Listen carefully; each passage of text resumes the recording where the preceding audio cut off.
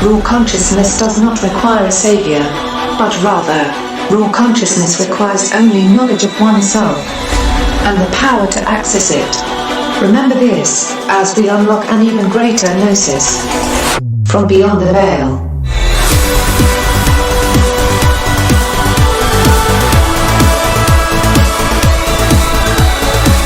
From the Pacific Northwest, good morning, good evening, wherever you may be across the nation, around the world. I'm Chris Gio. I will be taking you beyond the veil this evening. I'm joined, of course, by my lovely wife and co-pilot, Mrs. Gio. Good evening, everyone. It feels so good to be back. It does. It does. It's been a few things going on over here and restructuring everything. That is the theme of 2019, restructuring literally everything all up and down the line. And I think we are definitely heading in the right direction. What do you think? Oh, absolutely. It's all about restructuring, like you said, and also revamping and rekindling ourselves, because the last couple of months have been all about breaking down everything that used to be and then creating something more awesome and new. Of ourselves, not just of our environment, but ourselves as well. Well, the environment had to break down as well. Mm-hmm. I mean, we've spent the last couple of months basically just restructuring our entire lives, building a new studio, and we rescheduled our guest, Robert W. Sullivan, a couple of times throughout the course of the last month, and I'm so glad that we're able to finally connect with him again this evening. Last time he was on the show, he was talking about this object and the history of the object, but he kind of left everything on a cliffhanger. So I'm looking forward to seeing, or hearing, I should say, what this object actually is. What do you think? Oh, me too. And it's been so long that we're going to have to tell everybody all about it all over again. But I don't mind that at all, because he's such a fun person to have on the show. He's such a fun person to talk to. So yes, I agree. We'll be bringing him on in about 3 minutes. But I wanted to take this opportunity to tell everybody thank you so much for all of your loving support, for your patience. I know many people have written emails and they've asked, hey, when are we going to get some new shows? What are you guys up to? And we're up to a lot. I have been hitting the gym pretty hard, restructuring my body, getting back into martial arts and things like that. And it's going to take a year to really progress and really see, the difference. But I'm really excited, and I've never felt better in my life. I'm asking myself, why didn't I do this sooner? I look back on the last 10 years and feel like, oh, well, I wasted the last 10 years, with just being on the computer. And a lot of people have been trying to get a hold of me and things like that. I have not wanted to be on the computer. I've wanted to go out into the matrix, into where there is life and other things like that. Yeah, me too. Yeah. It's, I feel like it's been a lot of time wasted, but at the same time, I was talking to Joanna, one of our listeners, awesome person, about all of this. And she made the point that things have to happen in the right order in order for things to happen the way they're supposed to happen.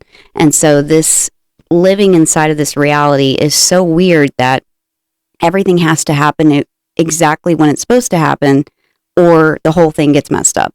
So it could be the case where we had to go through those 10 years of relative inactivity in certain areas of our lives, and then whenever we were ready for it, the change came.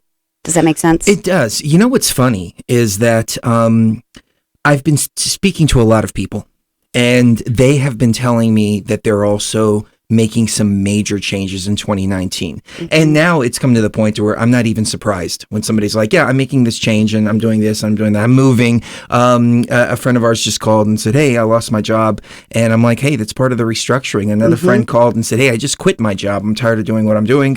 And I'm ready to get back in school and finish what I really want to do. So it's awesome. Pretty remarkable. Yeah, it is. So we're at about the 5-minute mark. I'm running everything manually this evening. So let's take a quick break, and on the other side, we'll have Robert W. Sullivan with us right here on Beyond the Veil.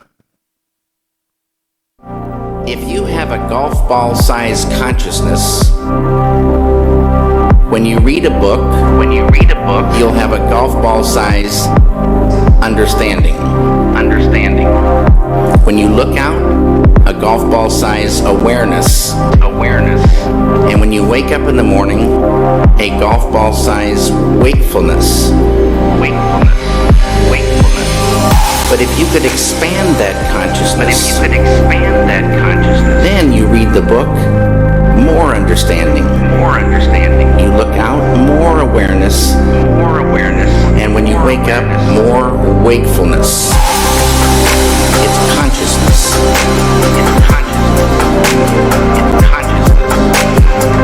And there's an ocean of pure, vibrant consciousness inside each one of us.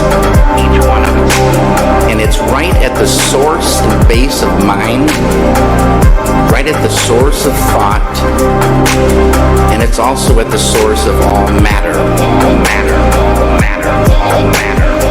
This pure consciousness is called by modern physics the unified field, that allows any human being to dive within, experiencing subtler levels of mind and intellect, and transcend and experience this ocean of pure consciousness. It's at the base of all mind and all matter. And it's not the intellectual understanding of this field, but the experiencing of it that does everything. It's consciousness.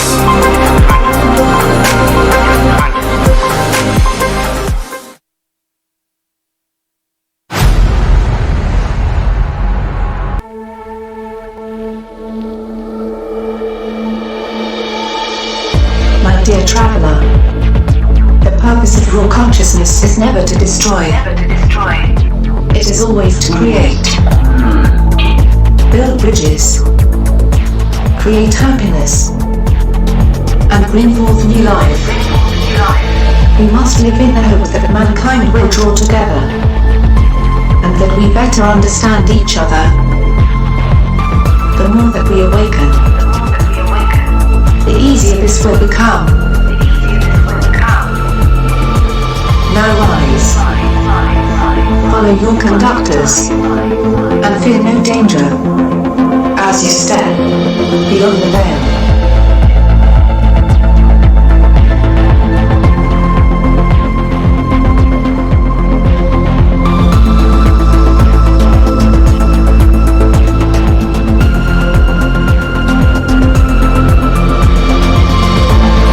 Right.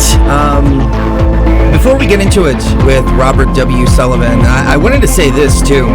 2019 is definitely about restructuring everything around us. And a little more restructuring than what I actually wanted, because I didn't tell anybody this, but over the last couple I lost an entire hard drive that was partitioned into several sections and basically lost everything that I had. And it turned out to be the BTV drive that I had on an external drive that I would plug into the computer. And I had every other drive backed up except for the external BTV drive. So I literally had to go through everything and recreate everything. Thank you to Nick Zervos real quick for making the overlay. And the panels that you see up here on the screen. He also made the thumbnail graphics. I put together the videos and the bumper music and all of that, but I had to go back and recreate literally everything. And I remember when it happened, I thought to myself, I wanted to restructure everything, but not this much. But it turned out to be a good thing, though, because as we were recreating the studio, everything fell into place as far as the colors and the lighting. Everything is right alongside the banners and the, all of the, the pictures and everything. Everything matches now, and it's, I love it. That is I love true. the new setup. That is true. It took a lot of trial and error to set everything up, but I'm glad that we are finally at this milestone and things are just going to continue to improve. Definitely. So without any further ado, let's bring on Robert W. Sullivan. In the third hour of the broadcast, what I wanted to get into is, the typical Beyond the Veil stuff and talk more about the changes in 2019 and things like that. One of the big changes here is that we actually get to sit across from each other. Yeah, which is awesome. So yeah, we can actually look at each other now, which is something that we've never in the 10 years of broadcasting been able to do. It's awesome. And the little I love twin, this. the little twin is looking really sexy tonight. Aww, so are you. Oh yeah, look at that. Look at that, ladies and gentlemen. Isn't she cute? I love you. You're so cute too. Yeah, it doesn't. The camera doesn't do it justice. Like I wish you could see it here from my view right across the screen. So let's really donated $20. Thank you so much. You, Love really. you really. Let's get into it though, because I don't want to keep Robert waiting. All right, definitely. Robert W. Sullivan IV is a philosopher, historian, antiquarian, jurist, theologian, writer, lawyer, and the best-selling author of the books The Royal Arch of Enoch, The Impact of Masonic Ritual, Philosophy, and Symbolism, and Cinema Symbolism, a guide to esoteric imagery in popular movies. Mr. Sullivan is a Freemason, having joined Amicable St. John's Lodge, number 25 in Baltimore, Maryland. In 1997, he became a 32nd degree Master of the Royal Secret Scottish Rite Mason in 1999. Valley of Baltimore, Orient of Maryland. A lifelong Marylander, he resides in Baltimore. And we are so glad to have him back on the broadcast once again. Thank you, Robert, for joining us. How are you doing tonight? Oh, thank you guys for having me on Beyond the Veil. It's a pleasure to be here and look forward to it. Yeah, it's I think the last time I was on, I think was November, and I know Cherie wasn't there that day. So no, it's good to be back with both of you. Thank you for having me on.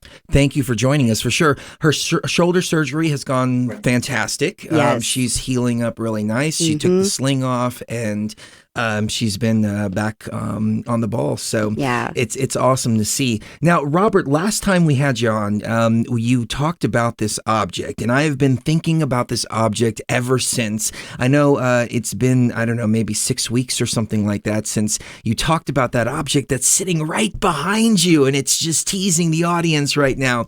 But can you give us a recap of what that object is and actually go into the history as well? Yeah, absolutely. It's down here on the floor right now. I'll bring it up in a minute. This was, I've had it for a few years now, and it usually sits behind me on the mantle. And I think that's where you saw it. And it's a really interesting object. It's sort of like a dark artifact almost. I'll bring it up and I'll get into what it is. I sent you some pictures also, I think earlier today. Well, I know I did. And you could put those on the screen or maybe work them into the video after it's edited or whatever. But here it is. Let's see here. See if I can't bring it up. Here it is. Here's the top of it. There's the guy. And I'll set him here while I'm going over this. Let's see here. Make sure he's on the screen. Don't know how well you can see it or not. Maybe it's big. It's kind of tall. It's probably around 14, 15 inches. But anyway, what this is it's a ceramic statue of a mythological figure known as the Tonton Macoute. And if you're not familiar with what that is, it's a Haitian bogeyman. And what this thing does is it's this character. He's a man, and he's a boogeyman. And what he does is he runs around the countryside in Haiti, and he collects children, naughty children. And the idea is he takes the children back to like hell or wherever, and he eventually cannibalizes them. And I don't know if you can see the name Tonton Macoute means Uncle Gunny Sack for his sack. And I don't know if you can see it here, but he's got right here on his side a little bag of children who are crying. Oh, is that what it is? Is that what that is? I have the picture up on the screen right now. I don't know if you can see the video coming back to you, but That's so creepy. it's so clear on the there picture, but I don't know what it is. I didn't know what it is until now. And then So it's a bag of children. Yeah, he's got a bag of children. He's got two of them, and he's got one on his back also with children in it. And this is Hillary Clinton? No. The guy's name is it's Tonton Macoute. And here's another one. Like he's got the bag of children right here, and he's got another one on his other side. And it's actually marked right here. It says Tonton Macoute with the question mark exclamation point. It's big. It's about, 14, 15 inches. But what makes this object kind of very unique is, and I don't know how well you know Haitian history, is when Francois Duvalier came to power, he was sort of a very military dictator. He dressed in black. He modeled his rule of Haiti after a Haitian god known as the Baron Samedi. who is the Lord of the Dead, essentially. Lao of the Dead is what Baron Samedi is called. And at any rate, to kind of play on this voodoo theme, he named his, what you would call his paramilitary guard, the Tauntaun Maku. So it has a double meaning. It's also, not only is it the Haitian boogeyman, it's also the name of Duvalier's sort of death squads, the voodoo death squads. These are the guys who would tie you up in public, set you on fire, things like that. I mean, it's very, very nasty. And this particular item belonged to the guy who ran the Tauntaun Maku. It was a guy named Luckner Cambronne. So this is right from the Tauntaun. It's the Tauntaun Maku, straight from the Tauntaun Maku headquarters in Haiti. So it's a pretty dark item. It kind of looks, when you see it, it kind of looks innocuous, but when you see what this guy's doing with the children and things, it's a pretty dark item, to say the least. I've had it for a while now, and it just sits on the mantle behind me. But certainly interesting, to say the least. It is, for sure. And Haiti has a lot of history, and it's funny because, I don't want to get too political here, but Haiti, obviously, I made the joke about Hillary Clinton without even making this connection until just now. But there's a whole controversy about the children being stolen from Haiti. Laura Silsby. Maybe it's not. Yeah, maybe it's not Hillary Clinton. Maybe it's Laura Silsby. Laura Silsby, all that. She's running Alert Sense, et cetera, et cetera. I don't want to get into that, but there's definitely a strong connection there with snatching children from Haiti. However, what I'm really thinking about, Robert, is the movie The Serpent and the Rainbow. I know you get into cinema symbolism. We haven't talked about that one. Are you familiar with that one? And can we get into that? Yeah, I've seen the movie. I've never analyzed it from a symbolic standpoint. It's been a while since I've seen it. I certainly can discuss it with you. But yeah, that's the movie to look at. If you want to see the Tauntaun Maku in action, that's the movie, is The Serpent and the Rainbow with Duvalier. I believe that movie takes place under his son. When Francois Duvalier died, who was Papa Doc, his son took over, who was Jean-Claude, whose name was Baby Doc, was his nickname. And I believe that takes place under the rule of Baby Doc Duvalier. But absolutely, no, that's a great movie. And yeah, if you want to see the Tauntaun Maku in action, that's the movie to look at. I was about to say to you, you hit the nail right on the head. I was going to say, if you ever want to see, the closest movie I can think of that has the Tauntaun Maku in it is The Serpent and the Rainbow. Really? I didn't pick it up when I saw the film. For the audience that hasn't seen it, it really resonates with me personally, because on the show we talk a lot about sacred plants, ayahuasca, things like that. And the very opening scene is the main character going down to the Amazon, drinking ayahuasca. He sees the jaguar. The jaguar becomes his spirit animal, and he's actually working for a pharmaceutical company, and he's looking for different types of herbs to use. And he travels down to Haiti because he hears about this zombie this zombie powder that they create down there, and he's looking for this powder to use as an anesthesia. And the pharmaceutical company wants to use it as an anesthesia, of course they do. It's similar to scopolamine, because down in the Amazon, scopolamine is said to be a zombie type of powder, and a pretty girl will walk down the street, blow it in your face, and then for 24 hours, you're completely under their control, and you start emptying out your bank account and doing things like that. And they use scopolamine in anesthesia now. So there's a lot of truth to the film, but he gets down there and he finds this zombie powder. Mm-hmm. Yeah, absolutely. No, it's a very good movie, and the Bill Pullman character, when he gets down there and he's looking for the zombie powder, the story about zombification, it's this drug, it's this herb that has to be made, and they get into it about how, I mean, it's really like a secret recipe. I mean, they have to do all sorts of things, so it has to be done, I think, at the full moon. And they have to use, that part of the powder is human body parts, like, ground up bones and things like that. And I think the Haiti government catches on to what he's doing, and they don't like it. And he's eventually terrorized. Well, at any rate, the guy who terrorizes him is, an agent of the Tauntaun Maku.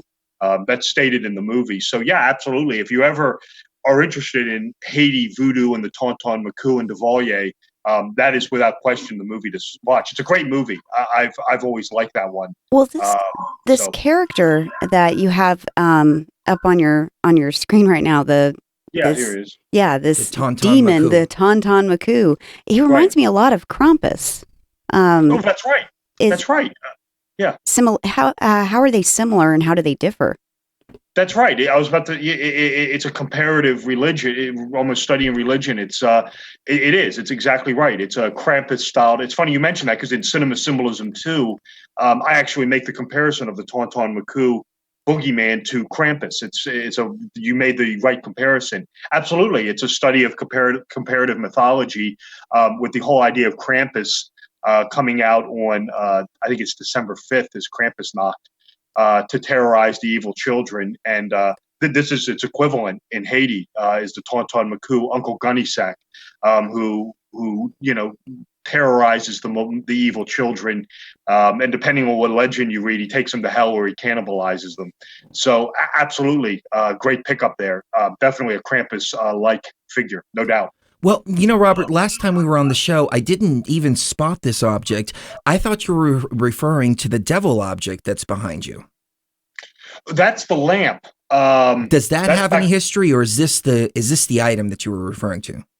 No, the lamp. They both sit on the mantle. The lamp is behind me over my. Let's see. I'm trying to think what's over my shoulder, and that's. I'm trying to think. If you want to see a close up of that in the photo I sent you of myself, that's where you could see that. That's a lamp of the devil. I've had that for a little while now. That came out of a thrift shop in Massachusetts. I just saw it at a thrift shop that I liked it, and there it is. That's the about the author photo of me from A Pact with the Devil. And when I bought it, it works. I put a red light bulb in it for the obvious reason. It had a white light bulb in it, but I put the red light bulb in it, and I just had it. It just sits around on shelves or whatever. And when I was writing A Pact for the Devil and I was completing it, I wanted to incorporate that image into the about the author photo. And I think I mentioned this last time, but I'll mention it again. Whenever you take these photos for the books, the about the author photo, I mean, you always wind up taking more than one image. It always winds up, something's not right, or it's out of focus, or the flash didn't go off, or something. I mean, this is routine. But when I did the Pact for the Devil cover, I was sitting there and I put the lamp there, and I took the one photo and I looked at it. I said, "Oh, that's it. That's perfect." So I was able to incorporate the lamp into the about the author photo, which I was really pleased with. You saw it there in the photo, and I mean, it's a neat piece. It's a very interesting lamp. I don't know its history, unlike the statue here next to me, but I'd say the lamp looks like it's probably from around 1920-ish. I would say off the top of my head. I believe it's marked that it was made in Mexico or South America. I'd have to go pull it down and look at it.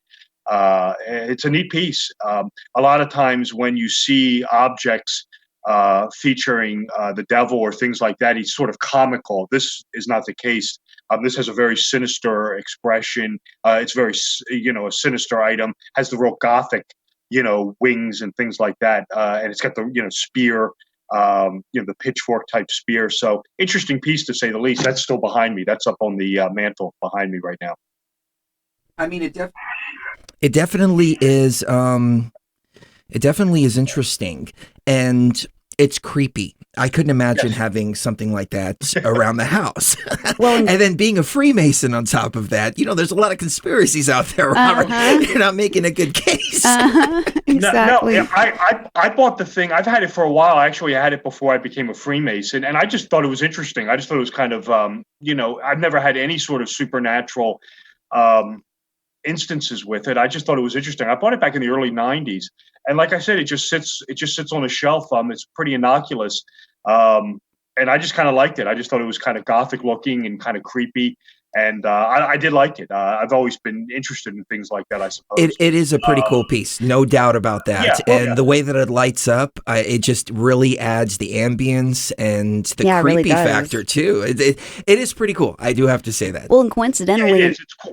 Well, coincidentally enough, it's funny that we're having you on the show tonight and you're talking about this because 2 days ago, the U.S. State Department actually put out a memo saying, do not go to Haiti. They're urging all Americans to leave Haiti and not go to Haiti right now because they have so much civil unrest and so much violence going on. They're protesting, tire burning. They're blocking the road. It's just crazy over there right now. Have you heard about that? No, I haven't, but there's always civil unrest in that country. I mean, that was part of the reason why Duvalier had the Tonton Macoute, was essentially to rule by fear. But no, it's definitely a troubled island, and well, that was even in the film in Serpent and a Rainbow. There was a revolution taking place in an overthrowing of the government. Right, they were getting rid of Baby Doc Duvalier in the movie. Francois died, I think it's 1971, and his son took over, and the son just continued the reign. But people eventually got tired of it and tossed him out. He fled. He went to France. Where he lived in exile, and he died. I can't remember when, but he's dead also. I can't remember. I'm not a full expert on Haitian history, but it was taken over. But Haiti's one of those countries where there's always some sort of civil unrest or protest going on. Trump Island, to say the least. Well, Pat Robertson, I don't know if you've heard about this, but he's basically come out and said, oh, well, the reason why they have so much unrest, the reason why they had the Haiti earthquake a few years ago was... says a lot of bullshit. I'm leading into something else. Okay. Just hold on. He said the reason why they have so much unrest and the reason why the Haiti earthquake happened is because they made a pact with the devil back in the 1800s. Segue. I see what you did there. And also Freemasonry is no stranger to revolution. And so what is your Freemasonic opinion on Haiti and all of this going on there and everything that's happened? Well, I can give you a better one on Freemasonry with Haiti. No, it is. It's a very dark island with the voodoo and all that. I mean, they really believe in all that. I mean, and if you research Francois Duvalier, he modeled his persona was modeled after this Lao of the dead named Baron Samedi. If you've ever seen the James Bond movie Live and Let Die, that's the character who runs around with the skull makeup on. He's the guy who's sort of the Lord of the Dead. He's incites fear, terror, things like that. And this is what Duvalier modeled his persona on, was Baron Samedi. Freemasonry hasn't been involved in revolution, but with regard to Haiti, it's the high degrees of Freemasonry, the Scottish Rite, the Rite of Perfection, that enters the United States through Haiti. The high degrees are transferred, to make a long story short, from France to Haiti. And they enter, I forget the guy's name. It's in the Royal Arch of Enoch book. I talk about it all over the place. The guy's name is escaping me right now. I just can't remember it. But the guy in Haiti is the guy who brings the Rite of Perfection into the United States from Haiti. It's what's his name? It's that is interesting. I never made that connection. I never did either. But you're absolutely right, because the French went over there, took over Haiti, et cetera, et cetera. So yeah. The guy who's responsible. The name just hit me. It's Etienne Morin, who is the guy who gets the high degrees out of he gets them from France, takes them to Haiti, and then it's from Haiti that the Scottish Rite is eventually born. So there's a deep Masonic connection to Haiti as well. This is really the originator of the high degree system in the United States, especially the Scottish Rite. They come into the United States through this guy named Etienne Morin. Very, very interesting. Wow. Mm-hmm. So if I remember correctly, the French branch of Freemasonry is the Scottish Rite, correct? Well, right. The high degree system, the Blue Lodge the Blue Lodge originates in England in 1717. That's where it originally officially comes together, is where the Blue Lodge is. Now, I granted it existed in some form or fashion before that in England. There were Masonic guilds, things like that. But it officially comes together in 1717 in England. The high degree system comes out of Paris, France, years later. That is born out of something known as the oration of Chevalier Ramsay, who issues this oration to Masonic lodges, where he contests the origins of Freemasonry, where before, in 1721, a Presbyterian minister named James Anderson gave this legendary history of the Masons, essentially taking it back to the biblical stone workers, things like that. Then you get into the English, the craft guilds running around Europe, building the cathedrals, things like that, the pyramids of Egypt. Ramsay comes along, and he tweaks it. He says, no, that's somewhat wrong. He said Freemasonry comes from the Knights Templar, and you get this sort of incursion, this Roman Catholic incursion through Ramsay's oration, and it's Ramsay's oration that births the Rite of Perfection, which eventually becomes the Scottish Rite and has influence upon the York Rite as well. Interesting. Oh, there was one thing you posted the other day on Facebook, Robert, that I wanted to ask you about. Cherie pointed it out. Aleister Crowley being a Freemason. To my understanding, he wasn't actually part of any regularly constituted lodge. He was part of several clandestine lodges, but he was never recognized by the Lodge of England. Can you go into Crowley here briefly? Because I want to segue into black magic, Crowley magic, and the connection to Haiti. Well, right. Crowley belonged to a Masonic lodge in France that was not at the time recognized by the Grand Lodge of England. It has subsequently been recognized. So you can hold Crowley out as a Freemason. And certainly with all his workings, whether it be with the Golden Dawn or the OTO, this is all heavily influenced from the Masonic organization. Crowley would not have been Crowley but for Freemasonry. So you can hold Crowley out as a Freemason. I don't have a problem doing it. Like I said, the lodge he was a member of at the time was not recognized by the Grand Lodge, but it has subsequently been recognized. So he has essentially been retroactively been recognized as a Freemason, and he was involved with the Scottish Rite. And again, some people contest that because it was in Mexico and it didn't have a charter. I hold him out as a Freemason, but he's more remembered as a ceremonial magician, and his involvement with groups like the OTO and the Golden Dawn.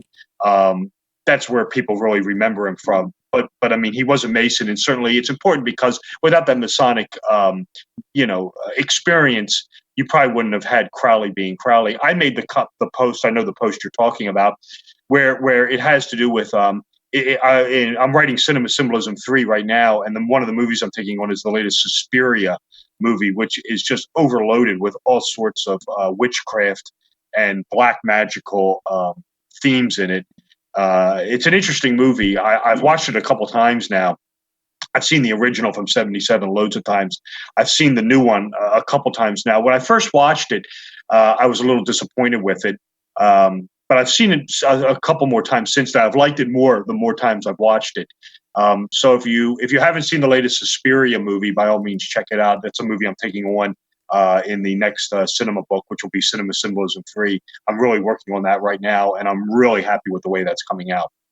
I can't wait, because I know the first one and the second one were just absolutely amazing. We've discussed those in great depth in the previous shows that we've done. What other movies are you touching upon in the third book?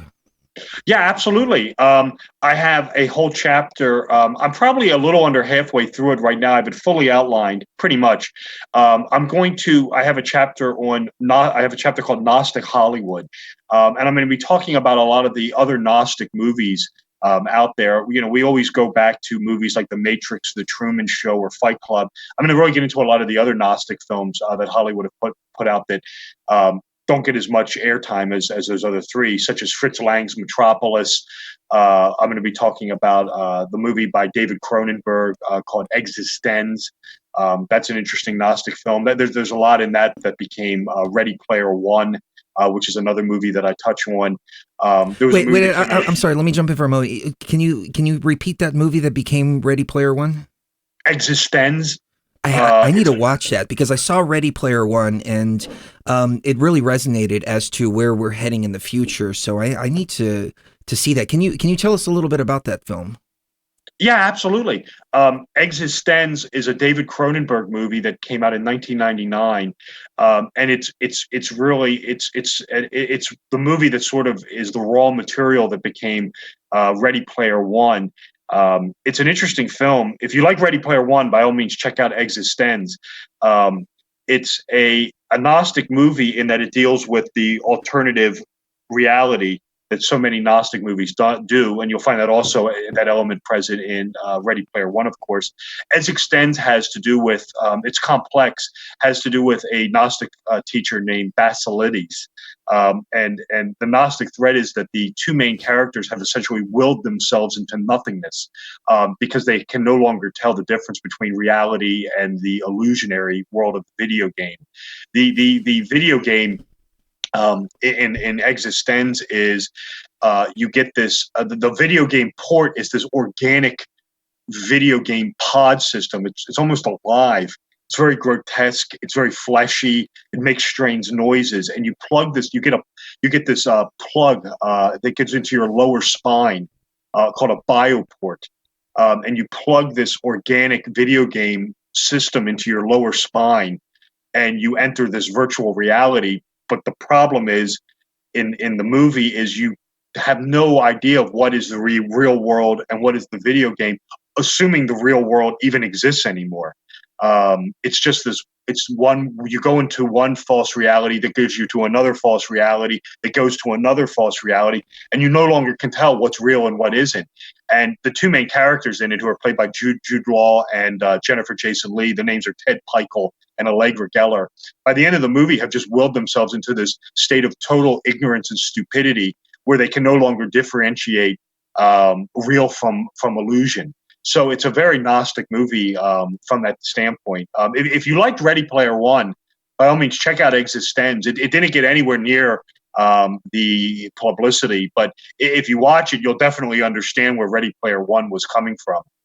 So that's a movie that I'm taking on in the new book. And then movies like Dark City, which is sort of like the Matrix, the Lego movie, the first one. That's a very Gnostic movie. That's almost a remake of the Matrix.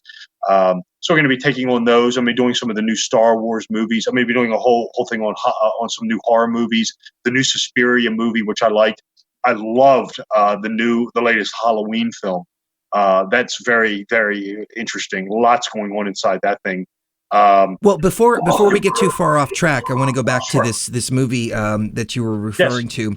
We seem to have this recurring theme about being in a false reality, and I don't know how much of our work that you've kind of looked into, but through the use of sacred plants for the last 10 years, we've come to the conclusion that, yes, this is a virtual reality simulation that we're living in.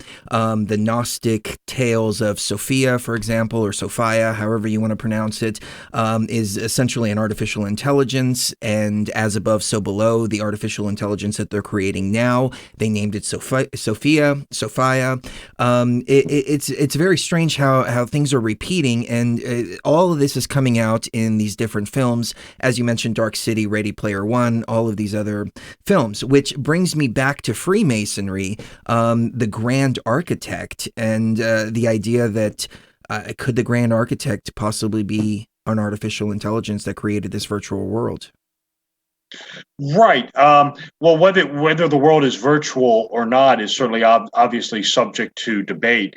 The Great Architect is, call it what you will. It's supposed, you can interpret it in many ways. Some people associate it with a Gnostic demiurge type character, obviously an architect, so you can see that as well. Others associated with what the Gnostics would call the monad, which is the spiritual Godhead out there somewhere in the universe.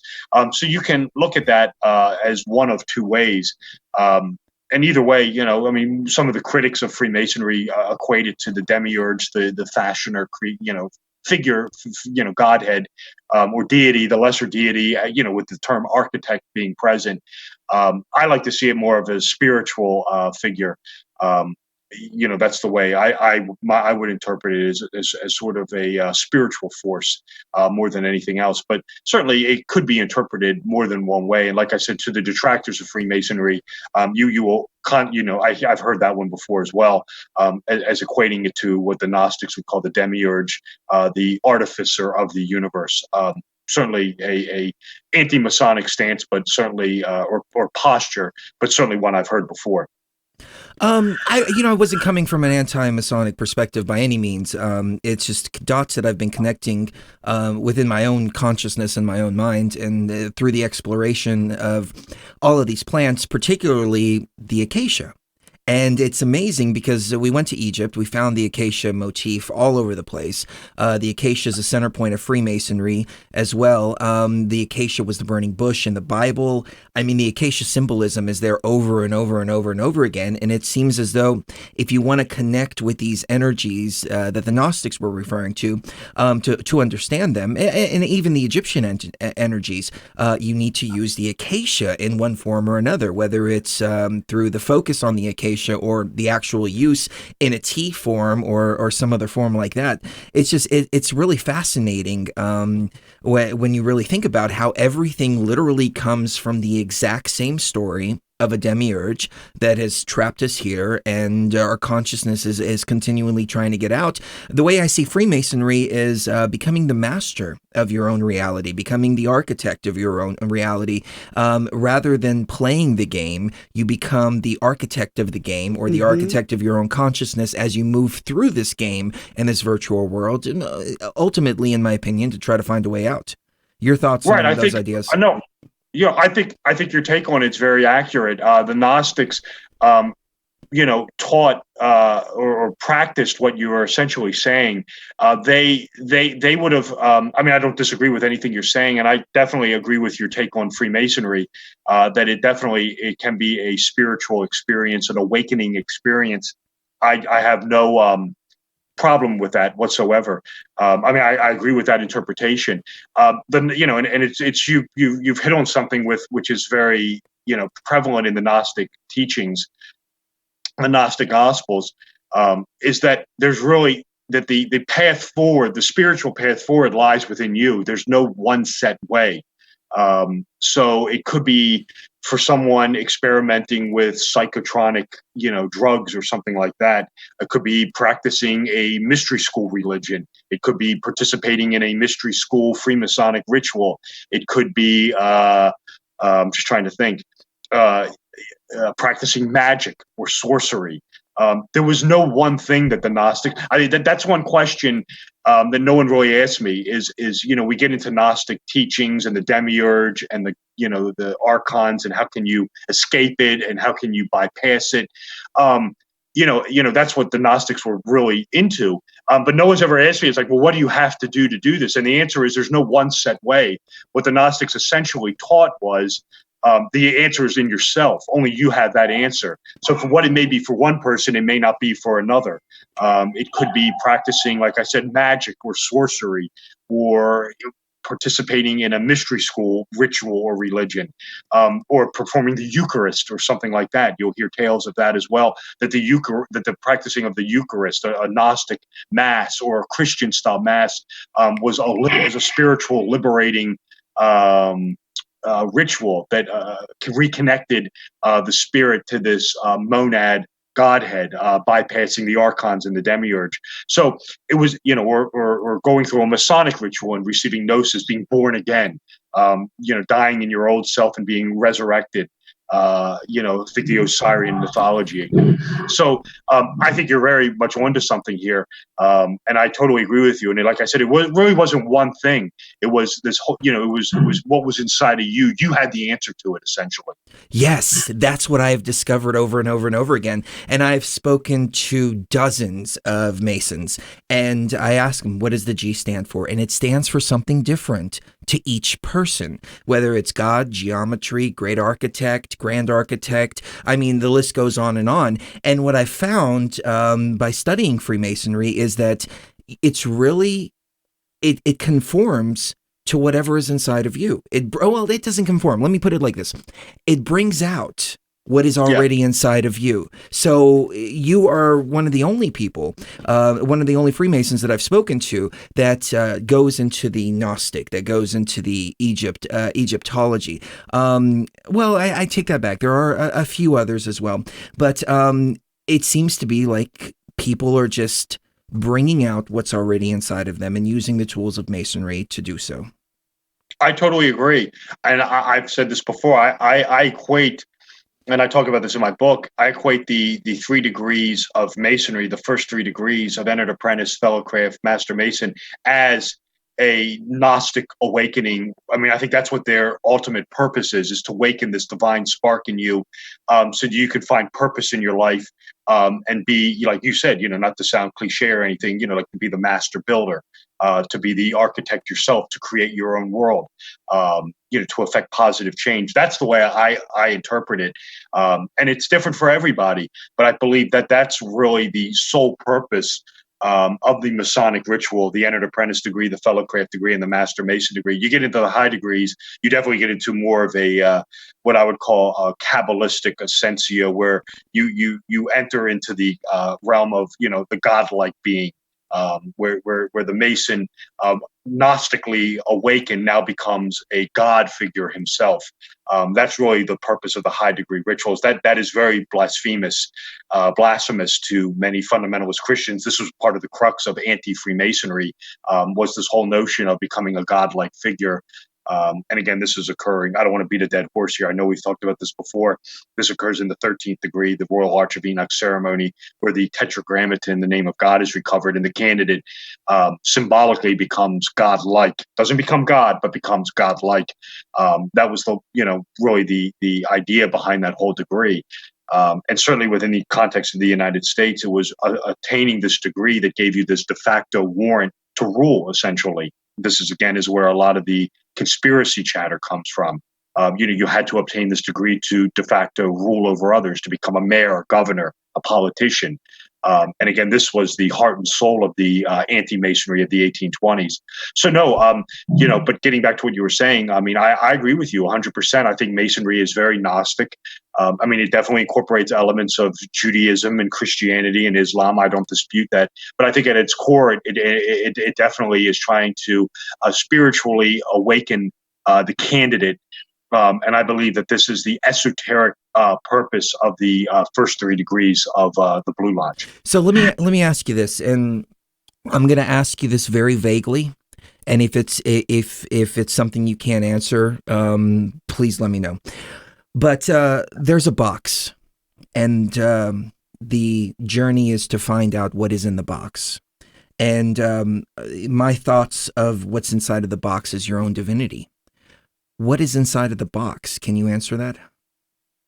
I'm not familiar with what you're referring to right now. Okay, fair enough. So let's change the subject to I've got so many thoughts going through my mind right now. Back to the origins of Freemasonry. You had mentioned the Knights Templar, but it seems like it goes back to Egypt, all the way back to that point. So did the Templars essentially adopt different types of teachings, mystery schools, or is this a creation of the Templars and maybe even Judaism as well? Well, right. If you look at the Blue Lodge structure, it's it definitely involves the whole idea of the solar resurrected God-man type figure, but you will definitely find elements of the old mystery schools, of the Osirian mysteries, sun worship, if you want to call it, solar iconography is probably the better word to use. What Anderson says in 1721 is Masonry comes from these biblical stoneworkers building things like the Tower of Babel. It's handed down through the Egyptians with the pyramids. You'll find it with the European architects who are building the cathedrals. Things like that. Ramsay comes along in I think it's 1837, 1737, not 1837, and he gives his oration where he says that Masonry. He says, I don't have a problem with the, operative side of things, with the construction of the temples and the medieval Gothic cathedrals. He said, well, Masonry comes from the Knights Templar. And it was these Roman Catholic warrior monks who, while they were in the Holy Land on the Crusades, encountered these remnants of the old ancient mystery schools, whether it be, Mithraism, Pythagoras, the Osirian cycle, the mysteries of Eleusis. And they brought these mystery school teachings back to Europe, and they incorporated them into their own, cabal, into their own they work them into the Templar mythology, as it were, into the initiation rites into Templars, and that the Masons were born out of the Templars. When the Templars were exiled in 1307, this is when Masonry started popping up with the construction guilds, things like that. So, and they, the Masonic rituals with the incorporation of the sun, the dying and resurrected solar God-man. You'll find these elements again in the Osirian mystery school, the mysteries of Aloysius. The whole idea of death and rebirth. Think winter to spring almost. So you have definitely, it's who you want to believe. I believe that clearly Masonry owes something to the Templars. What that particular thing is, that might have been lost to history. But I think that when you get, it's from Ramsay's oration that you have the high degrees coming from. And when you start looking, like I said, at the Royal Arch of Enoch ceremonial, when that ritual is being cultivated, it's being cultivated by the Jesuits. Who are essentially a Knights Templar offspring. To make a long story incredibly short, and the original working of that ritual involves the Templars discovering this treasure on the Temple Mount. And I've talked about this on other shows. I've probably even talked about it here. Is you definitely begin to get the idea. It enters into your head that the Templars, that this ritual is trying to convey some lost yet legitimate history, that the Templars really did discover something on the Temple Mount in Jerusalem. And whatever this sacred treasure was, they brought it back to Europe and did something with it, or were very beholden to it. And this could have been what got them into trouble. It probably had to do with, it could have been material wealth. I'm more akin to believe that it was essentially probably lost wisdom, Kabbalistic wisdom, probably knowledge of doctrines such as astrotheology, symbolism, Kabbalah, things of that nature. But whatever it was, they seem to have discovered something, and it seems to be this Royal Arch of Enoch ritual is trying to convey this to the people practicing it. But as you very well know, as often the case is, the true meaning is lost, and then we're just left with the ritual, but the true underlying meaning is lost. And it's up to us to try to rediscover it and put the pieces back together. And my personal belief is that the Royal Arch of Enoch ceremonial is trying to convey this lost yet legitimate history, that the Templars actually did discover something on the Temple Mount. Well said. On that note, let's take a quick break. On the other side, Robert, I want to ask you about the tarot and the relation to Masonry, if there's any. Cherie has been getting into tarot, and she's just amazing with it. But there's a couple of specifics from Duncan's Masonic Ritual and Monitor that I want to get into and ask you about. So on that note, ladies and gentlemen, we will be right back in 2 minutes right here on Beyond the Veil. Did you truly resurrect me, or were you simply there when I awakened from my torment in the abyss?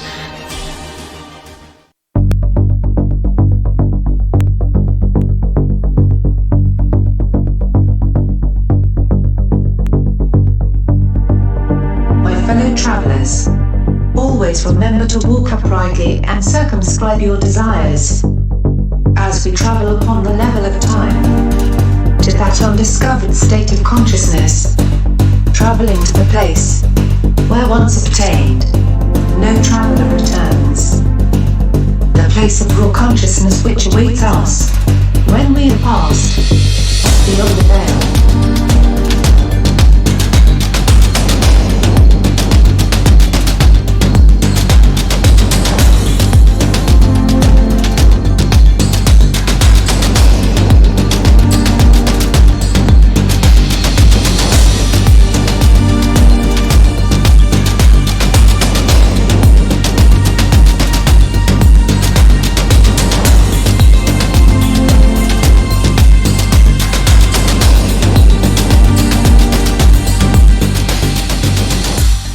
All right, let's jump back into it. Robert W. Sullivan IV is our guest this evening, and we're talking about Freemasonry. We're talking about cinema symbolism, hidden mysteries, and much, much more. Cherie, you brought up an awesome point, so I don't want to get to the tarot just yet, because the point that you brought up during the break was just freaking amazing. Like, you're on fire tonight. Okay, well, I think it was Inception that you were talking about, but you were talking about a movie where they put it's a video game movie where they put something in the base of the spine, and then it puts you in the reality. Now, we have something like that in this reality called the Kundalini, and people say that it starts at the base of the spine and then travels upwards, and during meditation or during very intense spiritual experiences.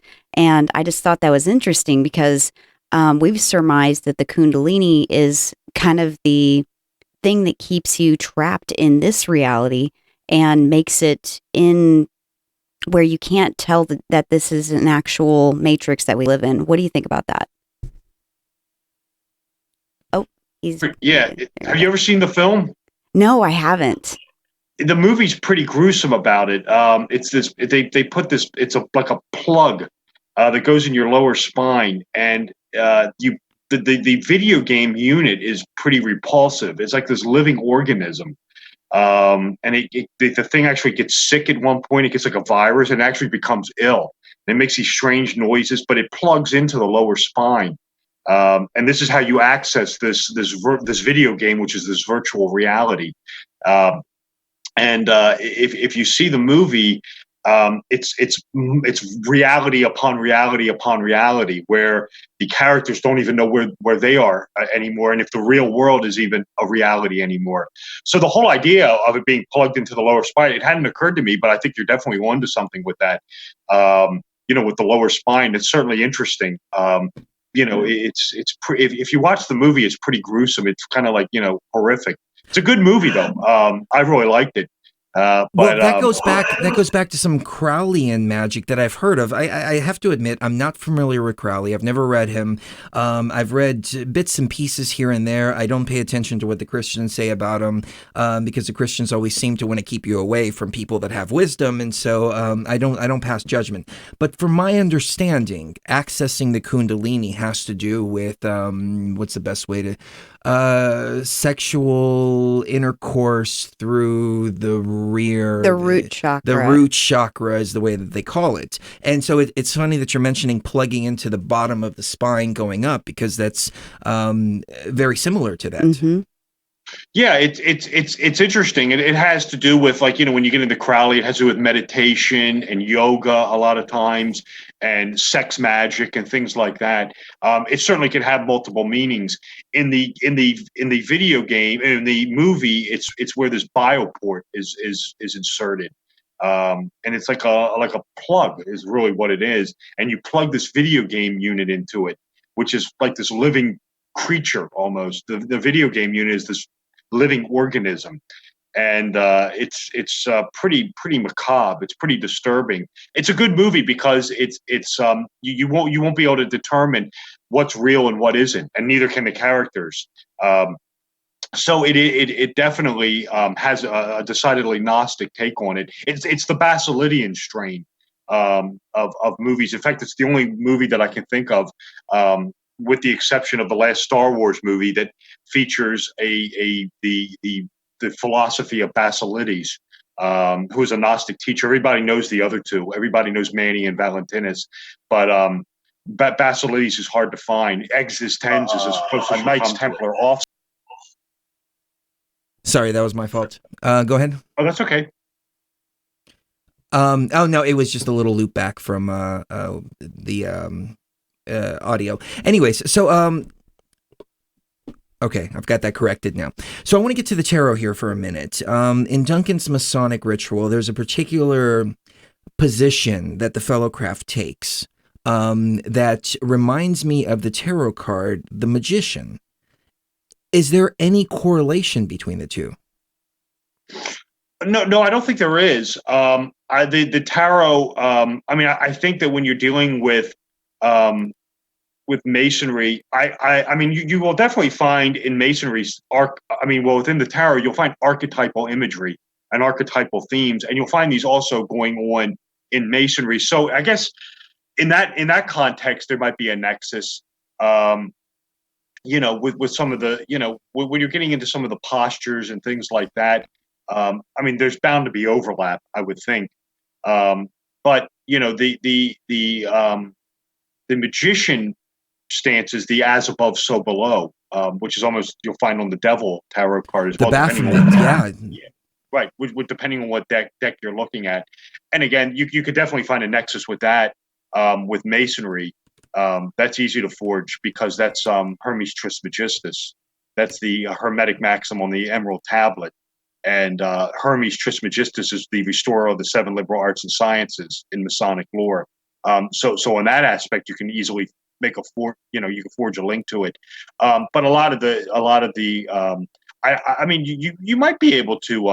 I mean, I've never really looked at it. I mean, I guess maybe when the guys were putting the rituals together, maybe some of the graphics, maybe some of the images they looked at were from the tarot. It's certainly possible. I've never really investigated it. But when you definitely get into the rituals of Masonry, I mean, you will definitely deal with archetypal imagery. I mean, with like the sun, the movement of the sun, things like that. I mean, the sun is one of the tarot cards. So, I mean, you definitely can find some archetypal imagery overlapping into Freemasonry. That I wouldn't have a problem with. That I wouldn't dispute. Interesting. So, back to cinema symbolism.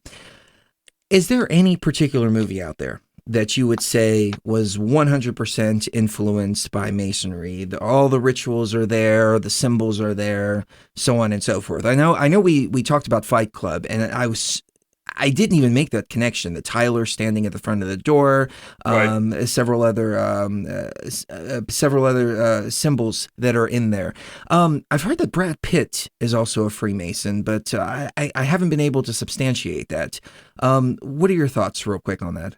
I do not know if Brad Pitt is a Freemason. I very much doubt it. That would be out there in the public. I mean, you'd get that in Masonic literature, that if he was. So I very much doubt that. Fight Club has a lot of Masonic overtones, secret society overtones. I mean, movies that are just, I mean, the one movie, I mean, it's Masonic on its face, because it's a Mason. The guy who wrote it was a Freemason. Is you want to check out The Man Who Would Be King by Rudyard Kipling. He was a Freemason. That involves a lot of Masonic teachings in it. That's on its surface, though. I mean, you'll see that right away, especially if you're a Freemason. It has some other veiled imagery as well in it. That's interesting, to say the least. So definitely check out The Man Who Would Be King. I guess the granddaddy of them all would be, I mean, I've talked about this before, is National Treasure. I mean, yes. Yeah. I mean, that's a Masonic ritual. I mean, that's the Royal Arch of Enoch ceremonial put on screen. So that's the one I would really, really go to. If you wanted to see like a Masonic ritual, I would go to the first National Treasure movie. The second one has Masonic overtones as well. But the first one is the Royal Arch of Enoch ritual, discovery of the subterranean treasure vault, the Templar Masonic treasure vault beneath the Holy Ground. In the ritual, it's Jerusalem. In the movie, it's New York City, which is a reference to DeWitt Clinton, who was a Royal Arch Mason, former mayor of New York City, and former governor of New York State. So I would definitely default to National Treasure. If you wanted to see movies that have like the subtle Masonic undertones in it, I mean, you're absolutely right. Fight Club would be one.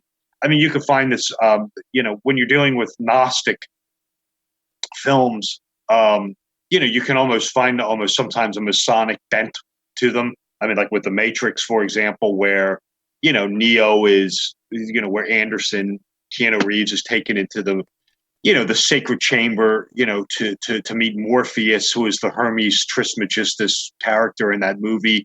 I mean, he goes into the hotel and he has the black and white checkered floor. And he goes up the staircase to receive ascension. You think the fellow craft degree, the winding staircase. I need to go back and watch that again because I totally missed the checkerboard floor. Yeah, well, what's interesting with that is, and a lot of people aren't aware of this. This is one Gnostic movie to another. If you ever watched the movie Dark City, which came out, I believe, a year and a half before The Matrix did, the Dark City, it's the same set. Yeah. Dark City, I mean, literally, the Dark City has that exact same winding staircase checkerboard floor set, and they sold it to the makers of The Matrix. And when Trinity's running around the rooftops at the beginning of The Matrix, that's also Dark City. It's the exact same set. Well, you have Trinity in and of itself. You've got the 3 degrees. Right. Mm-hmm. Right.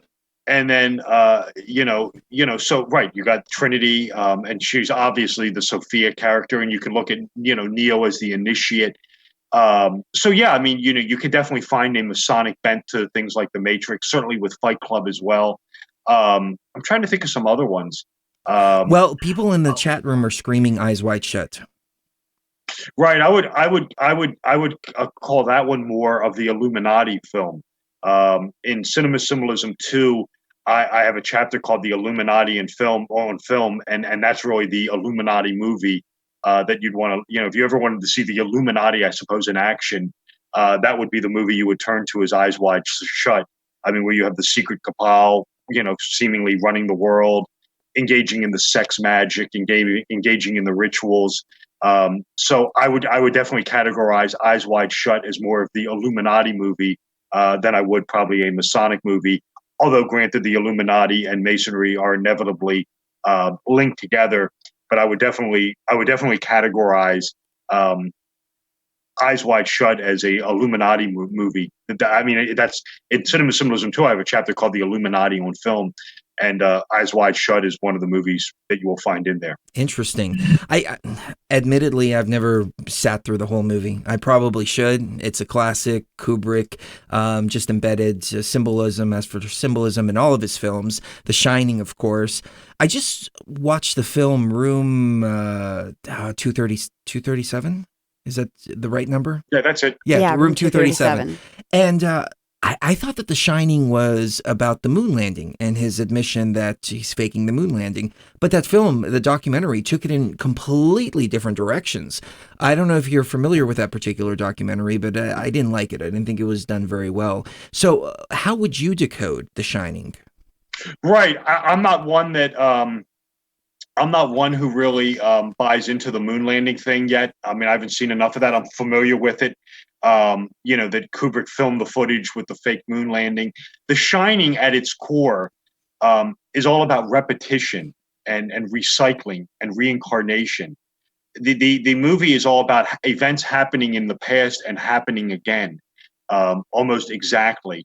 And to convey what The Shining is all about is repetition. Kubrick is just using endless repetition in that movie to repeat, to convey to really blast your subconscious mind with this whole idea of repetition. He does it through many things in that movie. His use of doubles conveys repetition. He repeats things, and he's very clever at repeating things. He repeats numbers to you. To the viewer. That's ultimately what The Shining is about. It's about repeating repetition. And what he's doing is he's conveying that the Overlook Hotel is essentially an Ouroboros. It's a serpent biting its tail. It's just this never-ending cycle of repetition and things repeating itself that once you go there, you're trapped in. Is Torrance Grady? And if he is, which one? Murdering the family. It's just this endless cycle that's bound to happen one way or another. And I mean, I'd have to go to the book to pull out everything that repeats in that movie. I just can't remember it off the top of my head. Some of the things that he does is, I mean, he repeats doubles. There are two sets of twins, the little girls, and then there's another set of twins when Ullman's showing them their apartment. There's another set of twins in that. An older set, he says, see you next summer, girls, he says to them. There are two boilers. There are two tennis balls. Jack Torrance uses two typewriters. Wendy serves him two eggs. There are two mazes, the hedge maze and the hotel. Everything is in doubles. Everything repeats. One of the numbers that he likes to repeat is the number 42, which has to do with the Antichrist. And this is the whole idea of Jack becoming this demonic figure. 42 is the year, I believe a time span in the Book of Revelation that the Antichrist rules, and this is trying to convey this demonism that Jack Torrance eventually gets possessed by. Danny has the number 42 on his T-shirt at the beginning of the movie. The movie they're watching in the hotel is The Summer of 42. That is interesting. Another 42 symbol or meaning of 42 is in computer code. The first computer code, ASCII computer code. The number 42 stands for the asterisk symbol, which is a variable that has no meaning to it. It's just like a wild card variable. So in Hitchhiker's Guide to the Galaxy, when they ask, what's the meaning of life? And the computer comes back and says 42, they're really referring to anything you want it to be, because it's a wild card, which goes right back to the computer code, which goes right back to the first movies that we were talking about, virtual reality, simulated reality, so on and so forth. Do you think there's any 42 symbolism there? Well, there's binary code in the Matrix, which actually turns up in Ready Player One. For instance, Neo, if you pay attention to the movie, the number 101 follows Neo everywhere in that movie, even in the other ones. His apartment's room 101, and 101 is binary code for the number 5, and a computer counts from 0. So this is why. So 5 is actually the 6th number. The computer counts 0 as 1. So 5 is actually the 6th number. If you ever watch The Matrix, this is why Neo is the 6th iteration of the 1. And if you watch Ready Player One, they have the same imagery, where the iOS 101, right, is the Sixers who are running around trying to find the Easter egg. I can't remember what it stands for. It's 101, but that's actually why they're called Sixers. That's binary for the number 5, but it's actually the number 6. So when you're watching Ready Player One and you see the guys running around from IOI, which is actually the number 101, and they're called the Sixers. That's why. And when you watch The Matrix, you pay attention because the number 101 follows Neo everywhere. Like I said, his apartment number is 101, and of course he's the 6th iteration of the 1. So that's very interesting binary code. So yeah, I mean, numbers is something these guys play around with routinely. One of the things that I'll just get to this real quick, that's interesting in movies is timing. This is another technique these guys like to do to screw around with you. Is when things are happening on the screen. In The Shining, Jack Torrance, when he becomes demon possessed, is when he drinks the alcohol. This is when the darkness takes over and he starts, this is when he drinks is when the bad side comes out, and he consumes alcohol in The Shining at 66 minutes 6 seconds, 666. Obviously designed to conjure the biblical Antichrist, symbolizing, Jack is now demonic. Another master of this is Aronofsky. And I won't get into the sexual symbolism too much. Your viewers will obviously pick up on this, and you will as too. Is the in the movie Black Swan, the lesbian scene between Mila Kunis and Natalie Portman, Nina and Lily, occurs at 69 minutes into the movie. Obvious symbolism there. So that's my favorite scene. Consequently, yeah. No, I'm just. Yeah. No, it's a great movie anyway. But no, who doesn't like to watch that scene? But the point I'm trying to make is, when it comes to movie symbolism, these guys paint with a wide palette. I mean, and these guys use everything under the sun: costuming, music, timing. It's not just something hanging in the background of a scene. You really got to look at. I mean, because I've been on other shows and I tell people this, and it's true. I watch a movie like The Shining or Black Swan. I mean, I've seen those movies countless times, and it's almost every time I watch it, I pick up on something new. And it's true. I broke down Black Swan in the first movie book, and then I watched it again, and I saw a whole nother array of symbolism. So I had to do it again in Cinema Symbolism Part 2. And I subsequently watched it again, and I missed out on some stuff, so I had to put this in Part 3. So it's a really deep study. I mean, and these guys who are really expert with it, I mean, can hide stuff from you, and it's multiple viewings. Very seldom do you pick up on stuff the first go around. I wouldn't write on this because, I mean, it's overt symbolism, but you watch Ready Player One. I mean, it's like, how many 80s and 90s and 70 references can you count? Inevitably, you're never going to see them all. You got to watch it multiple times. I've watched some videos on Ready Player One trying to pick up on stuff, on all the cultural references, and they inevitably miss stuff. So it's like a never-ending thing. You watch it once or 3 or 4 times, and you think you pick up on it. You haven't. Well, our listeners here at Beyond the Veil, they never miss anything. And they don't miss a beat. They pointed out in the chat room, 69 is actually the symbol for Pisces. Any connection to Pisces? No, I think you're more akin to the sexual symbolism with 69 than with Pisces in the context of Black Swan. Okay. Yeah, so, context is key. You got to find out what they're going for. One number in one movie could have a meaning, but in the same number in another movie could have a different meaning. You got to look at the context of it. Okay. So there's a lot of symbolism in many of these films. Kubrick, you can argue that he crafted every single one on purpose, so on and so forth. But the symbolism, Robert, is so detailed in a lot of these films that, I mean, it would take a mastermind to sit there and just plot everything out. Could this all just be coincidence in the sense that we have these messages, these Gnostic tales written inside of us, and these filmmakers, when they're creating, they're pulling from this data point, this data set that we all have inside of us that we're all trying to unlock, whether it's through masonry or sacred plants or any other path that people are walking. And these creators have become creators, and they're creating these works, and these symbols just come out organically. What are your thoughts?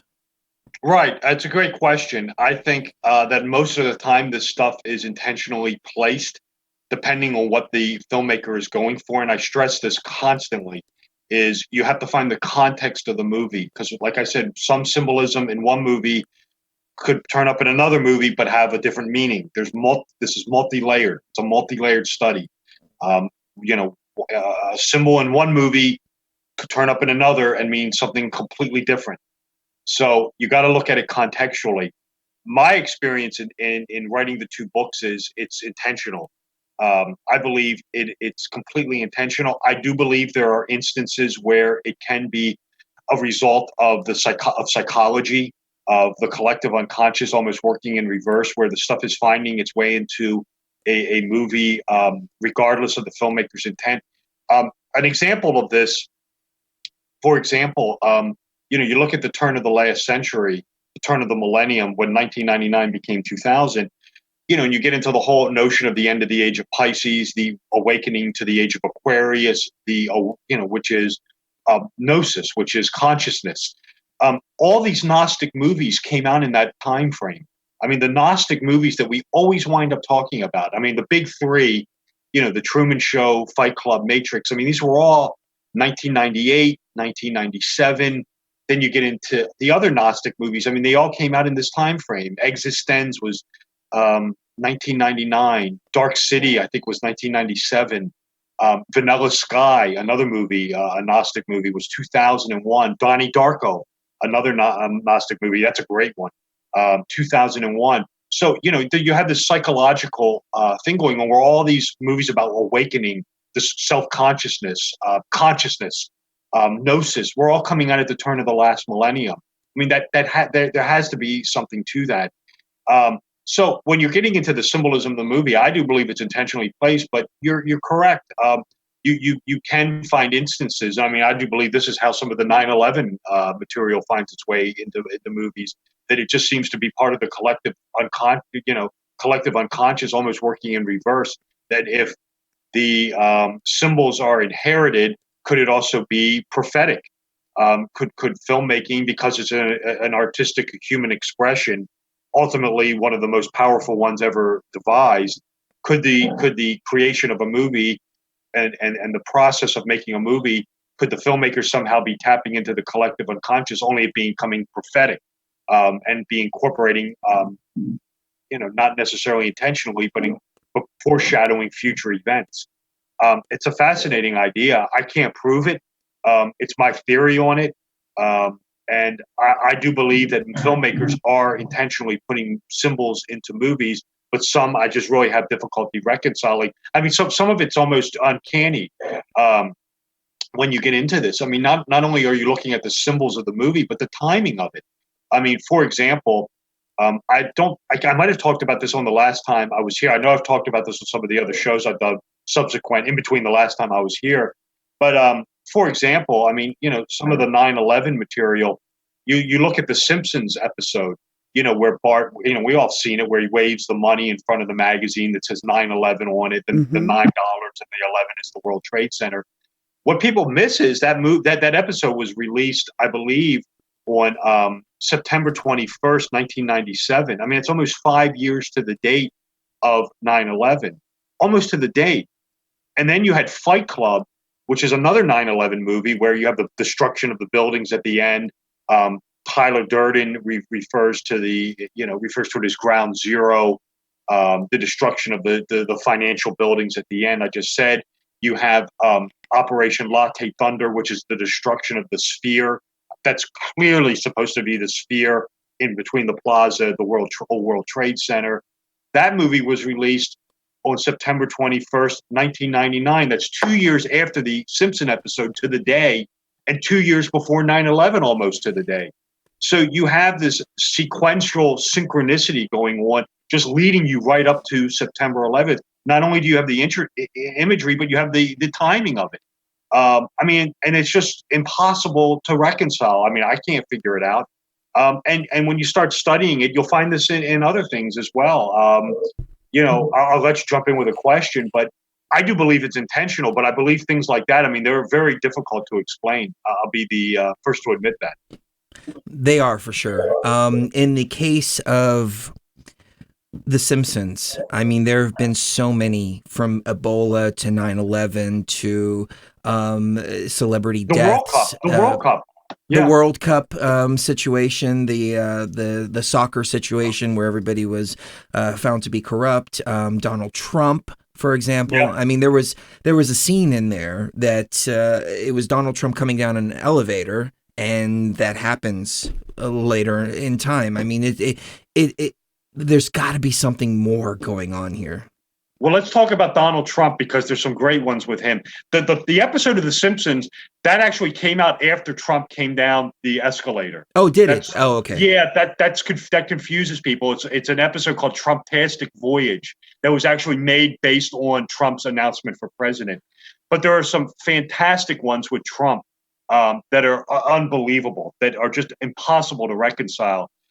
One is a show from the 1950s called Trackdown, which was about a guy who comes, he's prophesizing the end of the world, and his name is Trump. And he comes to this Western town, and he says, the only way to save yourself to prevent the apocalypse is to build walls. He said, I'm the only one who can do it. He said, I'm the only one who can build walls. My name is Trump, and this was the only thing that'll do to save you. We have that one. Then we have Donald Trump starring in a Serta mattress ad. I think it was in 2010, where he's advertising Serta mattress for his hotel, and he's talking to one of the sheep, and the sheep are complaining that he's going to put him out of business because people will fall asleep quickly. And he goes outside the hotel room, and there's two sheep guarding a hotel room, and the numbers on the sheet are 9/11, which is a reference to November 9th, the date he won the presidency. Then you have this exact same imagery going on in the movie Gremlins 2, where you have Daniel Clamp. Oh, sorry. Go ahead. I was pulling up the video. Oh, that's okay. Where you have Daniel Clamp in Gremlins 2, who's a Trump analog, who runs everything out of. He's a Manhattan real estate developer, runs everything out of Clamp Tower, and he comes up for an interview, and they put the microphones in front of his face, and it's the same numbers. It's 11/9. Again, November 9th, the date he won the presidency. And then the movie you're going to want to check out, it's always these Gnostic movies that are prophetic. I'm not sure why that is. Check out the first Lego movie, which is a very Gnostic movie. And the character in that is Lord Business, who becomes President Business, who is a Donald Trump analog. And if you watch that movie, all the Donald Trump President Business wants to do is build walls around the different Lego worlds. And that's his sole purpose, is to build walls around the Lego worlds. And he actually, what's funny about this is the first Lego movie, I believe, came out 5 years ago. I know they just released the sequel to it. It came out in 2014. President Business, who is Trump, actually refers to his detractors in that movie as snowflakes, of all things. So, you want to talk about a movie being prophetic, definitely check out the first Lego movie, which is really a remake of The Matrix. I'm doing it in Symbolism 3. in the Gnostic chapter, because the first Lego movie is decidedly Gnostic, to say the least. I remember we talked about Trump in the previous show. I don't know if I mentioned this though. Do you know who his uncle is? Yeah, we got into this. This is interesting about the guy who you think is might be a time traveler or something. John Trump. John Trump, he was a physicist that was tasked by the U.S. government to research all of Tesla's work. They gave him all of Tesla's work to figure out if he can actually make any of the machines or if any of the research was viable. So there's this Donald Trump time travel conspiracy theory, and I thought it was ridiculous at first until I realized who his uncle was. Yeah, you think maybe his uncle discovered time travel and Trump has somehow managed to work his way to see future events and knows what's coming or something like that? It's possible. It is or possible. Somebody gave him an almanac, like in Back to the Future too. Oh, that's a good point. Yeah. That would be interesting. Yeah, I mean, I know. I remember we were talking about this the last time. Yeah, I mean, I don't know. Maybe Trump has future knowledge. He seems to have a pretty good handle on things and seems to know what's coming down the pike. So time will tell, I suppose. Interesting, though, to say the least. It is very interesting, for sure. Back to the Future 2 basically details Donald Trump's era there. I mean, it's the resemblance is uncanny, and I don't think Trump was that well known back then. I mean, was he? This movie came out in the early 80s, mid 80s, sometime around there? Yeah, well, there's a lot of symbolism going on in the Back to the Future movies. I talk about it in one of the movie books. I mean, the Biff Tannen character in the alternate 1985 was modeled after Donald Trump, and it came out in '89, I believe. The sequel did. There's all sorts of subtle nuances in Back to the Future. Biff Tannen never became president. In Back to the Future, if you pay attention to it, we actually know who the president is in the alternate Back to the Future reality. It's Richard Nixon. Somehow or another, Richard Nixon has altered the Constitution and has remained president into the mid-1980s. We know this from the newspaper. When it's one of the newspapers, I believe it's the Doc Brown Committed newspaper, or it's the local author honored newspaper. At the end, when they're in the alternate 1985 and they correct the timeline, and the newspapers, it's the ripple effect. It's the changing of the newspaper. You'll actually see in the corner of the newspaper, it says Nixon. It says Nixon seeks fifth term. And when they correct the timeline, Nixon seeks fifth term goes back to Reagan seeks second term. So that's one way you know that the timeline has been corrected. I love those movies just because of the subtle nuances in it. And Back to the Future Part 2 has one of the best ones of all in it. It's foreshadowing, which is great, which is when Marty goes into the alternate 1985 and he goes to the Biff Tannen Museum, you'll find a statue of a wax figure of Biff Tannen, who's the luckiest man in the world. You know, obviously he has the almanac. And pay attention to the statue because he's holding a horseshoe. And that's a clear reference to the incidents of Part 3 with Mad Dog Buford Tannen shooting Doc Brown over the thrown horseshoe for not shoeing his horse correctly. I thought that was a wonderful example of foreshadowing in Back to the Future, but they do it in all of them. There's all sorts of subtle nuances going on in all three of those movies that is absolutely fantastic. I mean, when they get to Part 3 and they walk into the town, when Marty walks into the town, the sign that he sees is Honest Joe Statler. That's a reference to Part 1, the Statler Toyota dealership. Back then in 1885, they're trading horses, and in 1985, they're the owners of the Toyota dealership dealing in horses, cars. I thought that was a great little reference there. Yeah, they wreak havoc with the buildings in the future, 1885 and 1985. It's a great movie. That's really one of the movies where really has to deal with the creation of the alternate timeline, and which would happen. If you actually went ahead and went back in time and gave yourself knowledge, you would splice the timeline and you would have alternate realities. There are people who have argued. I knew a Freemason who is no longer with us. He passed away many years ago. I'm not going to name him. And he was a very good friend of mine. And he actually believed, I don't know how he knew this or why he came to think this way, but he had told me, I mean, he was quite convinced of this, that the timeline had been spliced twice in the past, and that we were and that there were two events that had happened that had spliced the timeline, creating this timeline that we're on now. And the events were, I mean, I don't know how he knew this or why he knew this or why he believed this. I guess that's what I'm trying to say is, but he was convinced that the death of JFK Jr. was a manufactured event splicing the timeline, and the death of Princess Diana was a timeline splice, creating a alternative reality that we're currently in. I mean, I don't know why you believe that or if it's true or not, but it is interesting to say the least. That is fascinating. I would think 9/11 would be an event that split the timeline. Terence McKenna talked about a split of the timeline when Jesus was crucified. In one timeline, he wasn't crucified, in another, he was. In the one where he wasn't crucified, there was no Christianity that sprung up as a result, and therefore we didn't have the Dark Ages. And so in that timeline, in 2019, we've traveled to the edge of space. It's a completely high-tech world that we live in because we didn't have the Christian oppression of science. It's interesting. Yeah. I mean, the whole idea of multi-dimensions, multi-universes, I mean, this is something we talked about on the last show, is this producing the Mandela effect, where people are remembering things differently because there are multiple different dimensions out there, and things are bleeding through. It's possible. I mean, I'm not saying it isn't happening or it is happening. I'm definitely saying it's possible, though. I think so as well. I agree. I think these changes happen when we sleep. When we sleep, we just kind of shut down, wake up. Things are just a little bit different.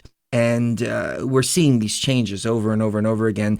I know we talked about Mandela effect before, but is there any particular Mandela effect that you look at and go, okay, there's something definitely going on here? Yeah, it's definitely the one from the movie The Mask. This one to me is without question a no-brainer, and this ties into the one with Sally Field.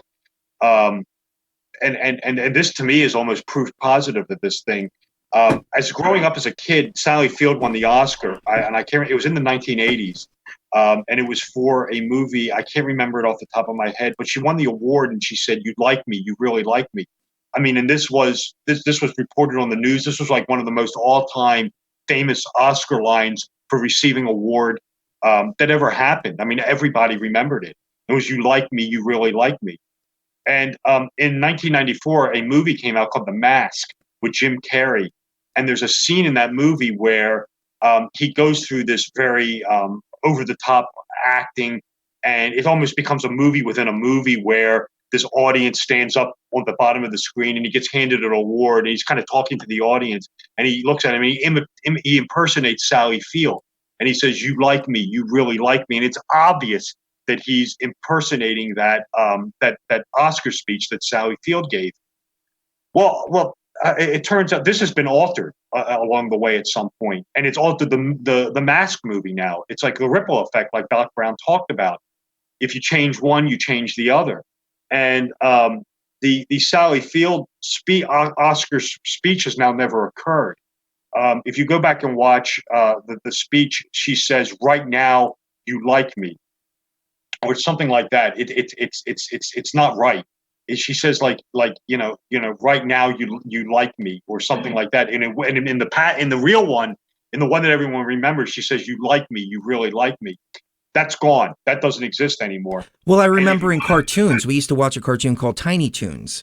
And I remember as a kid, I wasn't familiar with the Sally Field speech, but I remember a particular scene where the characters were saying, "You like me, you really like me." Right, and it was repeated in many different cartoons. It was a kind of a staple of something to parody in other works. And Jim Carrey, but here's the thing that's the real kicker on this is when you saw the movie, he said he gets the award, he says, "You like me, you really like me," and he's obviously imitating Sally Field when she got this Oscar. Mm-hmm. This never happened now, and the Jim Carrey speech is now changed. When he gets the award now, instead of saying, you like me, you really like me, which is what he originally said, now he says, you love me, you really love me, which never happened. That was what Sally Field never said. So now it's, well, what's he imitating? Because what he's imitating is gone. So now that entire scene from The Mask doesn't make any sense. Mm-hmm. And I think that's almost proof positive that there's been some sort of alteration to the Sally Field speech that now never happened. And now you're seeing the ripple effect with the Jim Carrey thing where he's saying, you love me, which never happened anyway. So now it begs the question, well, if it never happened, so what's Jim Carrey even imitating? So it's like evidence that, that there's been a change along the way, at least in my eyes. Oh, I agree with you. There's another one, and admittedly, I don't really get into James Bond movies, but I think it's called Moonraker. Oh, the Moonraker one. Yes, yeah. Yes. And they actually made a Visa commercial after that, and he's holding the Visa card and he's smiling, and the other people are smiling back with braces on, and now there's no braces, and the scene makes no sense. No, the scene makes no sense, and what's really odd about that is when Richard Kiel, who played Jaws, died, there were many obituaries who actually mentioned that scene. They were like, everyone remembers him playing Jaws and everyone remembers the scene. And it was like, and everyone remembers his brace-faced love interest, Dolly. And even the news reports were remembering it as her having braces. And there was, I believe, if you went to the MGM website, where they list out all the James Bond movies, it's like akin to like Internet Movie Database. They actually list Dolly, and they actually list her as having braces on the actual MGM website, as saying like his brace-faced love interest.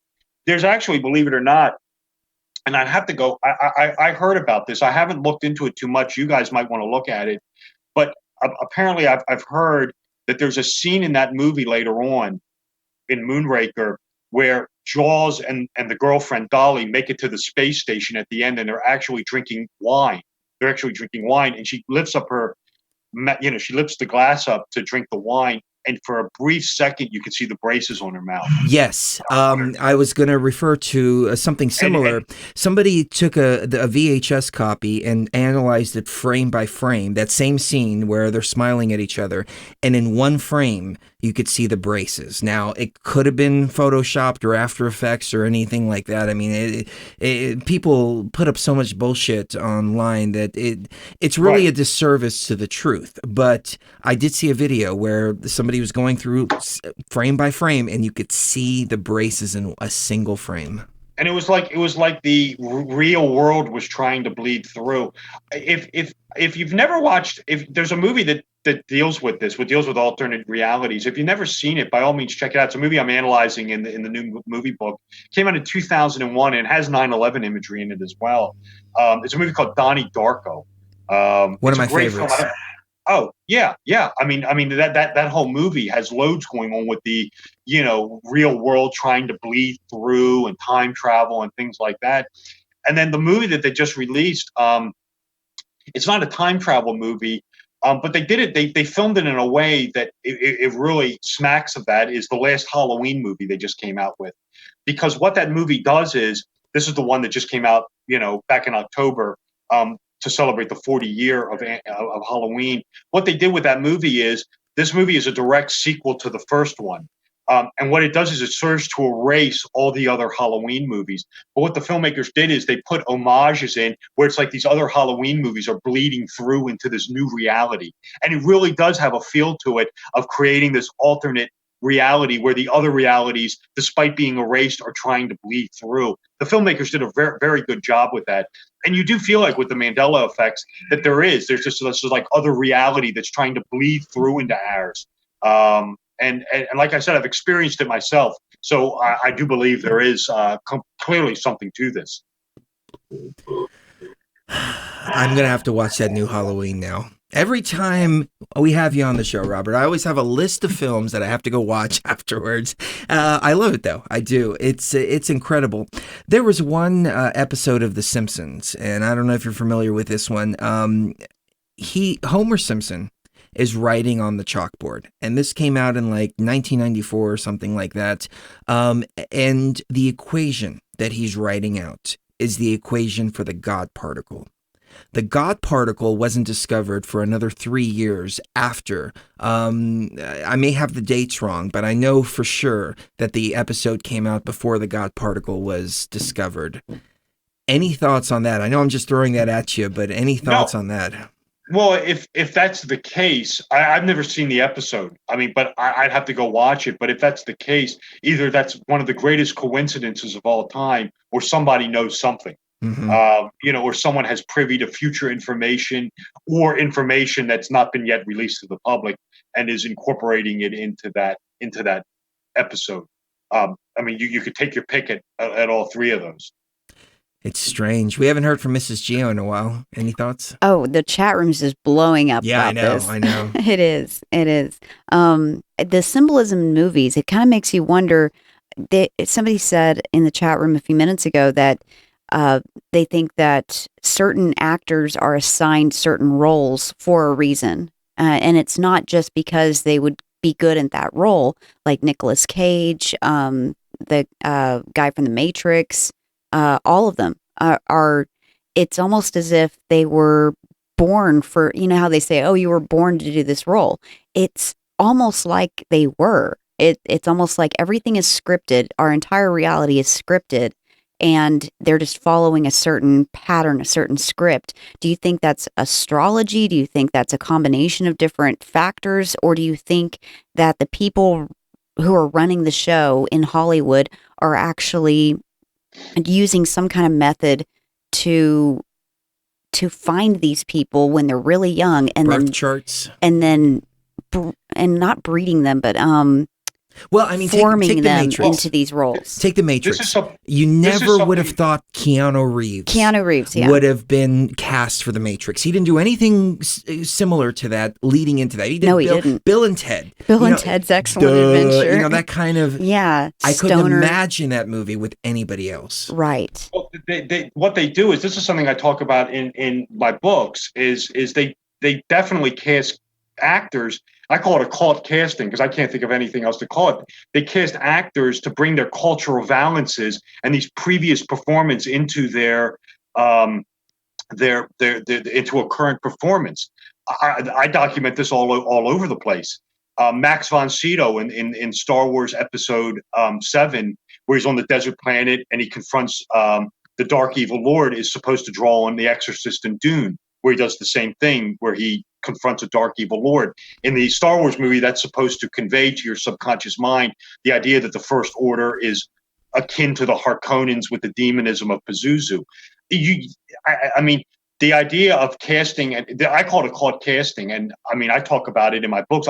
When I first started documenting this phenomenon, I thought it was rare, but it seems that it's more common that even I first anticipated. In the Matrix movie, the casting of Anthony Zerbe in part 2 is a play on his casting, is a play on his role in the Omega Man, where he played Matthias, where he's trying to destroy mankind. He's trying to destroy the last bastion of humanity, which is Charlton Heston.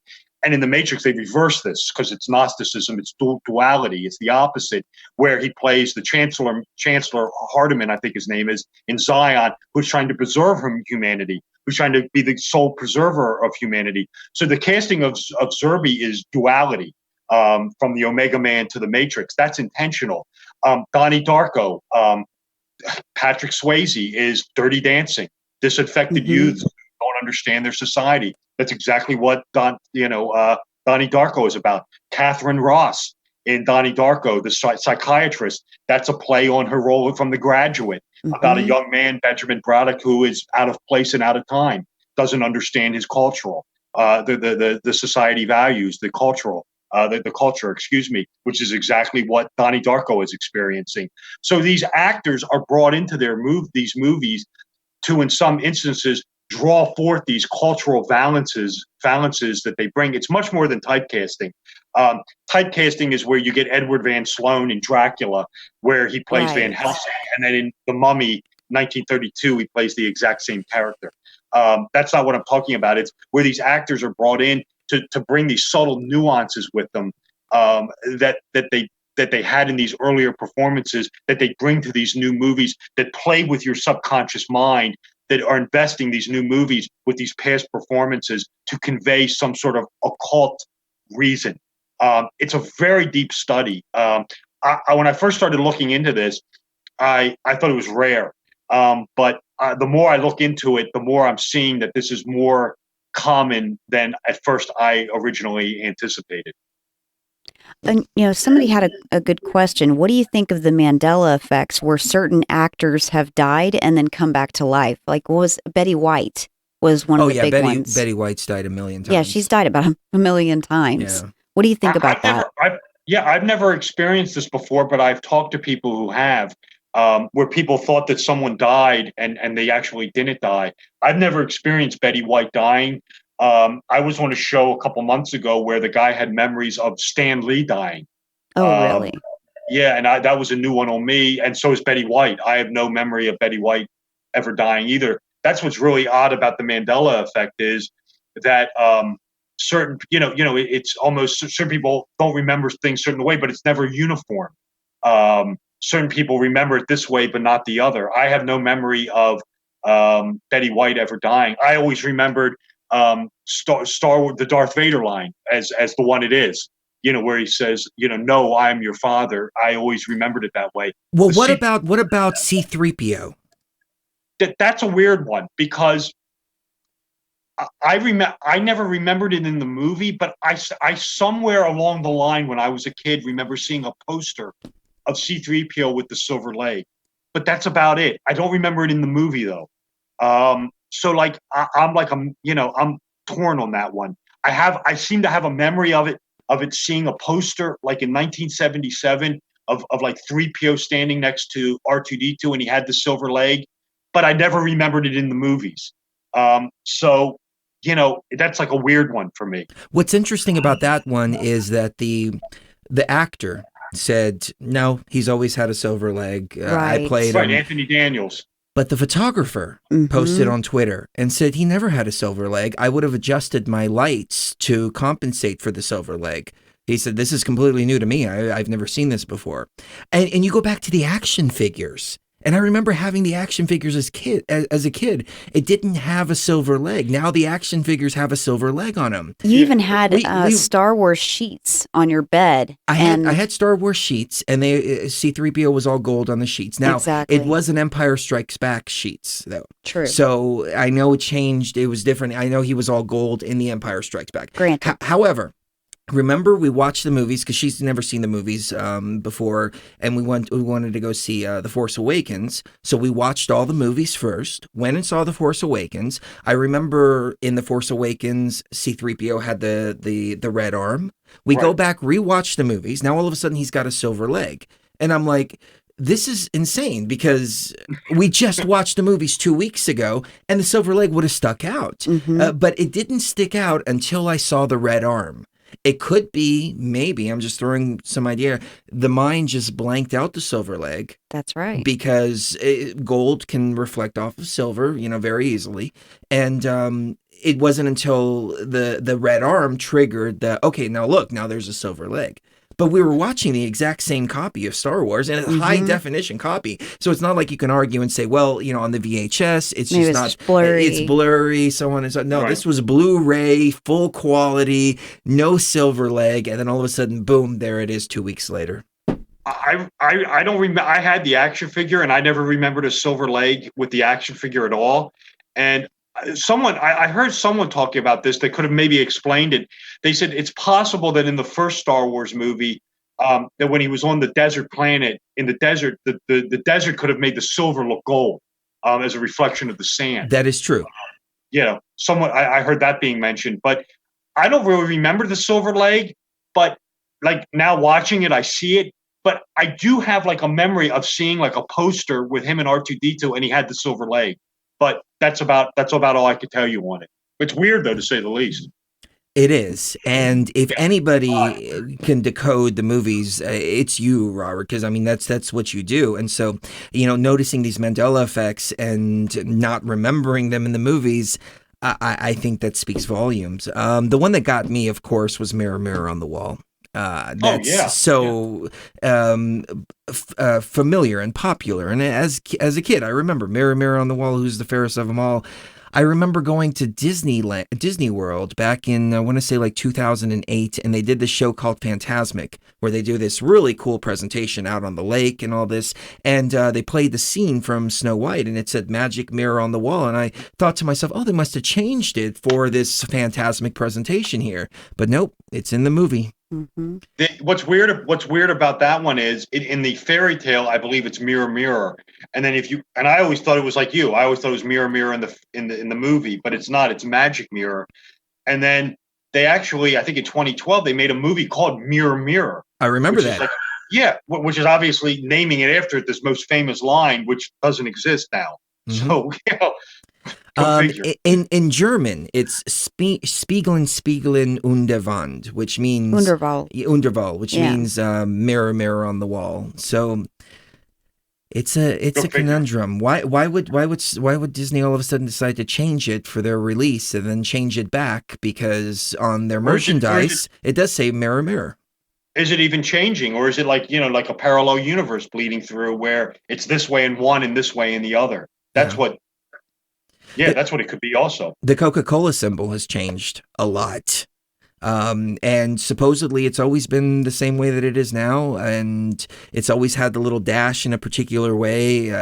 This was the latest Mandela that I was looking into. But there's a couple of channels out there that I subscribe to and try to stay up to date. A lot of them are just false memories, like Sex in the City. I remember Sex and the City as opposed to Sex in the City. A very easy mistake to make. If you build it, he will come. Or if you build it, they will come. I remember, again, from cartoons, they would say it, if you build it, they will come. And now it's if you build it, he will come. That doesn't even make sense. It doesn't make sense, no. No. It's crazy. And again, the parodies are still there. And now the parodies just don't make sense. Yeah, it's some of them are bad memories. And like for example, the one that was debunked was the Beatles with Help With My Friends, which says, what would you think? And it should be, the lyric should be, what would you do? Because think doesn't make sense.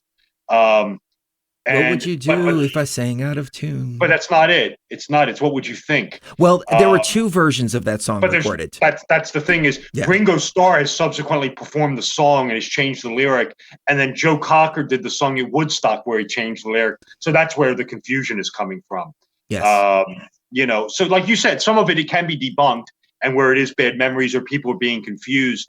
But I know as a kid, I watched the Oscars and I remember that with Sally Field saying that famous line. I mean, I know that happened. It's in some dimension out there that happened. I'll put it to you like that. Yes. We just may not be inhabiting it anymore. It's strange. That is a strange Robert, this has probably thing. been the best show that we've done with you. We really appreciate your time this evening. Give us your websites. Tell people where they can pick up the books, anything like that. Yeah, well, thank you guys. Thanks for having me on. Shuri, thanks for, glad to have you back. I remember the last time you weren't here, so it's good to have both of you back again. And thank you for having me on Beyond the Veil. It's a terrific show, and I always look forward to coming on. It's one of my favorite shows. And again, thank you for having me on.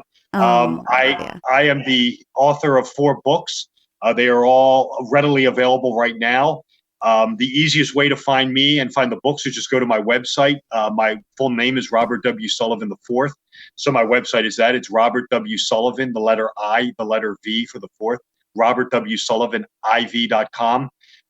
Links there to buy the books. You can get the print editions. You can get the ebooks. They are available on all the major online retail sellers. Amazon, Barnes & Noble, Books A Million. If you're overseas, you're in Canada or in England, you go to the Amazon UK site. They'll be there as well. Again, they're in the ebook format, the Kindle, the Nook, or the print edition if you want that.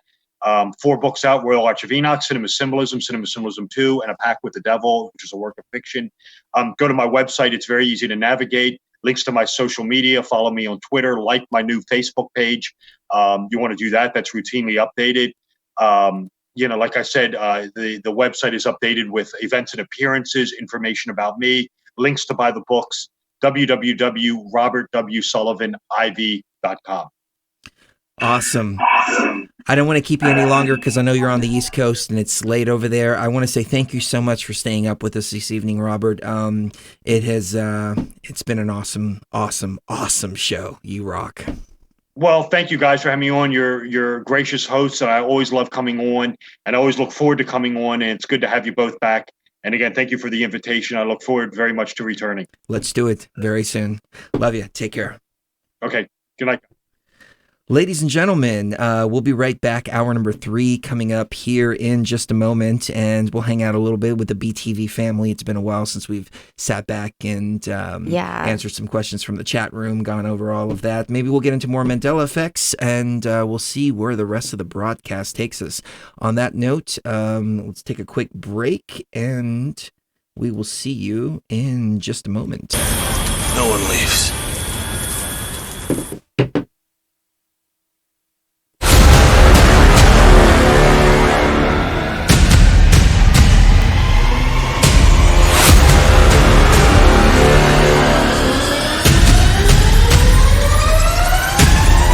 Fellow traveler, the cries of the mystery speak again, bidding organic consciousness a welcome to the House of Light. The great institution of materialism has failed. The false civilization built by man has turned like a monster destroying its creator. Science battles itself impotently against the barriers of the unknown. Only raw consciousness knows the true path. You, the illuminated, can carry the understanding upwards towards the light.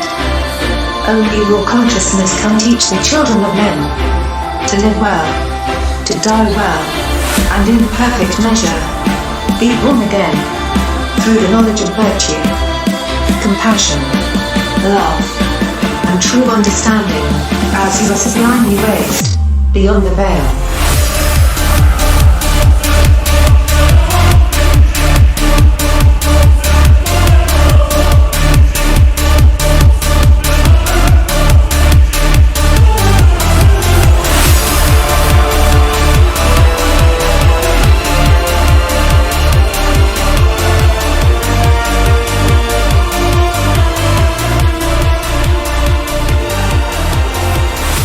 All right, hour number 3 right here on Beyond the Veil. I know there were several people wanting to call in, so if you are still with us this late in the evening, feel free to. 833-BTV Live is the call-in number, 213-233-3998.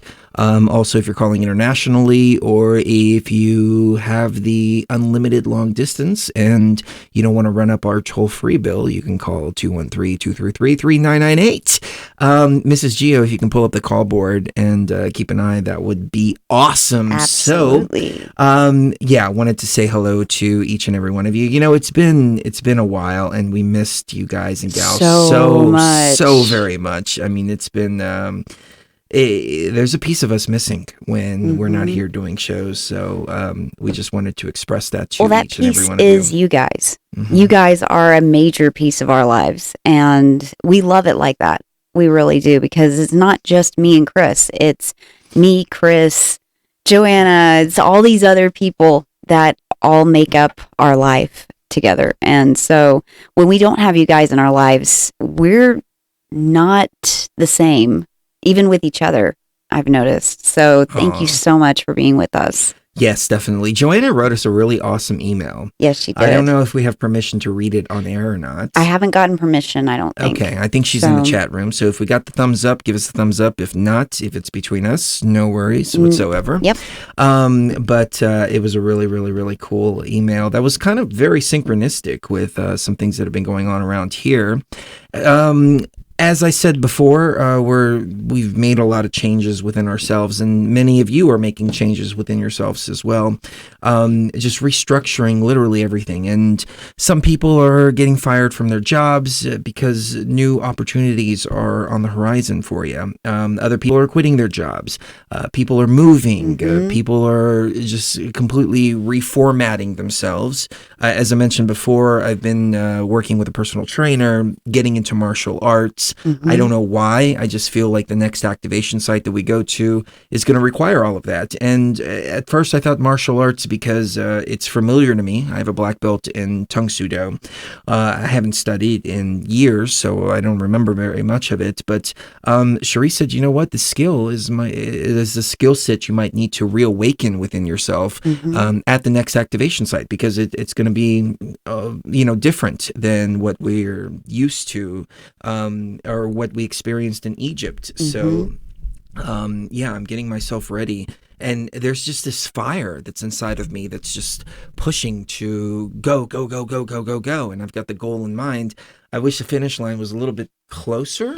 Had I not moved so far away from the finish line, I'd be able to get to the finish line faster. But, it is what it is. But I mean, I'm already feeling like just completely different. I plowed the driveway of it's like 3 days in a row. I went out and I plowed the neighbors' mailboxes because the postal lady was giving me shit, and she's like, "I'm not going to deliver here if the mailboxes look like this," and blah blah blah blah blah. And I was like, "All right, well, okay, fine. I'll go get a shovel then. Why not?" I'm going to burn a shitload of calories in the process. So might as well do it. But it's funny, and I'm working with this trainer who's a freaking badass. I mean, she is a freaking badass. I'm not going to get into what she's involved in, but she's like a world-class champion in the things she does. And she's tough on him. She was working me the other day, and I was like, this is all in me. It's inside of me. It's just been laying dormant. It's always been there. And so what I took from that is we have all of this stuff that's inside of us, who we really should be, and all we have to do is just unlock it. Some other things happened, and I'll try to speak briefly here. But one of the things that we've been doing is essentially telling the universe, what we're ready for and the next steps we want to take. And all these doors have just started opening, and we started talking about intention, setting your intention, but also with intention has to come a little bit of action too, because that is the key to tell the universe to unlock the door, to say, okay, I'm going to manifest this reality. You can think it all day long. You can want it all day long, but you have to put in a little bit of effort physically to make it happen. Right. Now, we have a lot of energies working in the background on our behalf, on your behalf out there as well. And these energies that are working in the background are just waiting for that 10% of effort that you put into whatever you're trying to manifest. You can't just sit there and just go, okay, I'm going to manifest this, and boom, it's going to appear. Yeah. But there were certain substances that I've been looking for, and I'm not going to get into what type of substances they are, but it's substances that I used to work with when I was a kid, or a teenager, I should say. And we haven't been able to find any for years. But as soon as I put the effort into the universe to say, all right, I'm ready to be who I'm supposed to be, I'm going to put in the work in order to do that. Not any more than 2 weeks later, all these substances fell into my lap. And I'm like, I've been looking for these for years. And it's funny because now I'm manifesting the reality. And I wish I can speak in more detail with you guys and gals, but it is what it is. But it's like, holy crap. Everything's just starting to like come together. Fall into place. And I've realized we have to play a little bit too. Yeah. We got to go to raves. We got to There's dance. Gotta be, we got to have fun. Yeah. We've spent the last 10 years just giving and giving being and giving serious. and giving and being serious. And, the thing with ayahuasca, for example, is it's a very serious thing. It's something you have to do with respect. It's something you have to do with intention. And it's work. It's all work. It's not really fun and games or relaxing or anything like that. And you got to take time to relax and have fun. Yes. And it's part of the balance too. Right. And you got to take care of yourself too. That's what I've learned is I've just sat in front of the computer, taking care of other people, taking care of everything else and not focusing on myself. And so 2019, I feel is like, it's more of a time to focus inwards because this next site is going to be brutal. That's going to be even harder than the one we just went to. And I believe that 100%. We have 3 callers waiting on the line. So do you want to take calls? Yeah, let's go for it. All right. We have a wireless caller from San Antonio. Hello, wireless caller from San Antonio. How are you? I'm doing good, Sheree. How are you Good. doing? Doing great. What's on your mind? Chris? Hey, how are not you? much. Oh, good. You recognize my voice? I'm Michael. Michael, Michael. how are you? Good to hear from you again. Yeah. So, you guys are starting to, harmonize with your space and getting in tune with the mitochondria Yes. and all that. Mhm. Yes, that's the next level, in my opinion. I mean, it's not even the next level because it's kind of a step backwards because DMT is the most powerful psychedelic there is. But, I have taken ungodly amounts. That we know of so far. Yeah, that's true. Totally. That's true. But I've taken ungodly amounts. And in Egypt, I mean, I took overdose amounts. Like, I should be dead, but Allegedly. Yeah. Well, allegedly, No. right. Because I'm still here. So obviously it's not overdose amounts. But according to the LD50, yeah, I should be dead. Yeah. However, I can't go back and do that again because I'm putting myself at risk. I can't go deeper. I can't take more. Well, you don't. So I don't think you need to. No, I don't think so either. Now it's time to traverse other realms. And psilocybin, for example, is another realm that really needs to be explored. So I'd like to respectfully disagree with you.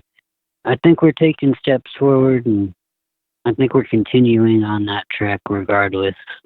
I think we're being dragged, Yeah. like, and the archetypes are just going to drag everyone kicking and screaming, or, they can walk and, fall in place with the singularity, fall into places, per Shuri eloquently puts it. You guys are pretty eloquent. I like it. Thank you. I feel like I'm calling into some old friends. So what are your experiences in the realms, and how do you feel about 2019? I mean, as I said before, I feel like this is a time of complete and total breakdown and restructure. Are you feeling the same thing? Are you making changes as well? Definitely. I feel every conscious, instance of consciousness that you're like using, manifest destiny or precognitive, dissonance to where you're thinking about what you're thinking about. I forget what it's called, but manifestation. Can you repeat your question? Just how you feel about 2019 and what kind of changes are you making to break down and restructure, if any? Right, the infinity of the crossroads. Mm-hmm. I just think it's really awesome that I think it is we are all on our own little collective, little patches of collective, projections of reality, and I think we're definitely projecting on geometry when we're sleeping, in the background. Well, that's background all radiation to hold together. That's what it's all about. Math. Right. That's what it's all about, is the geometry of everything. I mean, that's why you got a big G in Freemasonry. They put it out there. They're not trying to hide it. But like I said, the G is whatever people want it to be. But really, in my opinion, it has to do with geometry, practical geometry and sacred geometry at the same time, because that's the key to understanding this reality. Yeah, to understanding the matrix. Consciousness, like, do you think God, if anything, like, what do you think God would look like? Or what do you think he'd have a form that's just like kind of, forming us, molding us, molding the universe, or dropping little dots in the petri dish? Well, that's such a it's such a multi-layered question. Yeah, it is. Well, it's a question with multi-layered answers, because at the base of it, we have to ask ourselves, what is this reality, and what is making up this reality? If this reality is a computer simulation, which I'm 120% sure it is, but obviously I can't show anybody else. It's things that people have to just discover for themselves, which was the basis of Joanna's email. She's like, look, I didn't understand this. Can I ask? I'm sorry to interrupt you, but no worries.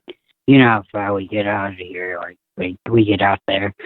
But do you think there are any organic components to that computer simulation that we can obviously diverge from the basic system protocols and rewrite scripts?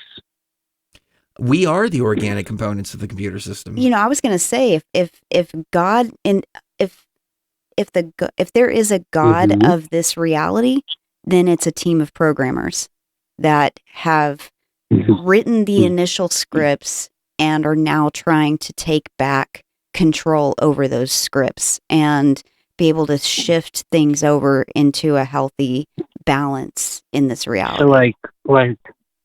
So like a continuing of a reoccurring wavelength script. Yeah. Wow. It's energetic, and it's and the reason why I say that is because if you look at the way sound frequencies operate at the gigahertz level, there are some that you can't even hear physically, but you can see that they're there. If you put if you look at those videos where people are pouring salt, sonic boom, people are pouring salt on a plate, and then they're exposing that plate to different frequencies, it actually creates different patterns and wavelengths. And then what happens is as you raise the frequency more and more and more, the patterns get more and more complex. And that's exactly what you see when you take ayahuasca or DMT or psilocybin or any number of these psychedelics. And it's almost as if what you're doing, and they've actually proven that in your brain, when you're on ayahuasca or DMT or psychedelics in general, the frequency of your brain changes to match a different frequency. So it's like you're in two places at once. So you're saying it amplifies your pineal gland and then harmonizes with your spaces? Well, I mean, the pineal is kind of a first level kind of thing. The pineal's overrated. Yeah, because see, our consciousness is inside of us. Well, as a whole, because every one of your molecules is conscious, right? I mean, so I wouldn't say that any one molecule is more important than the other, but I mean, even the air, for instance, gives us charge to project this reality.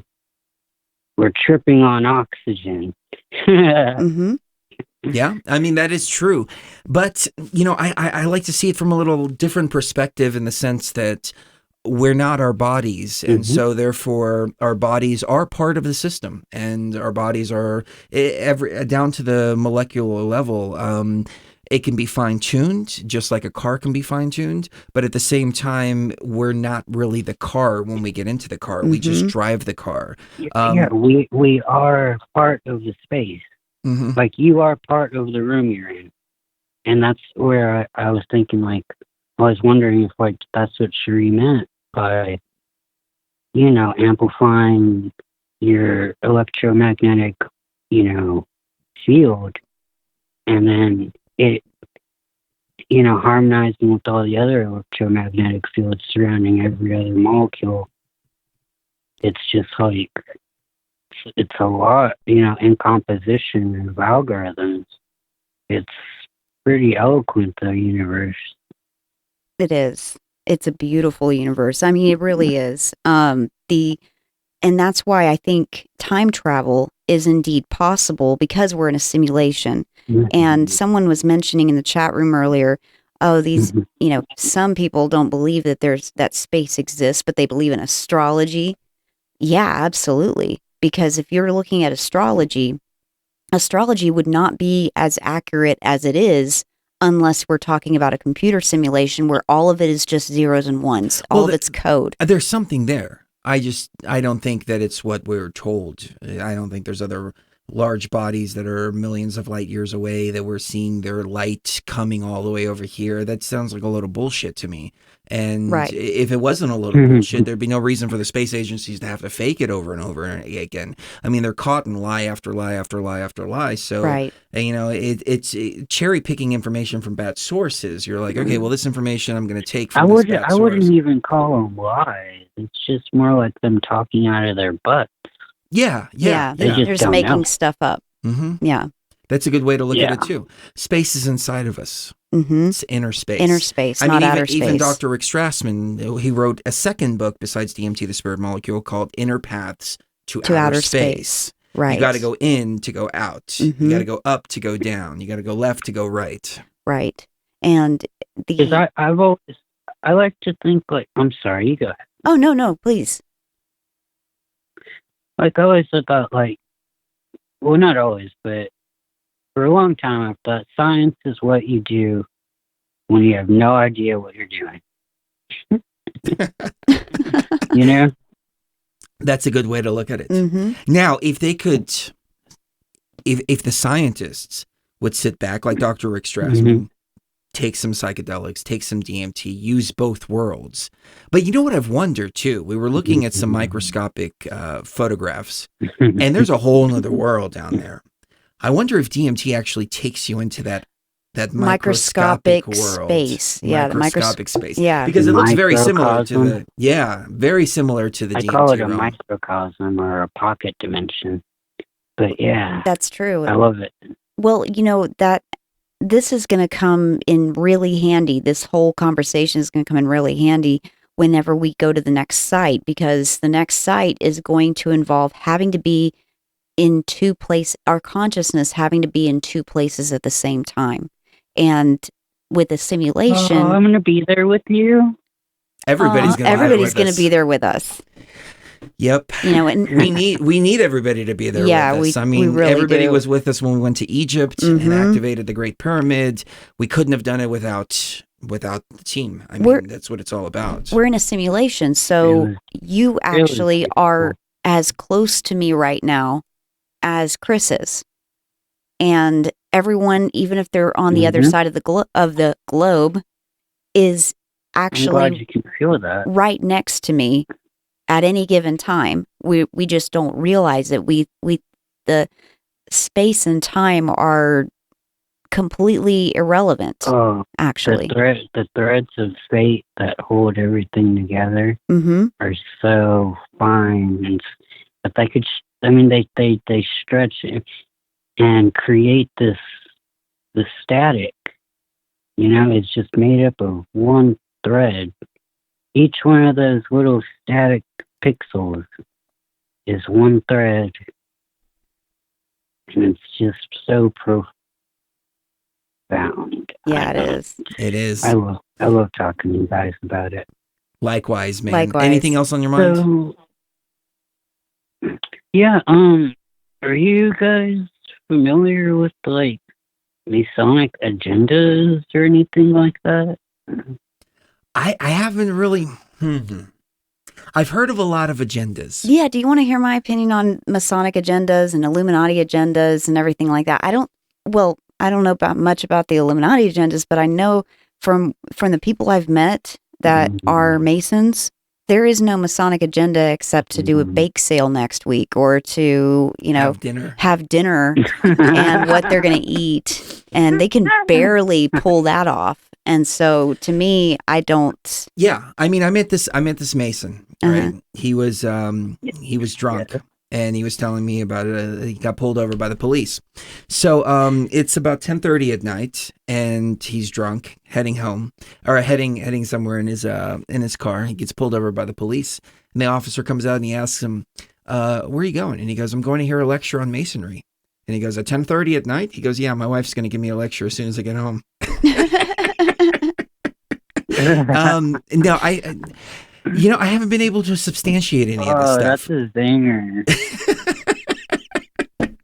So I haven't been able to substantiate any of this stuff. And a couple of years back, we had Dennis McKenna on. Back in, I think it was like 2010. We've had him on several times since then.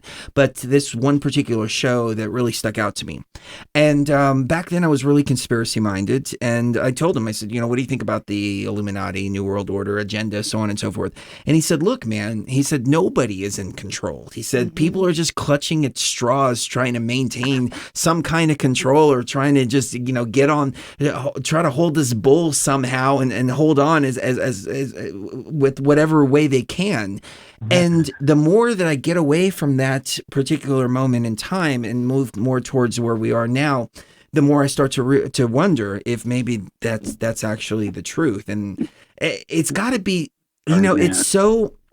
If you gotta ask, man, Well, it's either so extremely organized that we have no chance whatsoever of getting control back because they just have it totally locked down, or nobody's in control, one or the other. But I don't know. What are your thoughts on the Masonic agenda?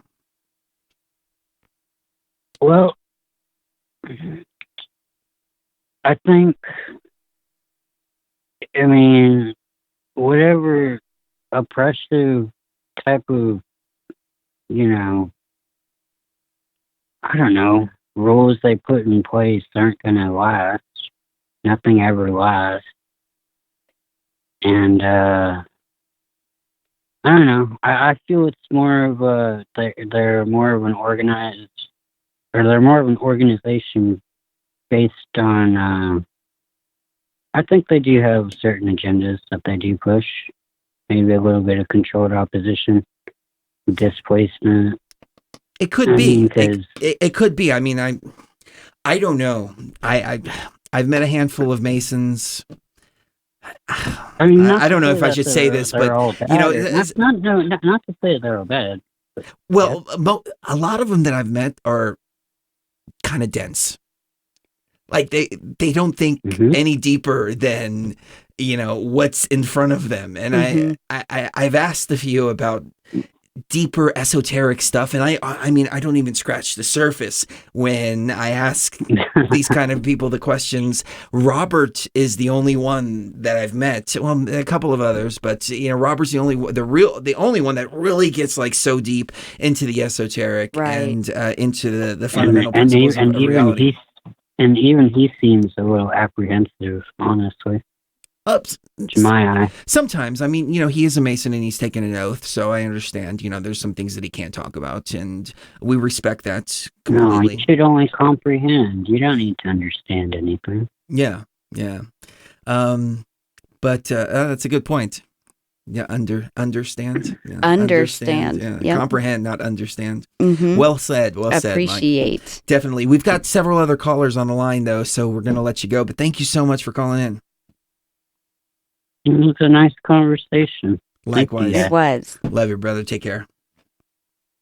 All right. Next caller, we have wireless from Richmond, Virginia. Richmond, Virginia, you are on the air. How are you doing? Hey, can you hear me? Hey, how are you? What's your name? Hello. Hello, can you hear us?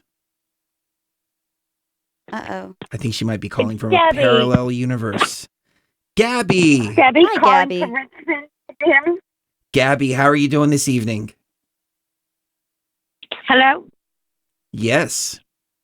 Hi, Chris. How are you? Good. How are you?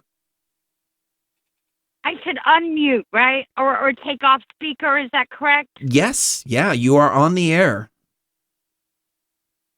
I am so excited. I have missed you guys so much while you've been gone. But, of course, understanding that you have your things to do and new studio and new gig or a new house and everything, I'm sure, was crazy. But every Saturday night, I would get excited and go on to see if I was going to catch a bit of you. Aww. So I'm so glad you're back. Thank you. Thank you so much. You know, we have an iHeartRadio channel, and it plays Beyond the Veil 24 hours a day, so you can always tune in. And we play a lot of the older stuff that's not on YouTube as well. So we've had some awesome interviews. But we really missed you too, Gabby. We missed everybody here. It has been pretty rough. I took on way too much at once, deciding to move, rebuild a studio, all while Cherie was having shoulder surgery. And I thought, okay, this is a good time. She'll be occupied over there. She'll be in bed most of the time recovering. I can start taking care of this and that and this and that and this and that. And I didn't stop to think to myself, wait a minute, I have to also take care of Cherie at the same time too. Yes. But it all got done, and we're hyped up. How has your 2019 been? We'll move on to a more positive subject. I spent the entire night trying to get on chat. I'm using my son's Apple devices, and I'm telling you, I have so much problem with Apple, but that's neither here nor there either. But I wanted to say I am a nurse, and I had a travel assignment in Providence, Rhode Island for a month. And I have the pleasure of staying in this resort or hotel right in the capital. But it was a previously Masonic temple. Ooh. And the bottom floors had these really cool rooms, meeting rooms, but one was set up in the way that the Freemasons would meet to kind of go inward and maybe see where they were going. But there was such a mystical energy in this building. I found it very interesting. So I really enjoyed where you were going with your show tonight. I don't admit this very often, but I became a Catholic and then kind of got away from it. My father was a Mason. My grandfather was. So there was all that kind of post history of my life. And then when I converted to Catholicism, my father felt like I had joined a cult because of the two being such opposite spectrum. Well, there's a lot of history between the Catholics and the Masons. The Catholics, so the Knights Templar, supposedly where Masonry originated, they used to be the Vatican assassins. And then the Vatican turned on them and had them assassinated on Friday the 13th, which is where you get the Friday the 13th bad luck. Because the Templar supposedly found something, whether it was gold or wisdom or something like that. So there's always been this rivalry between Catholicism and Masonry. So I can see very well how he would think that. But Ratzinger, Cardinal Ratzinger, when he became cardinal, he put a ban on Freemasonry in modern times. I think this was like the late 90s or something like that.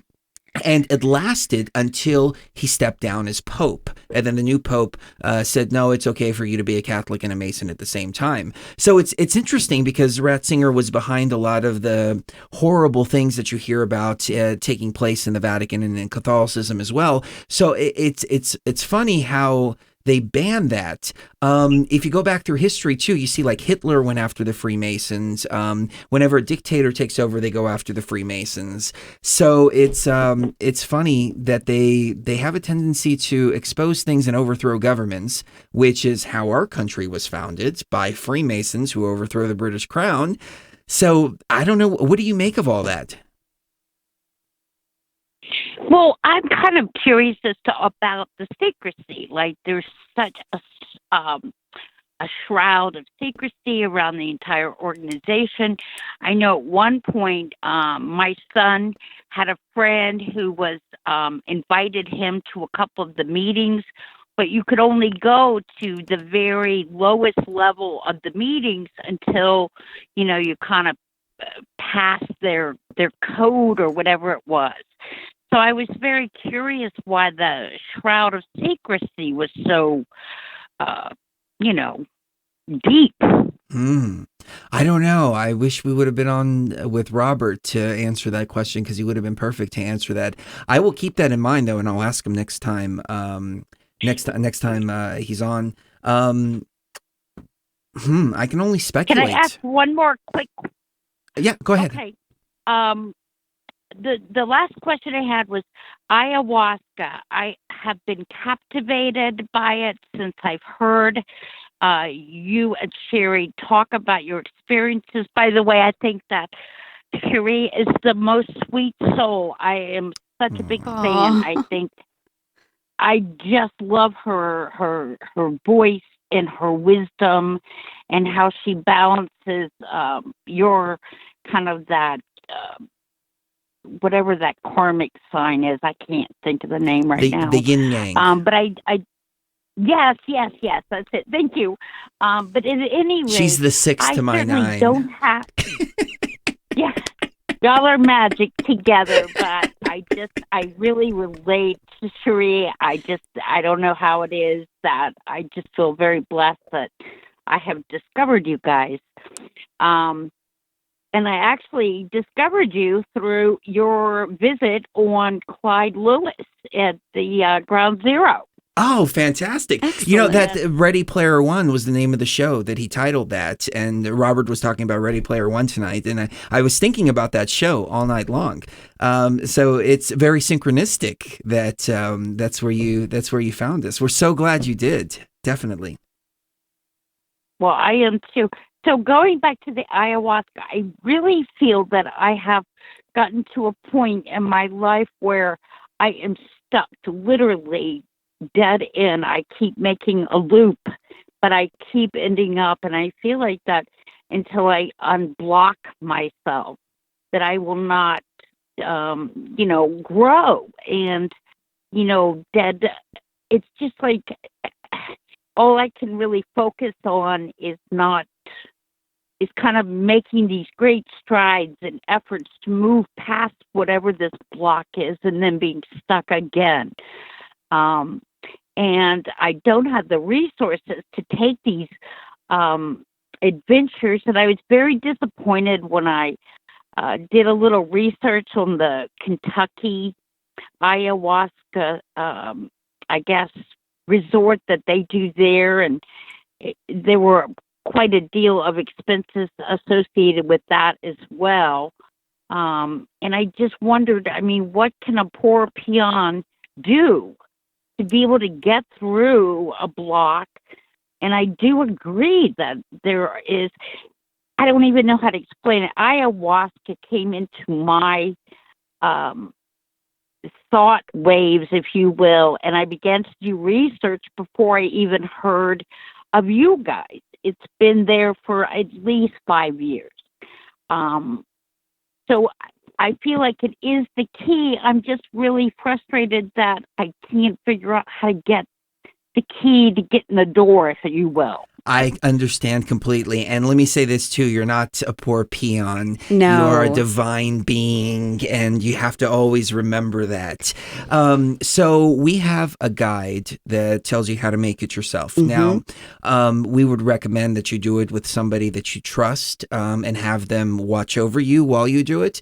And if you're brewing it yourself, the first brew may not work. The second brew may not work just because you've got to get the technique down right. But we've tried to put it out step by step as to how to make it. We've got it down to a science, what pH levels to use on the water and things like that. And I probably need to go back and rewrite it and just simplify it a little bit more, because I went into extreme detail with it. But are you in the YouTube chat room? I can put a link to the guide.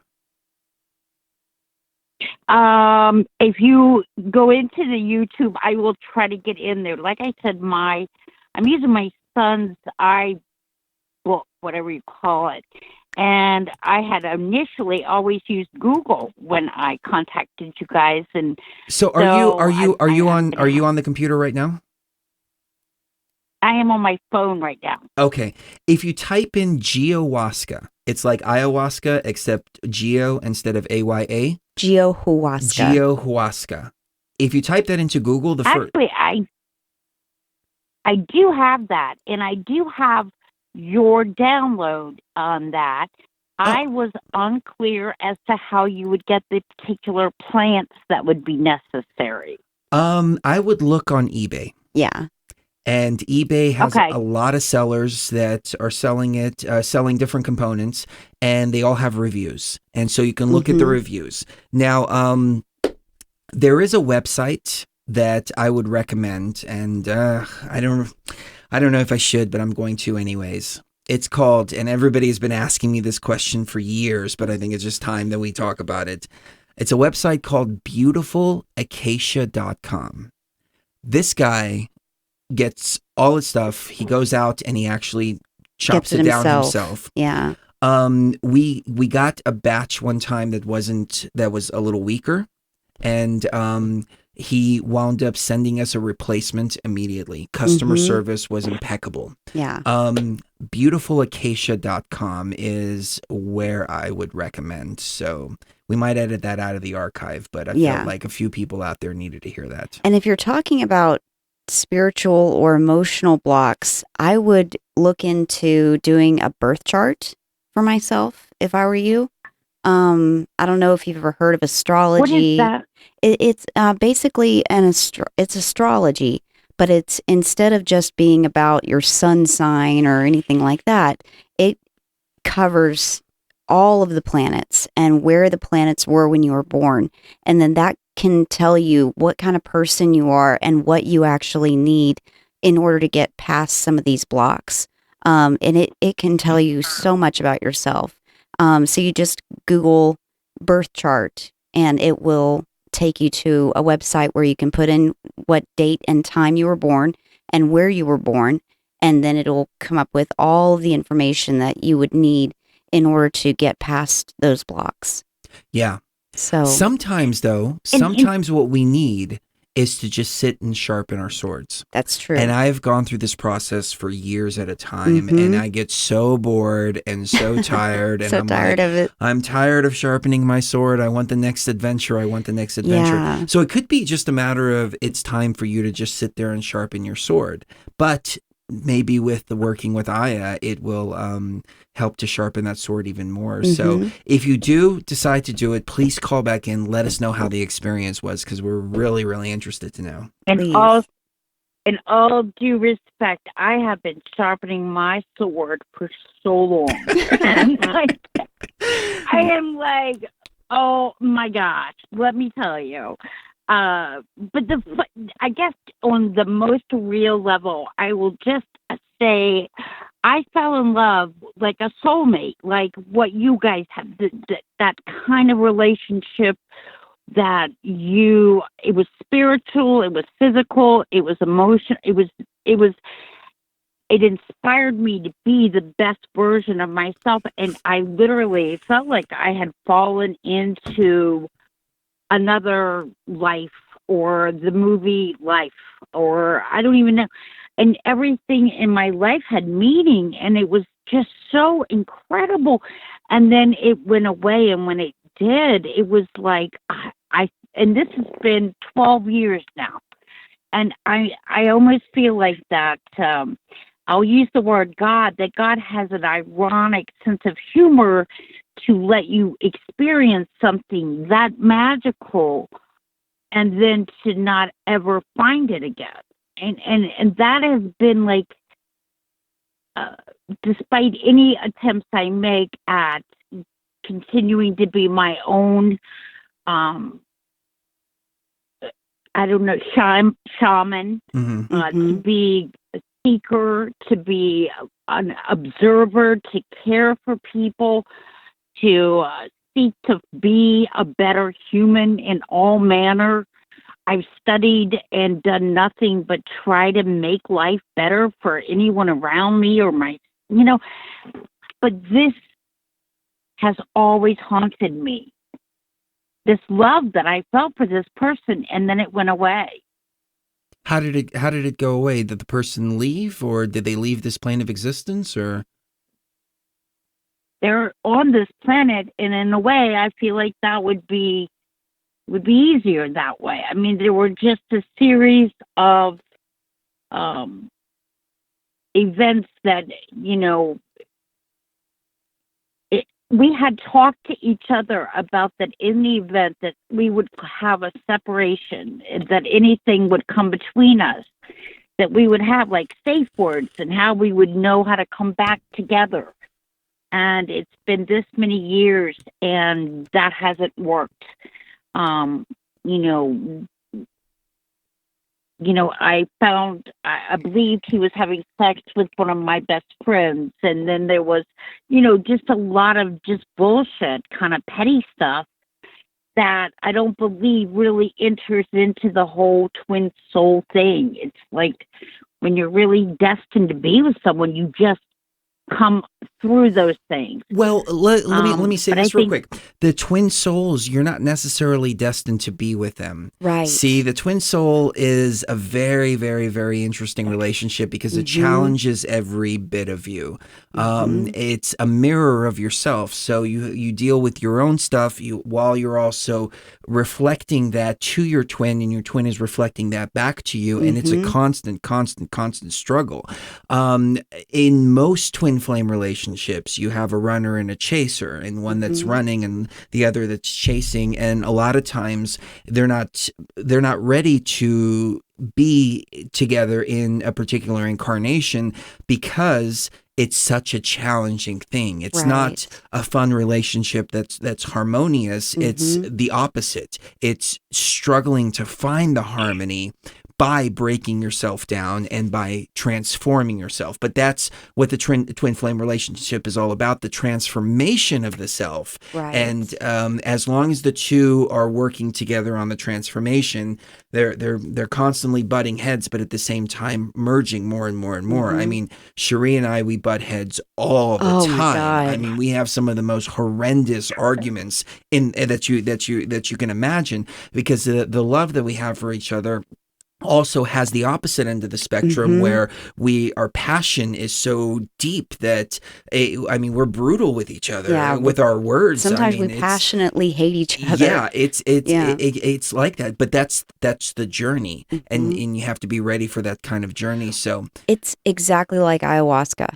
There are lots and lots and lots of plants out there, and some of them are fun. Some of them are just completely let go and enjoy yourself. And that's just like relationships here on Earth. We have all these different relationships, and the twin flame relationship is exactly like ayahuasca in that it is challenging. It is the most challenging relationship because it forces you to see how you are reflected back to you in another person. And so whenever you get angry with them, you have to realize that the only reason why you're so angry with them is because you know that you're like that too. Like, you know that that's exactly how you are. And a lot of people don't like to see that. What you're mad about at your twin flame is really what's inside of you. Right. Right. Yeah. And it forces you to see how you really are. And ayahuasca does the same thing. And that's why so many people don't want to use ayahuasca just on a right off the bat. Oh, no, that's too scary for me. I don't want to. No.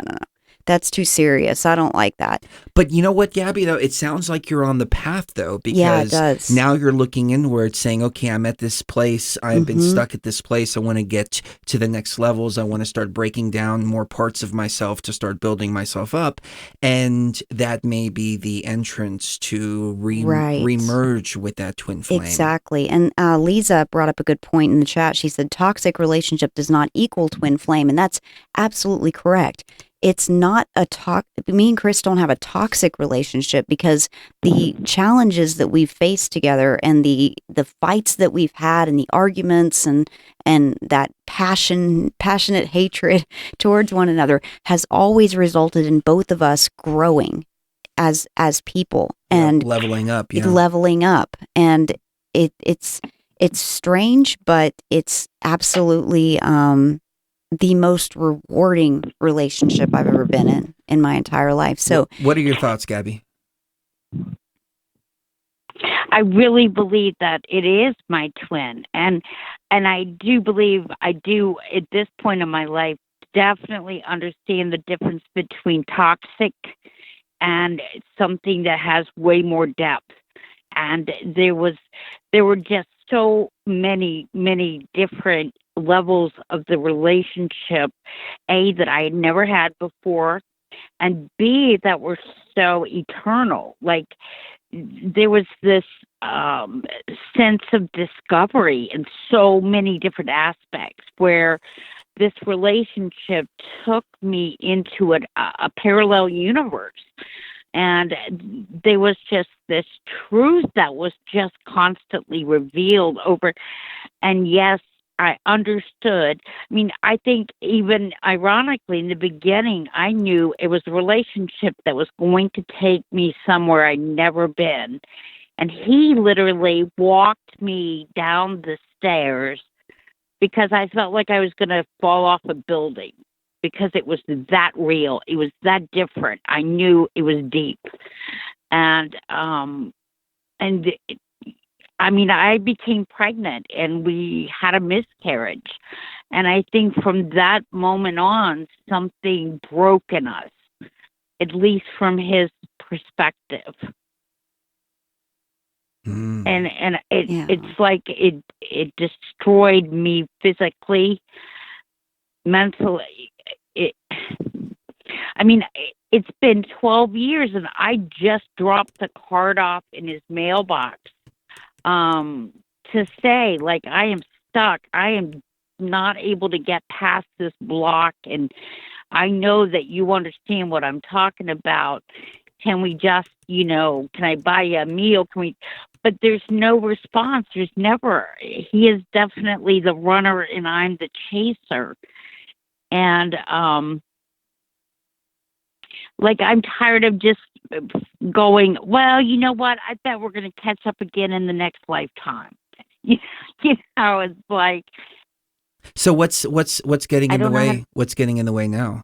Because I'm just going by what you said earlier, but you mentioned that he was with your best friend.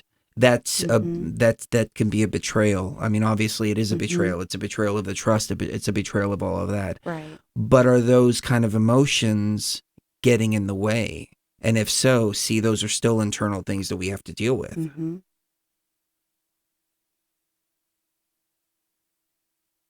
I just think that he himself had a lot of inner demons, and we were able to work on something. I mean, we both did, everybody does. And I think he wanted to confront them until they got scarier. And then he wanted to kind of recede back to where he had been.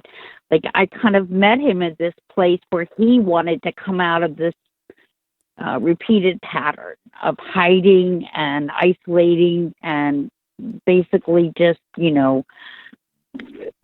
living in existence around a substance that wasn't very good for him. And there was a change in what he wanted, and we were able to grow together and spiritually connect in a way. I understand. I love. Oh, go ahead. I'm 55. I did not think I could still be like this hung up. I've never, ever had a relationship that has lingered like this, nor have I ever had one of this depth. And so I understand its value. I guess everything is as it should be. Yep. And everything is heading to where it's supposed to be. And I think you're taking definitely the right steps to work on the inner parts of yourself, because we can't change anybody else. We can try all day long. All it's going to do is just frustrate the heck out of us. Yep. The only thing we can do is change ourselves. That's what I've learned over and over and over again. I mean, there were things Cherie was doing when we first met that was driving me crazy, and there was nothing I could do about it. She had to say, okay, well, I'm gonna see things from a different perspective. Likewise with me too. I mean, there was stuff that I was doing that she was just, it was pissing her off so bad. Right. And the more she pushed, the more I wanted to do what it was. And then there was that aha moment within me going, oh, aha, okay, I have to stop doing this because of this reason. Realizing that your stuff is your stuff and their stuff is their stuff, and the 3D stuff it needs to be completely separate, because I can't take responsibility for him or his actions, and he can't do the same with me either. And there can be a beautiful spiritual relationship, an emotional relationship, and even sexual relationship, but that 3D stuff we have to work on our own, and we can only work on our own. We can't work on the other person's. That's their business, that's their stuff, and it doesn't mean anything. It doesn't say anything against the other person in the relationship. It doesn't mean that the other person in the relationship is doing anything wrong. It just means that that person's got stuff they've got to deal with, and you can't even help them deal with that stuff. They have to do it all on their own. And getting rid of that responsibility is actually very freeing on some level. And once we realized, okay, the 3D stuff, we've got to stay out of each other's hair with this, because it's just making us clash together more and more and more. So that was freeing for the both of us. And that, I mean, I think that's what's kept us together for so long, is just the fact that we're able to see that we have this wonderful relationship from like a higher dimensional perspective, but the 3D stuff, my chronic pain, my illnesses, all that has nothing to do with him. And he can help me a little bit with those things, but he can't take responsibility for that. And I can't do the same with him with the 3D stuff he deals with. And also I wanted to say, we have this idea that if we're with somebody, that we have to be with that person, especially if they're a twin flame. We have to be with that person for this lifetime and for the rest of our lives. And that's not necessarily the case at all. It can, a lot of the time, twin flames come together, they do something beautiful together, or they're together for a specific purpose, and then they branch off and do their own thing for the rest of that lifetime. A lifetime is a heartbeat compared to eternity, and we will come back together with them in a next life. That is going to happen, but you have to be okay with that. And it could be the case if that's what's going on. What do you think? When Abby? if I, and this is a personal question, I know, but when you and Chris came together, like, did either one of you go through a point where you're like, oh, holy shit, this is so real that, like, this is scary as fuck? Oh, like, absolutely. Oh, yeah. That was the first thing we did. And Cherie went back home and was like, screw this, and went back to the old mindset and where it was safe. She used to say, I'm going where it's safe. It's safe. And I'm like, what do you mean safe? I don't understand the safe thing. Like, what's not safe? But it was the feelings of familiarity, of wanting to run back to the comfort zone. For the first year, I was thinking about my ex, because my ex was the typical Greek girl that mom always wanted me to be with, and so on and so forth. And Cherie's very different from that. And so, there was always that, I want to go back to the familiar. I want to go back to the familiar, right. Especially as things became more and more challenging and more intense. And what I mean by challenging is having to look within and start fixing things within myself, because I didn't want to face some of the parts of myself. Yep. And luckily, we had ayahuasca to work through all of the stuff with us together. And we there were many times, I mean, even just as recent as coming back from Egypt, we came back from Egypt, and I was like, okay, I guess this is the end of the road. You've got this journey to go down, I've got this journey to go down. We've got to separate at this point, because we're moving in different directions. But we both took the initiative and said, okay, well, we're going to move together instead of moving in let's separate. Move back and towards the same path. It's constantly asking ourselves, is this the end of the path, or is this the beginning of the new? And so everything that you're experiencing and saying is very familiar to us. We usually don't talk about this kind of stuff, but it's important for people to fully understand what the twin flame relationship really is, because it's also the ability to be able to go, okay, well, this is where our paths end. Right. She came back from Egypt in a lot of pain. She needed shoulder surgeries, and she thought she needed neck surgeries as well. And I was thinking, well, this is going to be a 2-year process here. I've got to keep going. I've got to, and then I fell into a depression when we came back, because I felt like, well, maybe this is the end of the road, not only for us, but, for the journey. We've done what we came here to do. And, but then we found that spark again and refired everything and reset everything. But I don't know. I feel like I'm rambling at this point, but no, it's a constant. It's a journey for sure. It's a journey, whether it's alone or with their twin flame or with someone else. It's always a journey. But it's that maturity too of being able to say. So in the case of Cherie, she said, "Well, I'm gonna have to. I'm gonna require a lot of surgical work over the next couple of years, and I don't want to drag you down that road with me, and I don't want to stop you from doing what you need to do here. So I'm willing to go my separate way and go where I need to go heal, while you can continue doing work and so on and so forth." And we almost made that agreement, and then I realized, well, I can't do this without her. And so we just have to struggle through everything together. And then the great news popped on us that her neck doesn't need work. Yep. And we were like, oh, that's fantastic. Because it was, we went through some stuff over the last 8 months. Yeah. But, and well, and one of the things I remember, Chris, you talked about when you got back, or when you were in Egypt, was that feeling like, okay, this thing that was right there was so beautiful and magical, but that you needed to keep going and kind of almost come back to a place that didn't seem as, I don't want to use the word fun, but real. Maybe.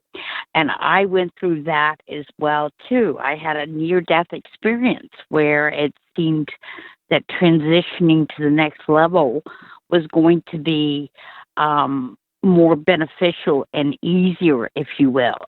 But I chose to stay. And it's like I kind of almost find myself regretting that choice. Like, well, what did I stick it out for?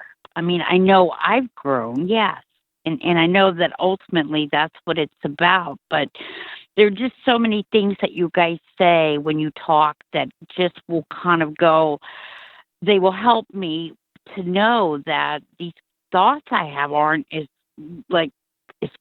crazy as they can feel sometimes, Thank you for saying that, because that's why we do what we do, is to share our journey and inspire others and let others know that they're not alone in the journey. I mean, everybody is moving through this maze of reality that we're in, and that's why we have the BTV team, the BTV family, and it's amazing. We couldn't do this without you guys and gals, and from what I'm hearing, it's an equal flow of energy. It's remarkable to hear that, Gabby. You made my night by saying that. Thank you so much. But you guys are awesome. It's part of the journey. Angel. We're here. We're all here together, and we're all trying to figure this shit out together. So, I think you're right on track. And I'm so glad you're back. Oh, so glad you're back. We are too. We've got several other callers, and we're running over time, so we're going to let you go. Yeah, but and I feel bad I've tied up so much time, but thank you. Not at all. Thank you. Okay, thank you. Love you. Take care. Love Have you. a great night. Bye-bye. Thanks, Gabby. All right, let me this, and then we have. Wow, I just poured my soul out. Yeah, we both did. All right, next caller. We've got tons of callers here. So we've got Janina from Illinois. Janina, you are on the air with us. How are you doing tonight? Oh, hi. Oh, my name's not Janina. This is Eminem from the chat room. Oh, yeah. Hello, Eminem. Eminem. Is it Eminem? Yeah. Okay. Hey, how are you? How are you doing tonight? Good. How are you guys? Yeah, I just started growing my own mimosa. Oh, that is awesome. That is awesome. So, yeah. how far along is it? And I'm really curious. I mean, we're not at that point yet, obviously, but I'm really curious to know how the experience is because you're growing it with love. So you're putting all your intention into the growing process, not only the brewing process. That's going to be an amazing, amazing, amazing journey. Yeah, it is. Yeah, they're about 2 weeks along. They're tiny little seedlings, and it's actually a very hard plant to keep alive because, you know, I'm in a very cold climate. And my house has to be really hot and, you know, humid right now. So they're coming along, though. I wrote love, actually, and, like, painted little hearts on, like, my sprayer bottle for them because, you know, how water picks up the energy of whatever words are by it. So, yeah, I'm working on. So we were in Texas. We were in Texas and we were growing cannabis. And I would go and I would sing to them and I would play my guitar and all of that. And the neighbor came over and he knocked on the door. He said, "Hey, you left your lights on." And this was when they started to bud. So you could smell it. And it was our first time doing anything like that. So we didn't know you needed air filters and, you know, all kinds of stuff like that. So the neighbor comes knocking on the door. "Hey, you left the lights in your car on." And I said, "Oh, thanks." You know, I went outside. "Hey," you know, so I started shaking hands with him.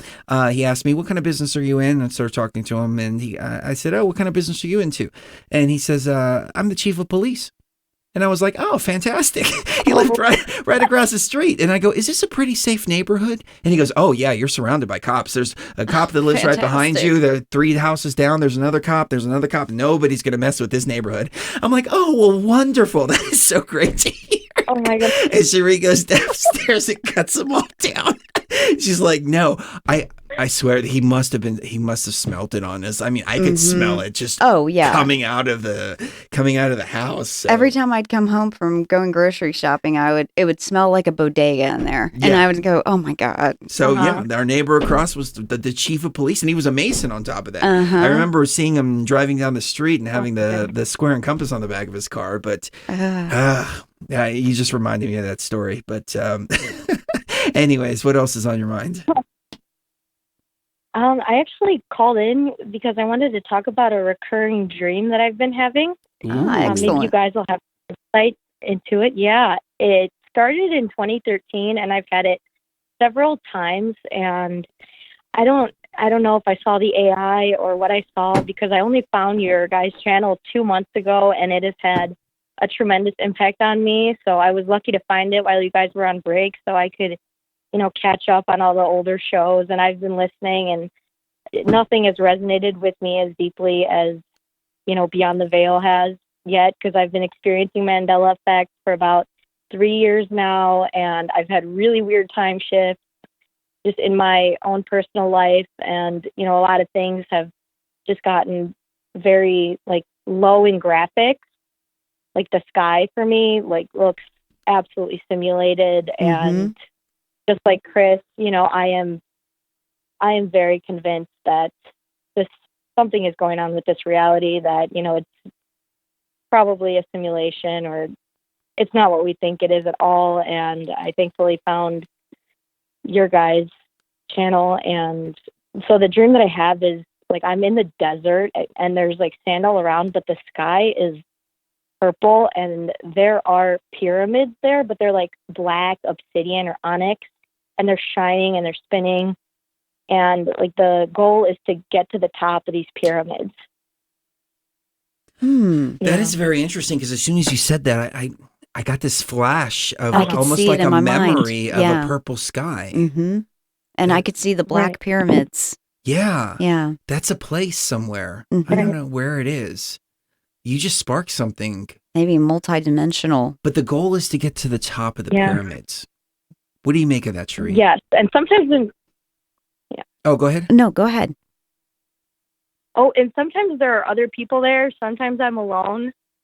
So that's kind of interesting. And I can never, like, really see the other people's faces. But yeah, this has been on my mind, you know, to talk to you guys about this dream since I started listening, and, you know, see what you make of it. Maybe it's one of, like, the higher dimensions, and I think it is. The AI. I was actually just thinking that, because about 4 or 5 years ago, maybe a little bit longer, I started talking about an experience I had where I went into what I called the ninth dimension. Now, obviously, there wasn't like a, elevator that you get off of and you're like, oh, welcome to the ninth dimension. It's just kind of intuitively kind of pick up on where it is. And it was purple, and it was a purple background. The figures there were black because they were kind of shadow. There was buildings. The buildings were shadows as well. They were black. The pyramids were black as well.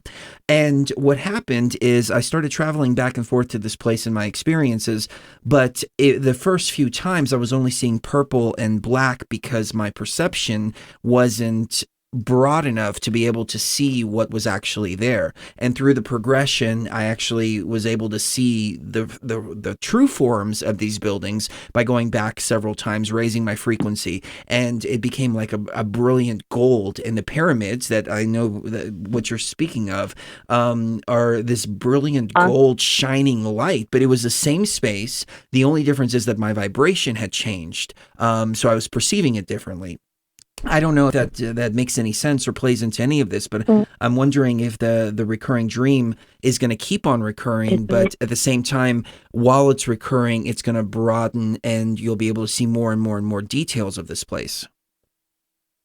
Yeah, I would love to, because, the first time I ever had it, I just remember being really scared, but, knowing that I had a mission and, I was completely sober, it was just a dream. In my life, I've only, smoked a couple cigarettes, and that's pretty much been it.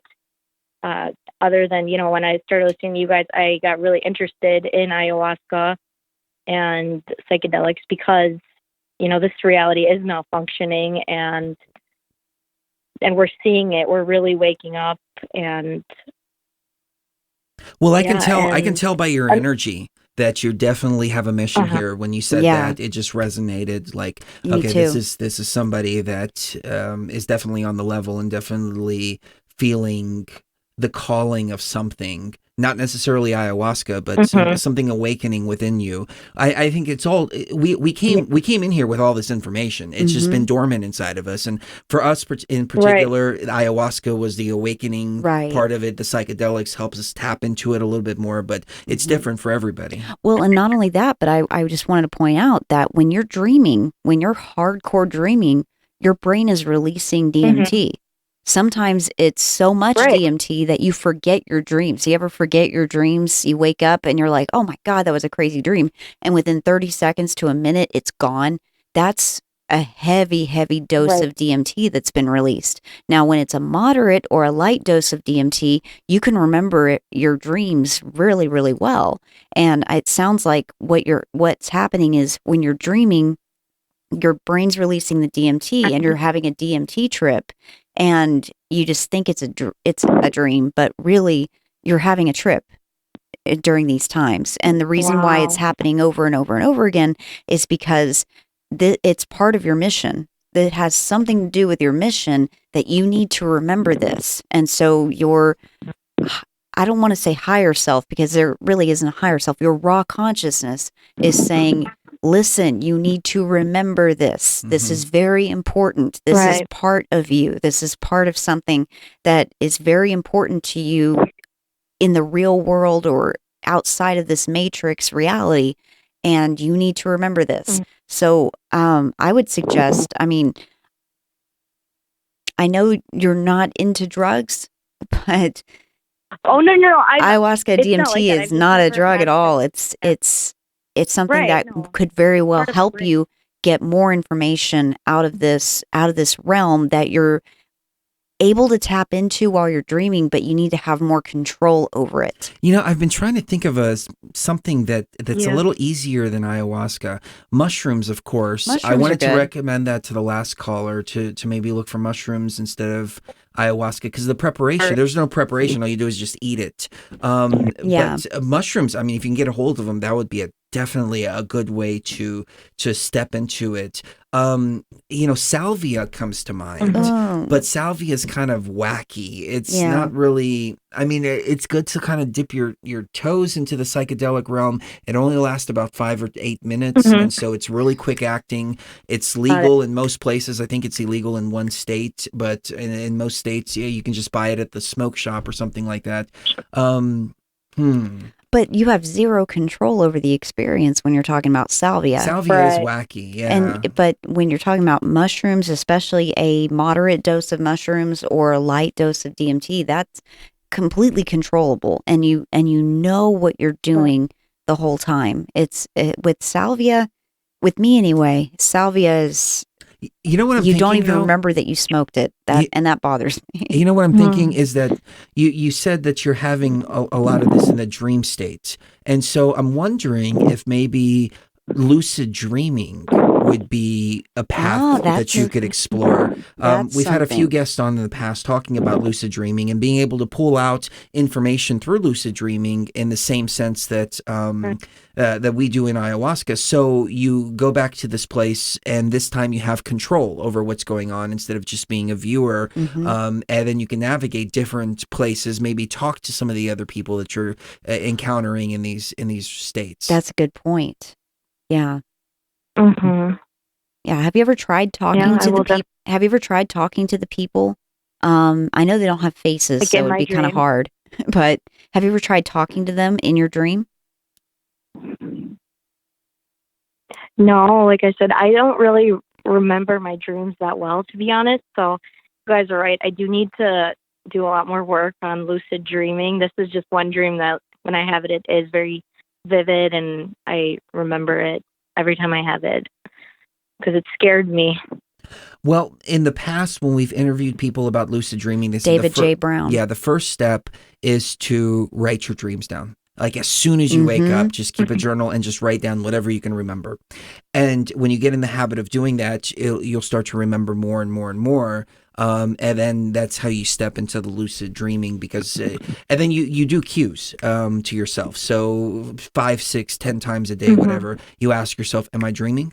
Am I dreaming? Am I dreaming? And get in the habit of asking yourself if you're dreaming, and then you start doing it while you're in the dream as well. And then, oh wait, I am dreaming. Oh, so since I'm dreaming, I have control of this let's experience. take control of this, and let's steer this in the direction of, okay, what can I do with this? What am I wanting to remember here? What is most important about this that I actually need to remember, instead of just the basics of it? Okay, what am I doing? And then steer it in the direction that you want to steer it in, instead of just being a casual observer of the dream. Now you're an actor in the dream. So the question I have for you, Em, is what do you think the pyramids are? Yeah. Good question.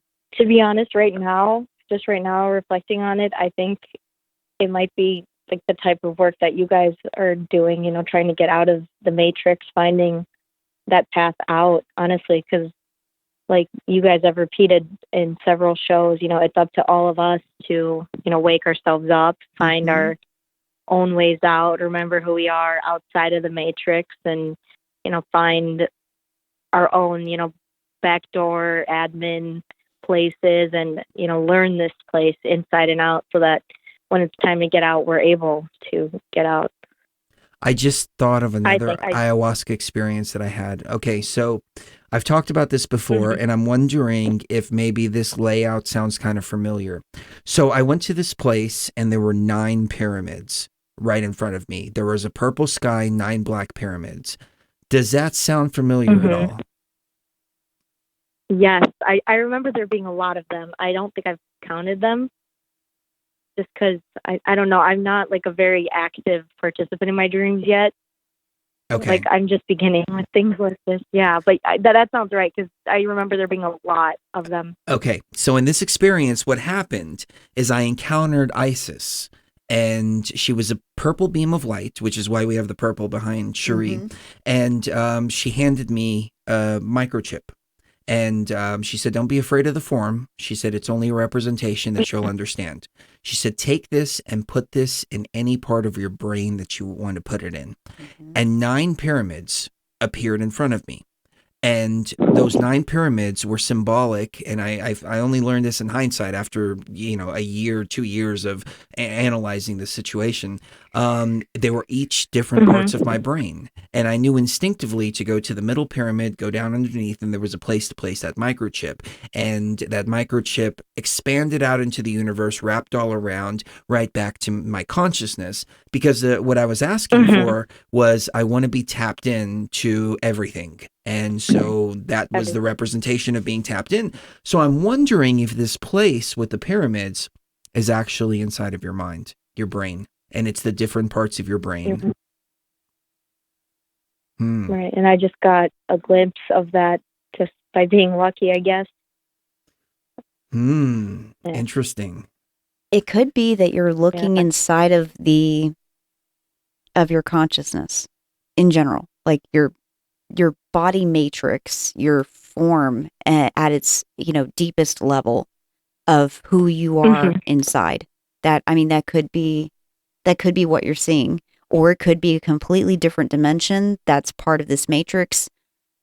I'm not sure, but please get back to us when you start becoming more and more proficient at this lucid dreaming stuff, because we really would like to hear your thoughts as time progresses. I think you're onto something. Yeah, I think she is too. Right. Yeah. Yeah, and it would make sense because I started having it actually right when I had to move out of my, family home and go off to college. So that was like a big shock to me. And that's right when it began. And that would make sense because I'm like on this independence journey of, discovering myself, leaving home. So, that would make a lot of sense. You are freaking awesome. I also wanted, thank you. You guys are too. Honestly, listening to you guys is the first time I have felt like any sense of normalcy, to be honest, in years, since the Mandela effect really started back a few years ago for most of us in 2015 or 2016. And finally, when I, heard especially like Chris's videos on like NPCs and everything, it's like things just started clicking and it started making sense. And, I knew that you guys you're really onto something, and you have seen this place for what it is. And also, totally off topic, but back in March, when you guys were saying that there was back in October, when you guys were saying there was this thing attached to the dome of the Matrix, I think I saw it right before I fell asleep. I started falling asleep and I saw this gigantic, very dark, like octopus. It just flashed into my mind, and it had like rows and rows of teeth. And it was just this enormous thing. And I also was feeling very like low energy and really sick in October myself. Like I was sleeping almost all day. And me too. Again, it was, during the right when you're about to fall asleep or right when you're about to wake up, I've had a lot of flashes of that like monster. That in between place. It sounds silly, but like, oh, the in between place. Stranger Things. Upside down. They call it the in between. They call it the upside down. Oh, they call it the upside down. Oh, never mind. Yeah. I thought they called it the in between. Okay, but yeah, that in between place is a very interesting state of consciousness for sure. Because all the facade of this reality kind of falls away, right in that place that you get right when you're about to fall asleep. And when there's sometimes when you have like you get jolted awake right before you're about to fall asleep. I hate it when that happens, but it's in that state that this reality ceases to exist, and the dream world hasn't started yet. That's when you're at your peak of knowing what this reality is, in my opinion. Yep. Yeah. I agree. Anything else on your mind? Yeah.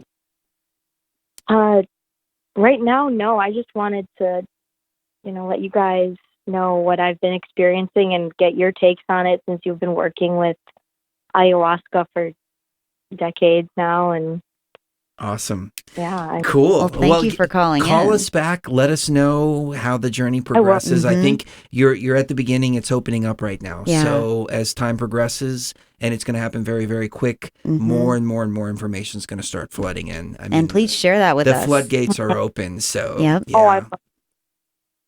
All right. Yeah, I want to remember all my past lives and everything. Awesome. And keep us up to date on the growth, on how the growing is going. Yeah, because that is so cool.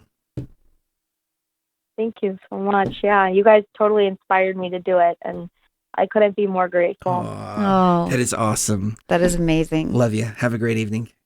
Yeah. Thank you so much. I love you guys too. Take care. Good night. All right. So, she was so sweet. Yeah, she was. That's so awesome. Growing little mimosas. We need to grow little mimosas. That is so cool. Yeah. All right. We have Adria in Huntsville, Texas. Adria, welcome to the show. No, my name's not Adria. Yeah. Stop using the names on the call board, sweetie, because they're never right. All right. No, it's cool. It's cool. Huntsville, Texas. I'll just say where they're from. Huntsville, Texas. You're on the air. Yeah. All right. I just want to talk about the flat Earth thing. Like, if you look at Sumerian texts, they say they show all the planets and stuff and like their positions in space. So I was just wondering, like what do you think about that? I think that's pretty accurate. Yeah. I don't know. Yeah, I thought it was pretty interesting, but yeah, and then there was also another culture called the Dogons who also talk about like, all the planets and stuff. I also thought that was like pretty like. Yes, but cool. what are the planets? And, though? yeah, that's the question. There's no denying that they're there. The only question is what are they? Are they big bodies that are inaccessible to us and we can't ever get to them and we have to fake photographs of them, or are they something else? Well, I'm not sure. They just showed like all the planets, like even planets that like we couldn't see, like like Uranus and Neptune and Pluto, like all and Nibiru, like a lot of the planets that we couldn't even like see until like recent times. So. Well, the only one we couldn't see until recently was Pluto, which was discovered in, I want to say, the late 1930s. The Sumerian tablets were translated in the 70s by Zechariah Sitchin, who was one of many people who translated it. The interesting thing about Sitchin is he didn't have any kind of background or anything like that in Sumerian. He just kind of learned it by himself, decoded it, and wrote a bunch of books.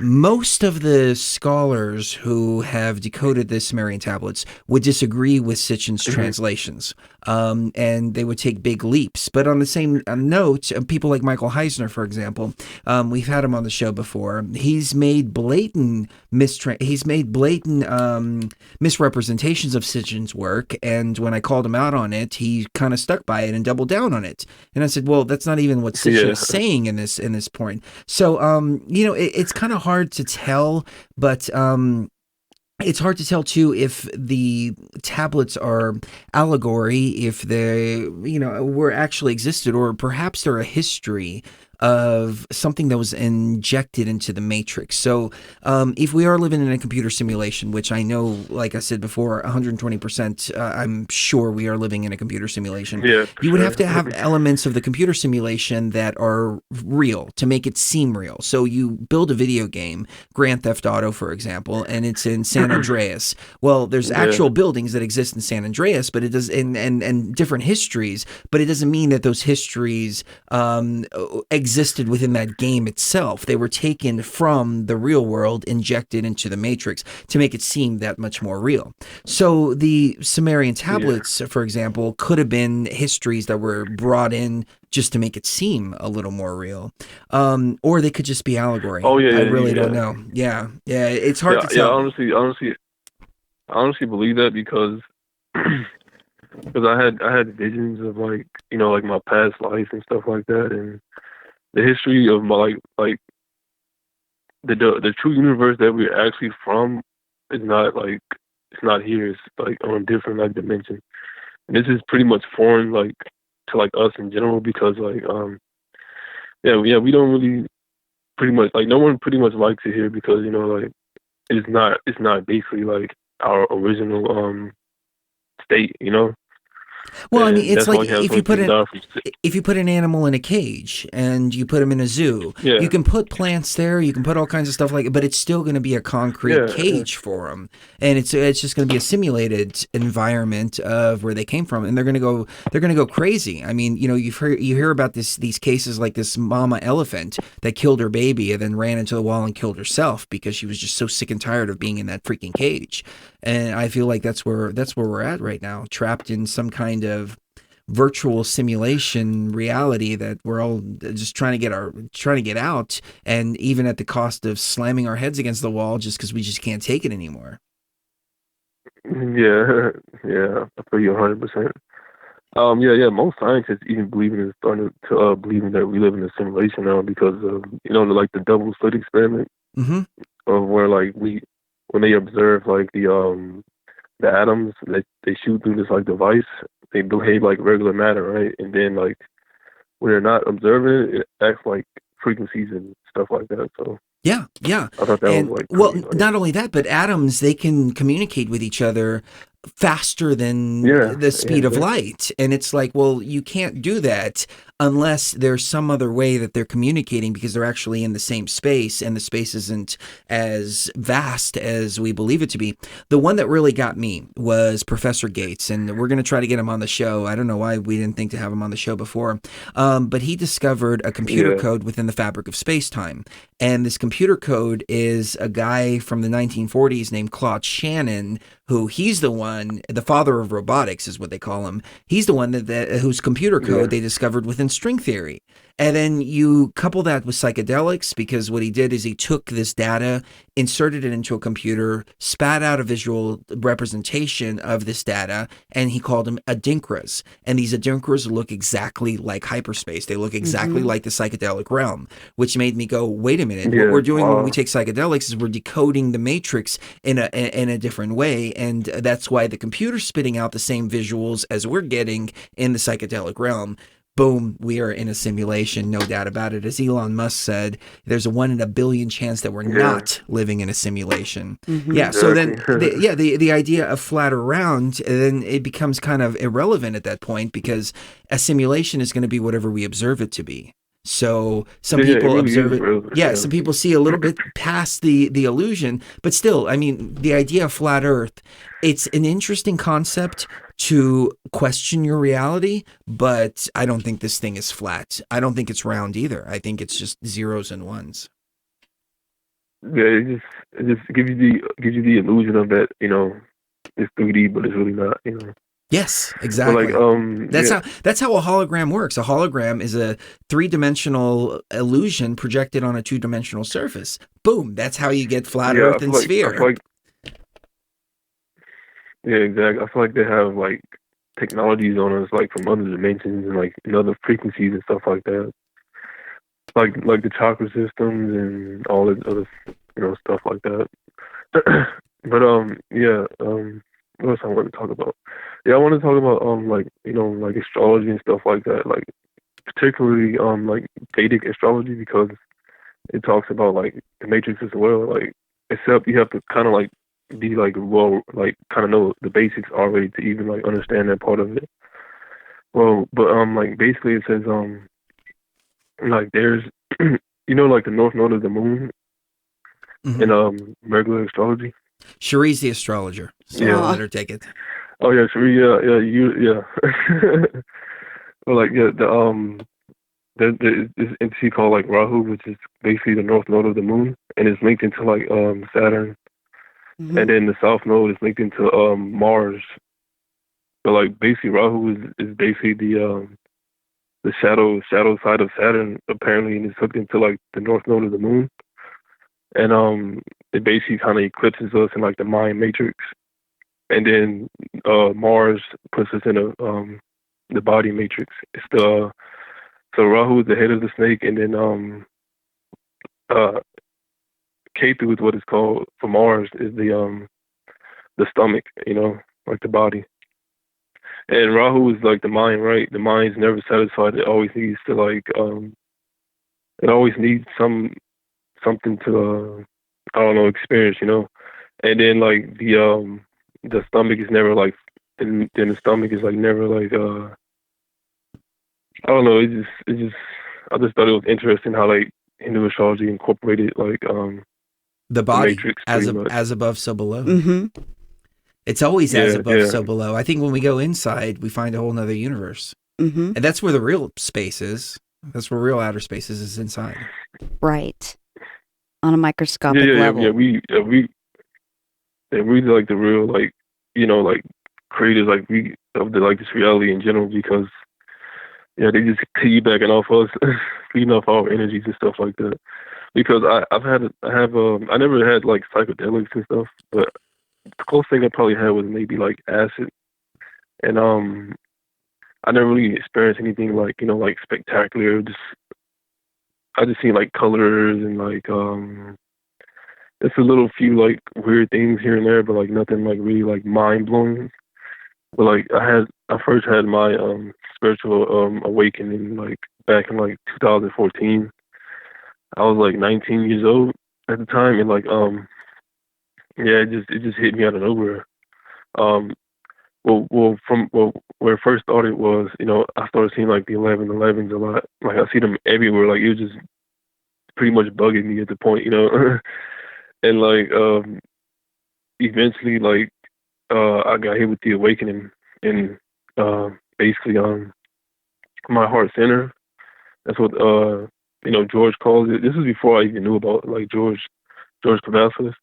And I had awakened something in my heart center. It just crept up out of nowhere, you know, and it was like it was a peaceful, calm sensation. I just can't like really describe it, and it just increased rapidly, like within the course of like a week, like exponentially, like to a point where I can see like slightly beyond like the veil of the matrix, and I can see the reptilians. Like the reptilians were like inside of like or inside of like everything, like inside like all like everybody, like no one's like really exempt, you know. And like I can just see like the slits, like the overlay. I can see like the slits in the eyes, and like I can see people with I can see this reality, like I want to say a higher frame rate, like a higher resolution, put it like that, and you can pretty much see like how everybody like moves robotic. You can see some people don't have a spark inside of them. They're just, you know, I call them NPCs, non-player characters. Just like empty shells. And there's some that they're part of the Matrix, the reptilians, as you call them, which are kind of like virus-infected programs, virus-infected NPCs walking around the board as well. And they're, you know, sucking resources off of everything within the Matrix and the real players on top of that as well. And then I can recognize the real players. A lot of the callers that we've had, I recognize right off the bat, like, okay, this is another organic consciousness right here. It's remarkable. So I totally feel you 100%, man. Yeah. And my head was like really clear, and I quickly discovered like that thoughts in general, like really on our thoughts, they're like programs pretty much repeat itself. Like thoughts and like language in general is like just a program. And like when my head finally cleared, like my higher self was showing me like or raw consciousness, if you want to call it that, was like showing me like it doesn't speak to you in like language or nothing like that. It speaks to you like from like it just showed you, you know what I'm saying? And it's like a higher vibrational emotion. It's not like it's completely disconnected from this reality, you know. Like if you were to meet like, let's say, someone like that, like they would just seem completely like disconnected, you know. You can't really like tune into like their energy, you know. Mm-hmm. And that would just seem off, you know what I'm saying? Like to I say a programmed person looks at a person like that, they'll just seem like, to them they'll seem like an off person, you know, or like a detached person. But in reality, you know, you just accessing a different plane, you know. Yeah. Mm-hmm. Yeah. Yeah. My higher self was just showing me like, you know, a lot of things, and at the 11s, like when I hit my awakening point, just completely like intensified, and like I was just seeing them like they were just in my face, dude. Like it was so crazy, and yeah, I was just getting like little glitches. Like every time the clock would hit 11, because when I used to work at like the airport, I used to catch the bus, and every time the clock would hit like let's say 1:11, right, there would be someone walking past me at the exact moment every single day, every time. It was so crazy. I was like, what?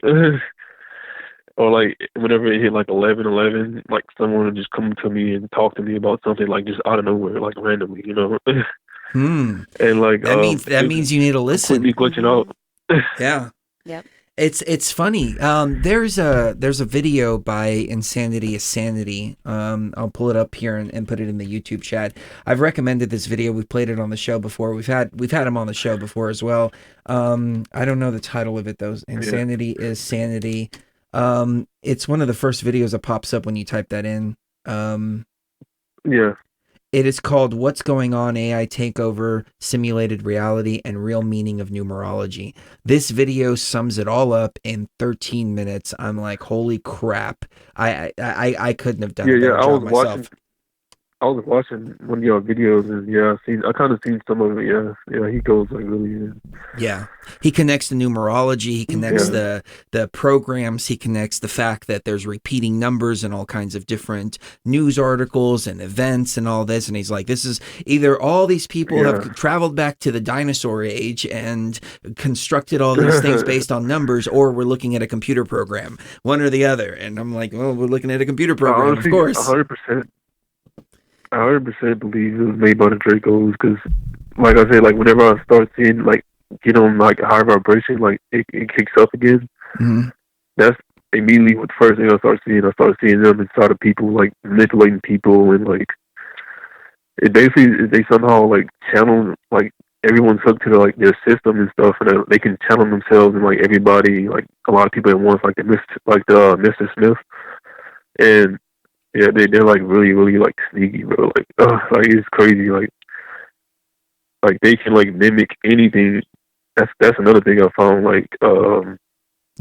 crazy about. They can mimic like they can go on YouTube right now and make a whole bunch of videos on like raw consciousness and spirituality and all this stuff, but they can still be like Dracos.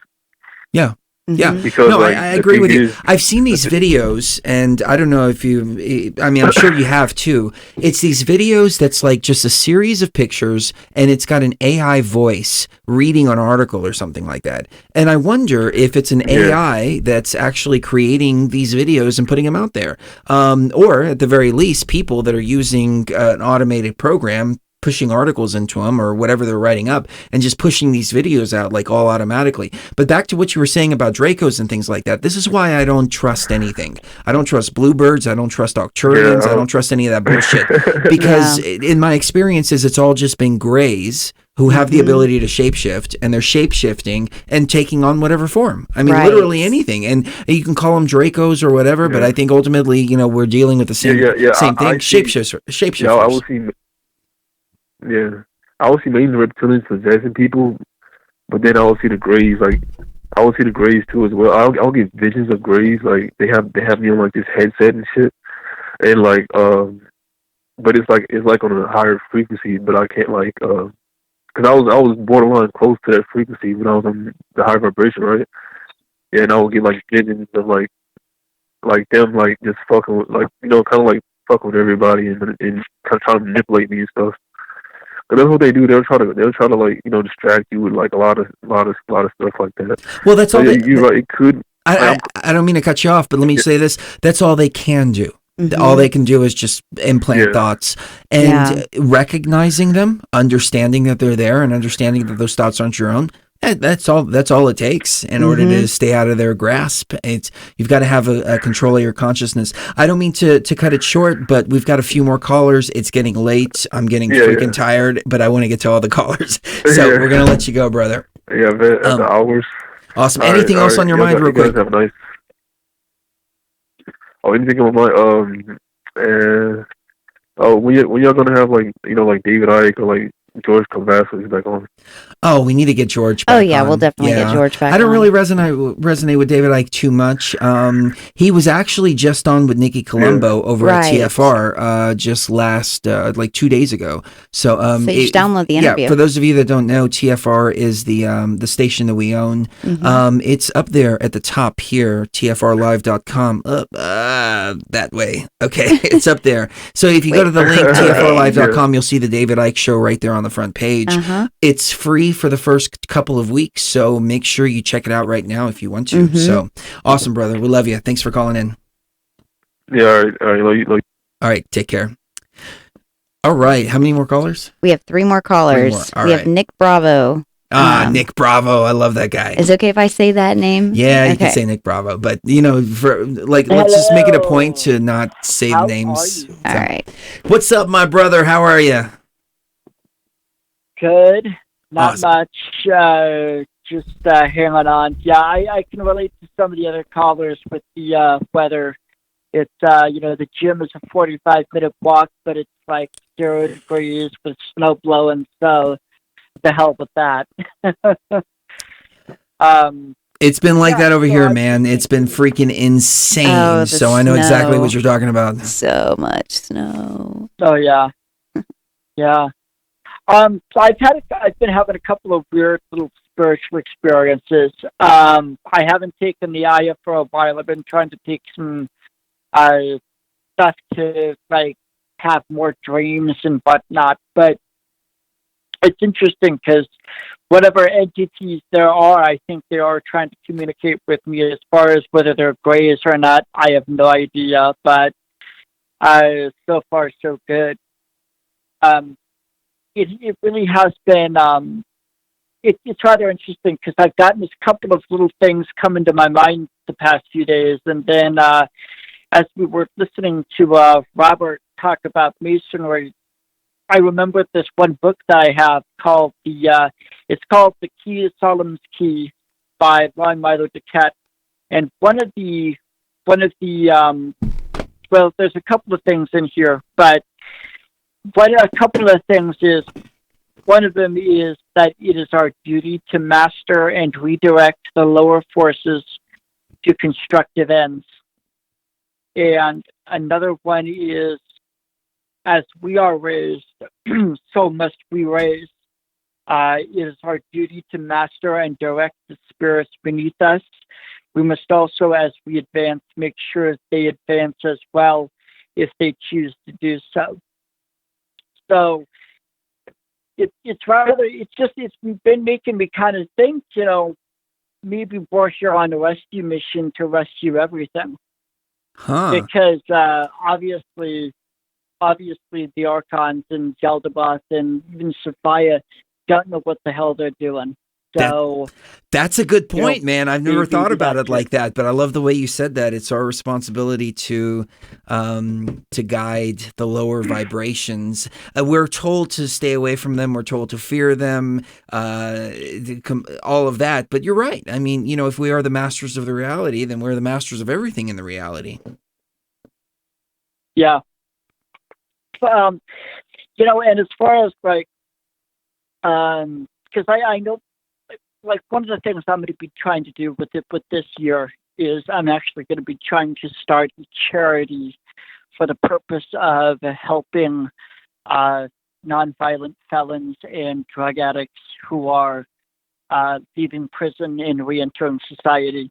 Because what I'm finding, especially in a place like here, because I'm in Nebraska and it's Midwest conservatism, what I'm finding is a lot of the policies that are pretty harsh against those people.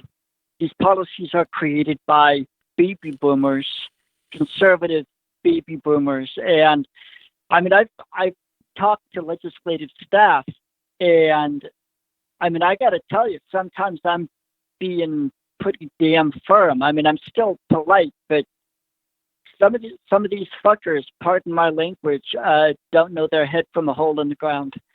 And the fact that, I mean, you get somebody who's a drug addict doing something like meth or heroin, They're doing it because they've been traumatized and they need empathy. They don't be thrown into a fucking cell, and then after they get out, being told that they're a felon for the rest of their life, and therefore they can't have a job or a normal life. That's just insane. So, I mean, I know Nebraska's only got a little over 1 million people, but I mean, if I can help get marijuana legalized, I think that'd be a good thing to do, because there's a lot of people here in this state who want to get it legalized. But again, it's those fucking narcissistic baby boomers who, they want to stick to their tradition, but yet at the same time, it's just, it pisses me off, because there's like so many rumors. You talk to some of these people, and it's like, oh yeah, this or that legislator, they're all about, keeping marijuana illegal. But then at the same time, you hear that they're, choking up out when they, go to their fucking beach house or whatever, their lake house. Right. They're smoking it. They're doing all kinds of shit. And it's like, well, wait a minute.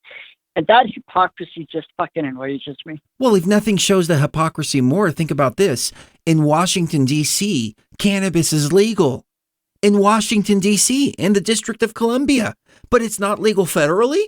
What the fuck is going on? Yeah. I mean, it's like, it's one set of rules for us, another set of rules for them. And the thing of it is people have to start standing up. I damn near got into a fist fight with a fucking pastor a few weeks ago, because the motherfucker, he was some guy you knew from church way back when. And I openly sat there and I said, well, you do realize Jesus Christ openly says we're supposed to follow in his footsteps and become Christ in our own right, and we could even be greater than he. And the motherfucker started quoting scripture. I started quoting scripture.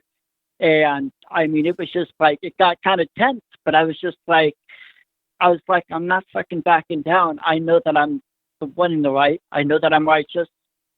And that's the thing. It's like so many people were so afraid to stand up for what's right. And yet that's what the ayahuasca tells us to do. That's what raw consciousness tells us to do, is to stand strong so that we can raise ourselves up and raise up others. Because there's a lot of people who, they're raw consciousness, but they're so clouded by propaganda, by trauma, by all this bullshit of living in this matrix, that the only way they're going to wake up is if we wake them up. And there's NPCs who are suffering, and there's no reason for them to suffer. We got to help them stop suffering too. So yeah, we're on a motherfucking rescue mission. We are. I love everything you said, Nick. Every one of us used to an You're totally on point, man. 100%. Yeah. I could feel the energy, man. It's fucking awesome. You rock, man. As soon as you get the website set up for whatever you're working on, let us know. We'll be more than happy to promote it. Run it on TFR and things like that. So yeah, it sounds like you're. Well, I'm still working on getting the paperwork done. Yeah. Okay. I'm still working on the paperwork and stuff like that. I'm still debating whether. There's a lot of stuff that I'm trying to figure out. It's just a matter of being patient and being consistent and disciplined. And we all really need to, do that. We really need to become the warriors that we're meant to be. We need to be disciplined. We need to take that responsibility. We need to keep doing what's difficult and do it consistently, because it's not easy. It's not going to be easy. It's not supposed to be easy. If it was easy, we'd have had it done by now. Yes, definitely. 2019 is the year that we got to fucking push through to 2020, because when 2020 gets here, the shit's really going to hit the fan, and we all got to be ready. We got to be motherfucking ready. We have to be ready. Sorry about all the cussing. No. You're absolutely right. I mean, I'm feeling it, dude. I mean, that's why I'm getting my body in order. I'm studying martial arts again. The trainer, she looked at me and she said, "Your balance sucks." And I'm like, "Wow, you're right. I didn't realize this. Because I've never tried to balance on one leg before." And she's like, "No. All this is important. Everything is important. It all works together. You see these little bitty muscles right here? They haven't been working. The little tiny ones in the ankles." And she's like, like, all this has to be in balance. And when I heard that, I was like, shit, okay, it's balance all up and down the line. I mean, even the smallest detail.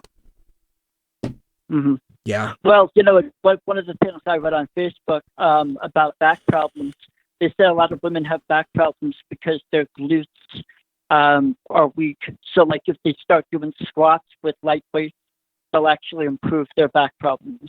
See, what did I tell you, Cherie? Just yesterday, I said you need to do 10 squats a day.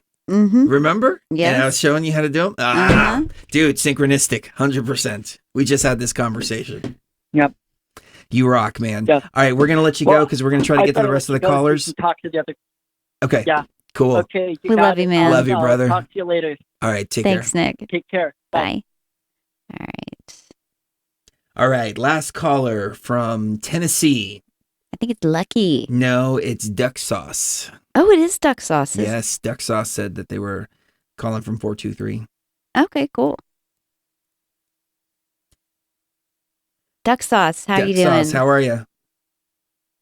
Oh, I'm on. It's only been an hour. Oh, I lived through it. I made it. Sorry to keep you waiting. This is like talking to celebrities, man. You guys are celebrities. Nah. I'm almost got that celebrity nervousness going on. I'll try to work through it. Right. What's on your mind tonight? So, hey, I've been watching you guys since the eclipse, man. Watching your live shows and first time calling in, but I got 3 things that I want to touch on.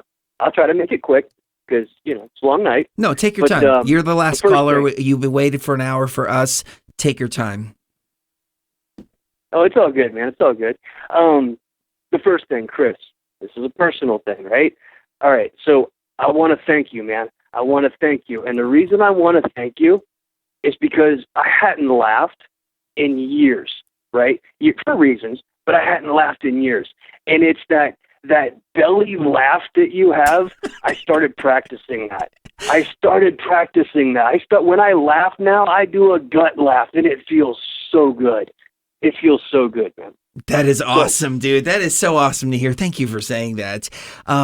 People always talk about my laugh, and they're like, "Oh, your laugh is contagious," and I'm like, I don't know what it is, but I know I feel really good when I laugh. Yeah. So I try to make other people laugh, and I make myself laugh. Sometimes I say a lot of dad jokes, and Cherie's like, you know, look, that's a dad joke. Okay, you're showing your age now with that joke. But other than that, I love to laugh. No, man, it's true. I'm enjoying laughter once again, bro. It's because of you, man. It really is. Thank you for saying that. So the second thing I wanted to touch on. Oh, go ahead. No. I'm just grabbing my heart, going, oh man, because it just, boom! I just felt the warmth right there. So go ahead. Oh no, it's a beautiful thing, brother. It's a beautiful thing. All right. So the second thing I wanted to touch on. All right. So I saw your picture earlier tonight on Facebook, and I saw what was in your hand. And I made a comment on it, right? But Shree put a little like a frowny face on it, and I was like, "Oh man, maybe they didn't take it the way that I meant it." So I just want to reiterate on that. Okay. All right. I'm not sure which one you're talking about. So I think you were holding a handful of mushrooms. Oh, no. I say or not, but yeah. I mean, well, it's a handful of. All right. Yeah, it's a handful of shiitake mushrooms. Shiitake mushrooms. Of course. I was going to say it could have been my mistake. Easily could have been my mistake. It's hard to tell from a photograph, right? But I grew up in Central Florida, and so all I'm familiar with, and hundreds of times have I tripped on shrooms. Now, it's been 25 years since I tripped, but that's all good. But I had never seen those long, skinny mushrooms. They just don't grow like that down in Florida. And I can't profess to be an expert on mushrooms. There's so many different varieties. But I did, when I was living in Tennessee, I got the opportunity to sample some of those skinny, kind of longish kinds. I think they were grown in an aquarium or something. I'm not sure. I'd gotten enough to get like 3 doses, so I took 3 doses 3 separate times. And really contemplated the experience. And to be honest with you, man, it could have been if they were, I guess you call them homegrown, or there's probably a better word for it, or what, or if that's just the breed of them. It wasn't the same. It just wasn't the same. And I just wanted to, if it had been anybody else, I wouldn't have said a word. But I just wanted to throw out a word of caution there. Really give contemplation to what you're experiencing, because for myself, my experience on that particular variety, I was having a reaction to being poisoned. You know, I was tripping, sure, okay, well, you know, but not the same. But it was like this. I called it a death trip at the time. A part of me was dying, and I was tripping on the death trip, and I wasn't dying like de facto, but that's what it felt like. And I recall the last time you had a live show. As best memory serves, y'all weren't really experienced with mushrooms too awful much. And it's a beautiful trip, man. It really, really is. But if you were to, by an unfortunate circumstance, get a hold of something that isn't quite right, that could really mess up your perception of them. So I just wanted to throw that word of caution out there. Well, that's what I was crying about. I was like, oh, he felt like he was poisoned from something that looks exactly like that. Oh, that's not good. But that, okay, so that's the frowny face. Yeah, that was the frowny face. So no, I totally understand, and you're right. I don't have very much experience with mushrooms. I've taken mushrooms a handful of times in my life, just simply because they haven't been available. Right. These are like some Brazilian stuff that is some kind of special strain. I don't know. I didn't get the details. I mean, I did get the details. I just didn't remember the details. But I'm pretty confident that we will have a great experience. Yeah, me too. But you're right. There are a lot of mushrooms, especially when you're out picking mushrooms. They have lookalikes that are poisonous. So you can take some. Oh yeah. In Texas, they used to call them dickheads because they look like dicks coming out of the ground. But there were we've got those in Florida, and you don't eat those. Yeah. And so there's some that look like magic mushrooms, but they're really not. Mm-hmm. So I totally get it. You're absolutely right about that. In Florida, the way that we always knew, and no exaggeration, hundreds of times. Been out in the field night and day, so hot in the sun, I'm using an umbrella. That's a myth. They don't grow in the sun. They do. But the two things I always looked for: one, if they were open, like if they had bloomed, then they had a cap, a skirt, I called it, underneath them. A skirt.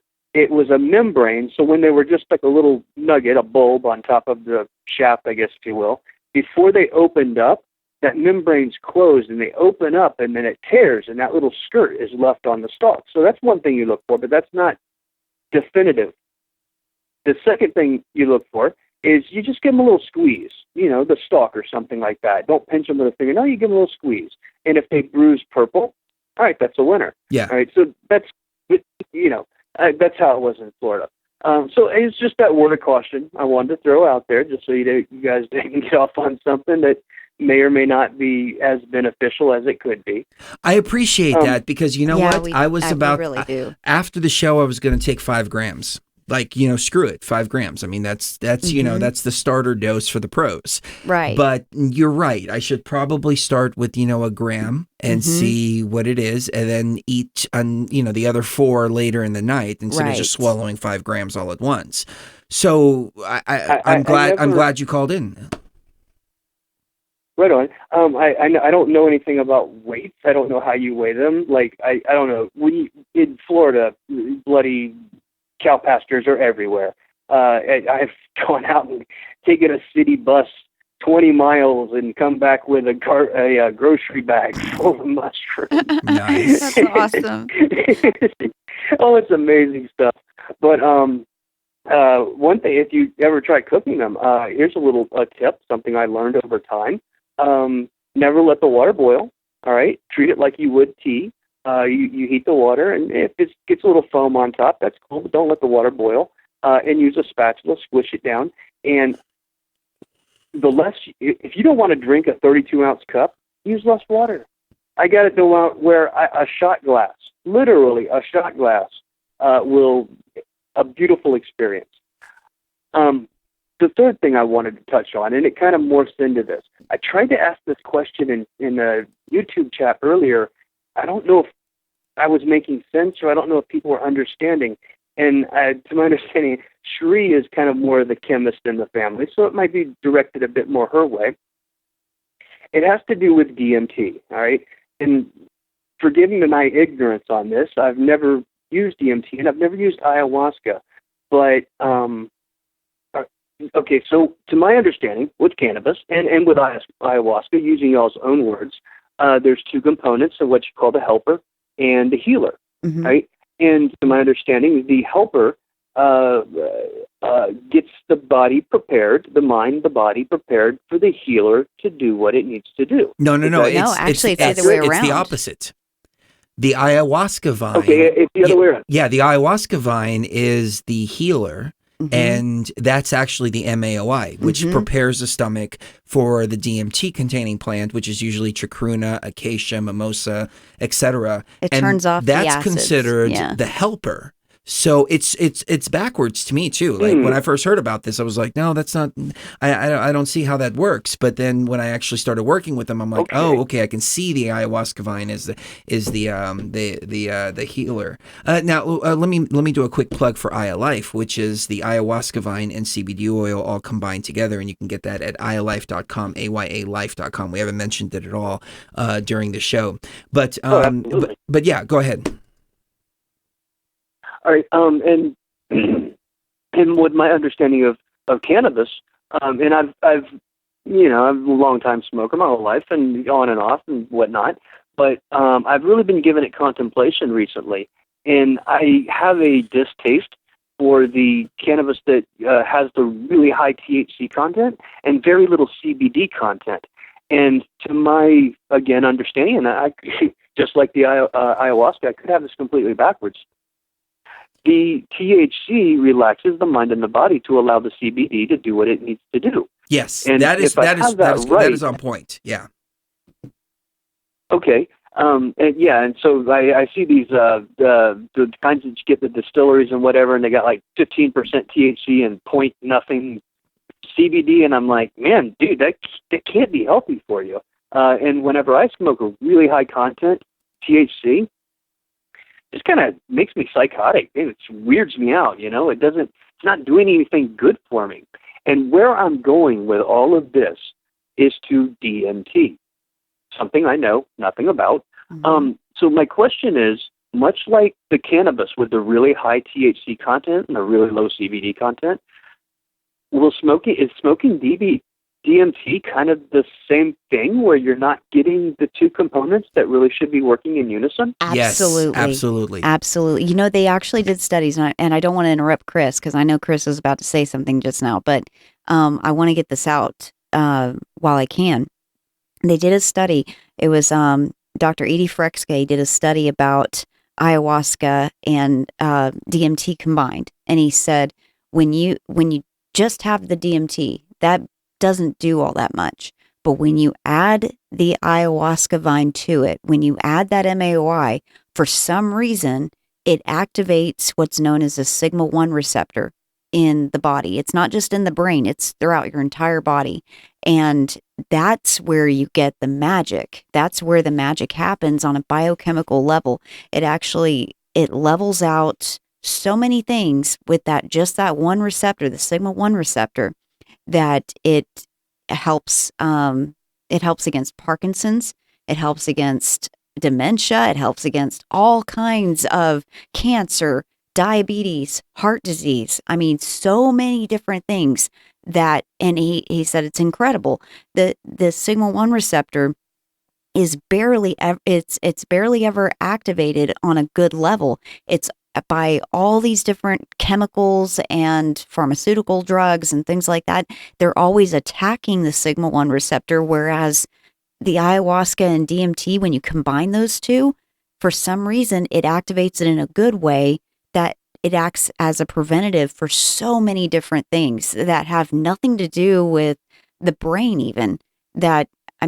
It is incredible, and you don't get that benefit with just smoking DMT. And I know that for me anyway, I would much rather go through the extra steps and go through the extra fasting and all that and have the full-blown ayahuasca and DMT experience rather than just smoke DMT. I mean, smoking DMT is fun, but it lasts 5 minutes, 10, 15 tops. I don't get Did I lose anything you? out You of cut out. But you don't get anything out of it, even like spiritually, emotionally. All of that it's kind of absent in the pure DMT experience. And if you look at it from another perspective, this girl, she did pharmahuasca, and even pharmahuasca, where she did take an MAOI, but then she swallowed the crystal salt of DMT instead of actually brewing a plant with DMT in it. And when she purged, she said it was a very dry spiritually experience. It was very dry, and she didn't really get anything out of it emotionally or spiritually. And she said when she purged, it was cubes. It looked like cubes coming out of her mouth. And I can attest to that. Whenever I smoke DMT, it's a very geometrically, square kind of experience. Everything is like squares, and geometric patterns are very square-like with rough edges. And then whenever I do ayahuasca, everything's really flowy and like water or like vines, going around and stuff.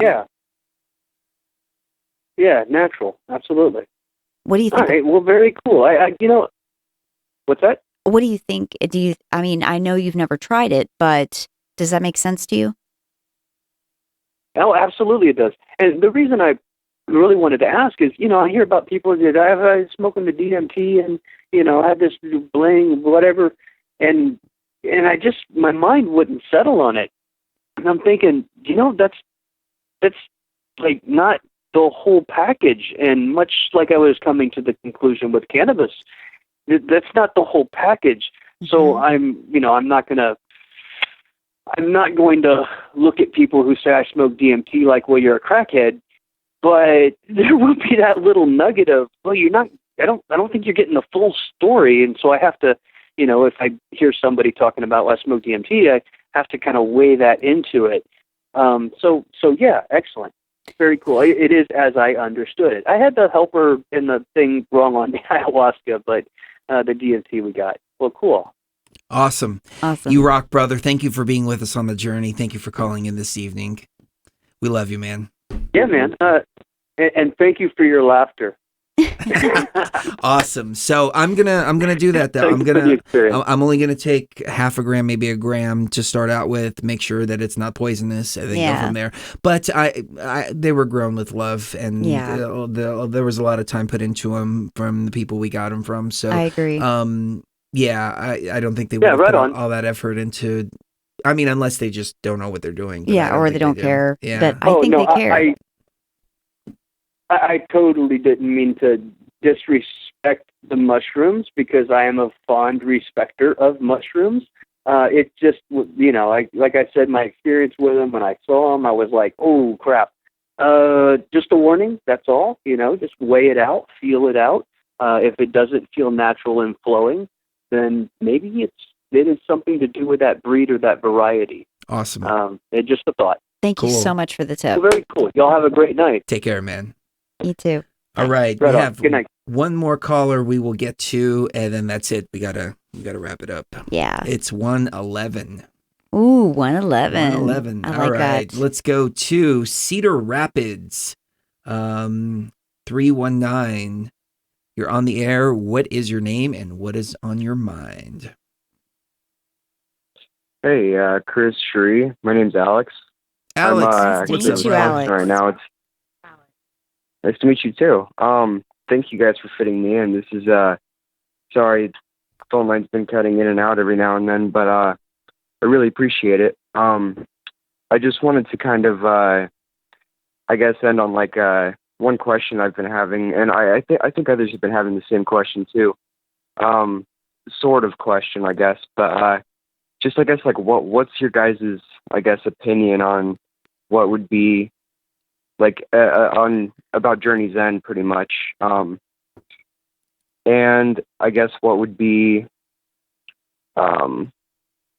because reality as we know it is kind of convoluted as we see it.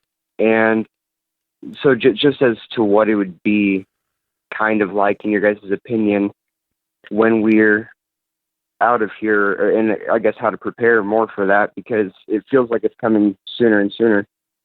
So the end of the journey. Well, if there's anything I've learned through my experience is that the journey is the most important part. Mm-hmm. And I've broken down a lot of the secrets of the universe to myself by going on the journey. And then when I got to what I perceived to be the end, I mean, there's still so much more, but when I got to the end of at least that chapter, I started to get kind of a depressed kind of feeling, because I'm like, well, crap, now I'm coming back and I know everything is bullshit. But then a whole new door opened up. So we never really know, because it's an ever-evolving journey, and more doors open up as we move along.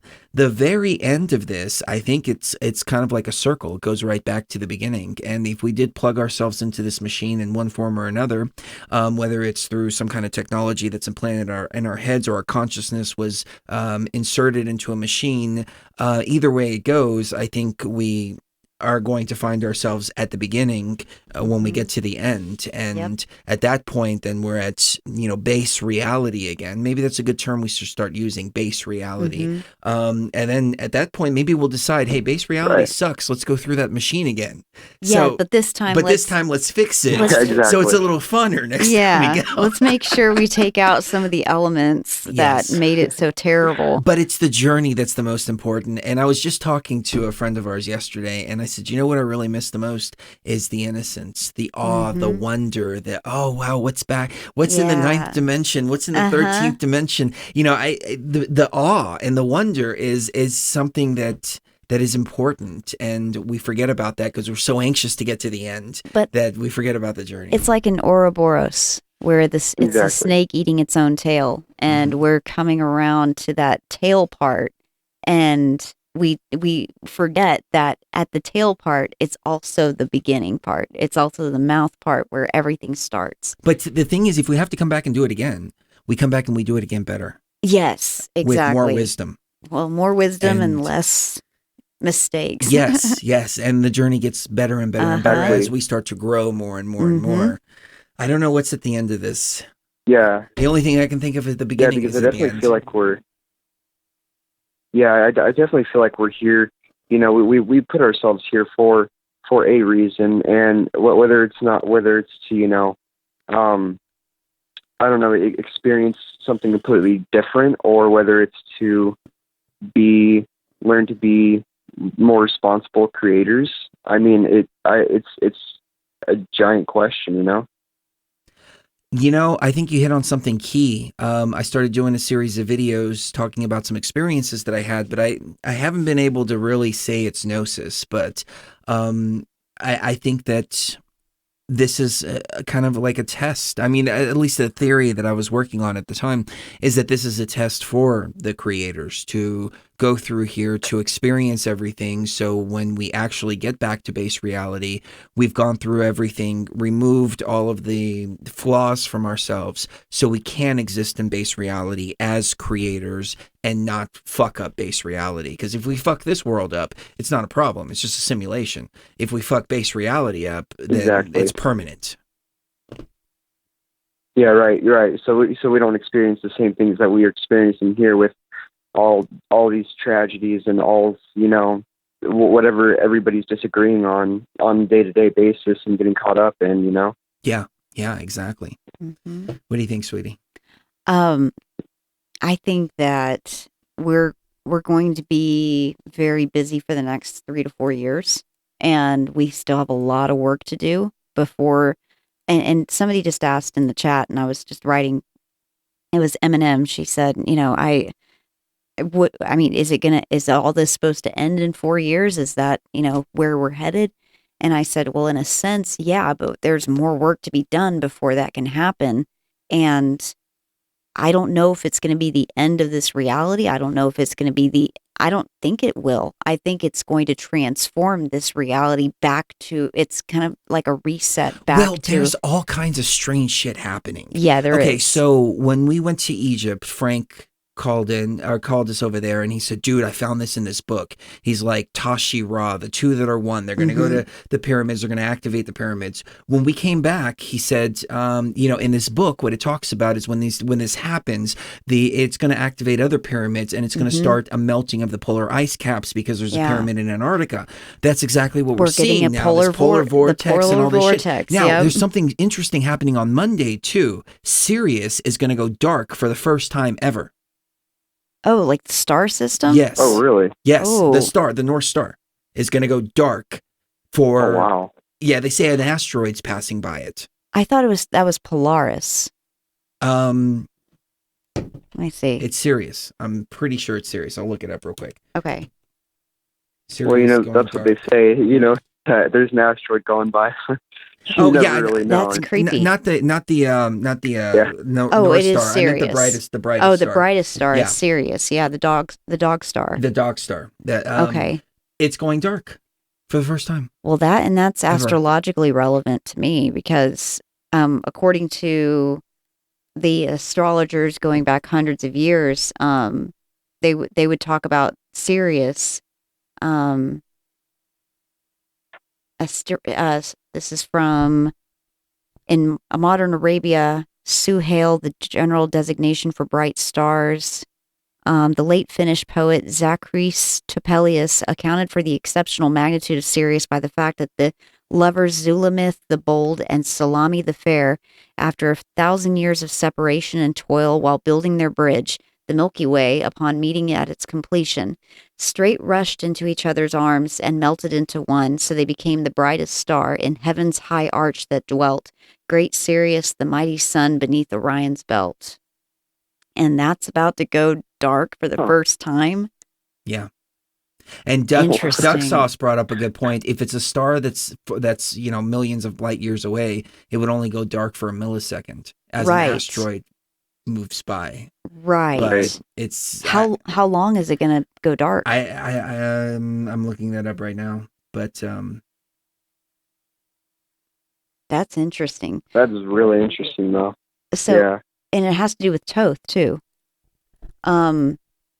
Great prominence is given to Sirius on the square zodiac of Dendera, where it is figured as a cow recumbent in a boat with head surmounted by a star, and again immediately following as the goddess Sothis, which is Isis, accompanied by the goddess Anjet, with two urns from which water is flowing, emblematic of the inundation of the rising of the star.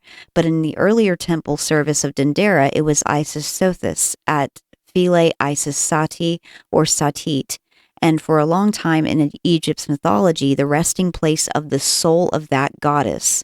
So Sirius is supposed to be the resting place of Isis's soul. It's going to go dark for 2 seconds. So maybe it is millions of light years away. It very well could be. That's a favorable star. Could be completely wrong about the cosmology of this matrix. Plutarch made distinct reference to this, although it should be noted that the word Isis at times also indicated anything luminous to the eastward, heralding sunrise. Later it was Osiris, brother and husband of Isis, but this word also was applied to any celestial body becoming invisible by its setting. Thus, its titles noticeably changed in the long period of Egypt's history. As Thoth, and the most prominent stellar object in the worship of that country, its heliacal rising was in the month of Thoth. It was in some way associated with the similarly prominent sacred ibis, also a symbol of Isis and Thoth. For in various forms, the bird and star appear together on Nile monuments, temple walls, and zodiacs.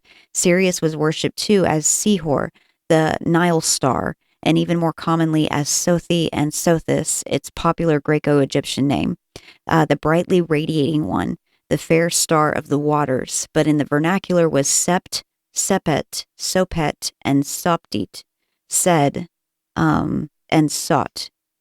Upon this star was laid the foundation of the canicular, Sothic, or Sothiac period named after it, which has excited the attention and puzzled the minds of historians, antiquarians, and chronologists. Sir Edwin Arnold writes of it in his Egyptian Princess, and when the star of Kneph has brought the summer round, and the Nile rises fast and full along the thirsty ground. The Egyptians always attributed to the dog star the beneficial influence of the inundation that began with the summer solstice. Interesting. Yeah, so it has to do with the Nile, it has to do with Isis, it has to do with Thoth, it has to do with so much Egyptian stuff that it's interesting that this is happening within a year after we went to Egypt and reset the Matrix and drank ayahuasca in the Great Pyramid I don't know. and the Temple of Isis. Like I tell people when it comes to Egypt, it was we either reset the Matrix or it was one of the most elaborate fucking psychedelic experiences in the history of the world. Any way it goes, there's some epic shit that went down. Yeah, but we didn't hallucinate flooding, historic flooding in Cairo. That's true. 3 days of flooding. Yeah. Anyways, let's go back to the caller. All right, back to the caller. What is what's on your mind, bro? Oh, well, that's pretty much it. I mean, like, I guess it just makes you think of about like what other things are at play that we can't, really see, and like just makes you also think about, things that are happening, so-called, millions of miles away and everything, millions, trillions of light years away. That no matter what you believe, I guess that it just makes you think that there's some other stuff in the background going on at play, and maybe even right now it's, as above, so below. Like there could be something going on up there too, or that there was. I have no idea, but just makes you think. And I mean, I really hope you guys, get on the track to figuring that out, I guess, because you guys seem to know a little more truth than most others. Thank you for saying that. And I promise you this, anything we figure out, we will definitely share with each and every one of you. Yes. We're all on the journey together. And I'm fired up again. People were saying that in the chat, like, hey, Chris seems fired up. And I am, because I feel the second part of this coming on now. It's not the end. It's the beginning of the next chapter. So here we go. Hey, thanks for the call, man. It feels never ending. I know. Yeah, I love you guys. Thank you very much for fitting me on in 111. Love you, man, for sure. Love you. Take care. And, that's what I want to say to everybody, that it's the journey. It's the beginning, the end. It's all of it all put together. It's all equally as important. And don't be too eager to get to the end, because at the end, there's a slope that goes downwards, but then comes back up, and we're here for the duration of all of this, and so we're here until it's finished. Yep. And with that knowledge too, with understanding the mission, like M called in and she said, I can feel my mission. And when you understand your mission, when you understand what you're tapping into, then you have this element where fear is removed from you, because you can't freaking die. Until it's finished. You don't die until you say you're gonna die. Like, all right, that's it. I'm done. I'm going. That's the only time, and it's so freeing. Like, remember, I slammed on the brakes on the freeway. Yeah, I slammed on the brakes on the freeway. We were having a bad day. We were having a bad day. We were arguing in the car, and she was, and I was like. And I was like, all right, fuck it. I'm just going to sit here and listen to it. So I pull over to the side of the freeway and I stop, but I'm going still a little bit too fast. And so I don't slam on the brakes. I mean, I try to come to a slow stop, but it wasn't as slow as it should have been. The car flies this way. It spins around 3 times, flies the other way, all the way across 4 lanes. Fishtails everywhere. Yeah, cars are coming up behind us, and I'm like completely and totally freaking cool during the whole thing, and I'm like that. Finally, we pull the car off to the side on the shoulder like this, and I'm like, all right, let's continue, please. As if nothing happened. And we shouldn't have been arguing like that, and I shouldn't have slammed on the brakes. However, it was that cool and calm feeling of nothing bad can happen. I mean, we spun around 3 times on the freeway with cars coming up behind us, landed the car perfectly on the other side on the shoulder, as if we had just parked there, and my heart rate didn't even increase. No, it didn't. Because that's how much I know that we're here until it's finished. And it's not finished yet, so we're still going to be here. So remember that, ladies and gentlemen. Remember that you're here. You're here. until it's finished. And you're here for a reason. Yeah. And nothing can change that unless, you really, really want that to change. But nothing can just take you. Yeah. And I really believe that. Especially if you have a mission here, it's not going to end until that mission is accomplished. So don't worry so much. Yeah, we were at existentially. We were at some friends' houses, and I had to go to the ATM, and he's like, "Oh yeah, there's one down the street." He's like, "Dude, be careful though; it's really ghetto." I'm like, "Dude, I almost got kidnapped in the freaking desert." Actually, a few meth heads on the corner is not going to faze me. Actually, one of the guys that was there too, he said, "Dude, they just got back from Egypt. I think they can handle it."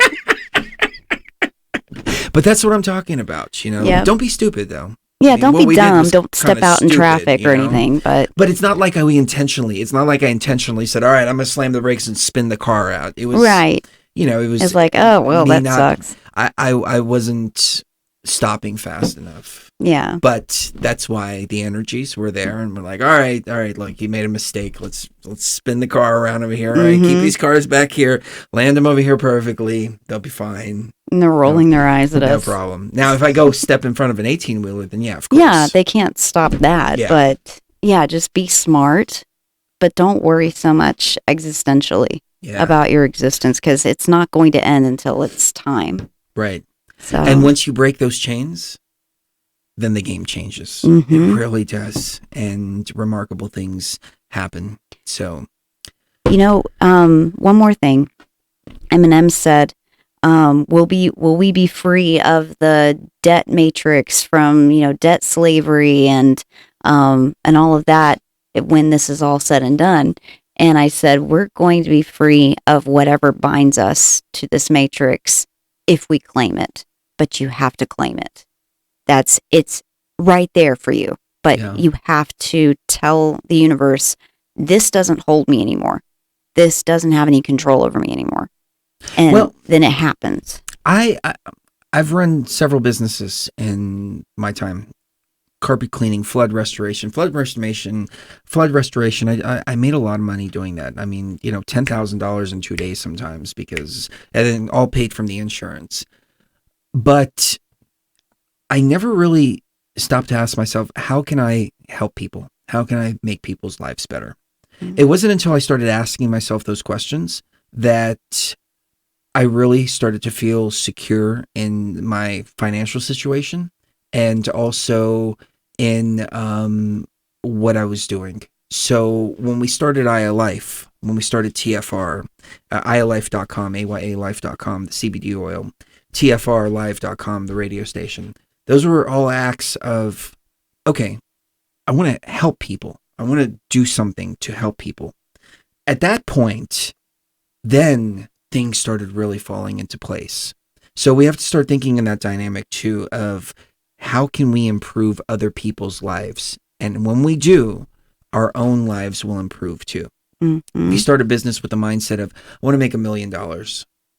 You might, maybe. But it's not going to be satisfying. No. But if you start a business with a mindset of, I want to help people, it's going to be successful. That's the way I see success is how many people are you helping? Right. Yeah. Right. Well, and somebody just said in the chat, it was, who was it? Debbie, the caller from earlier. She said, "Sheree, you look great." And I said, "Thank you." But honestly, throughout the last year, the only thing that's been constant in my body has been iLife. And that's the only thing that I'm in the best shape that I've been in 15 years. And iLife is really the only constant. And that was born out of you wanting to help me. Mm-hmm. And that, I really credit that with, the way that I look and the way that I feel and, how much alive I am compared to. Yeah. So don't ask yourself, how can I make money? Yep. Ask yourself, how can I help people? Yep. Exactly. And it all changes. Everything will fall into place. Yeah. With the right mindset. it's a pretty cool journey. And, you know, when it comes to death and things like that, I mean, I followed the advice of Dave Ramsey several years ago, and it was kind of rough. His advice was get rid of your credit cards. Stop paying them. Yep. Simple. Car got repossessed. Yeah. Credit cards, all that stuff. I got lucky in the sense that I didn't get sued. My sister got sued. Yeah. I don't know how that happened. She'd let a credit card go. So I can't say that that's the best advice, but, you know, I went through a whole period of having really bad credit.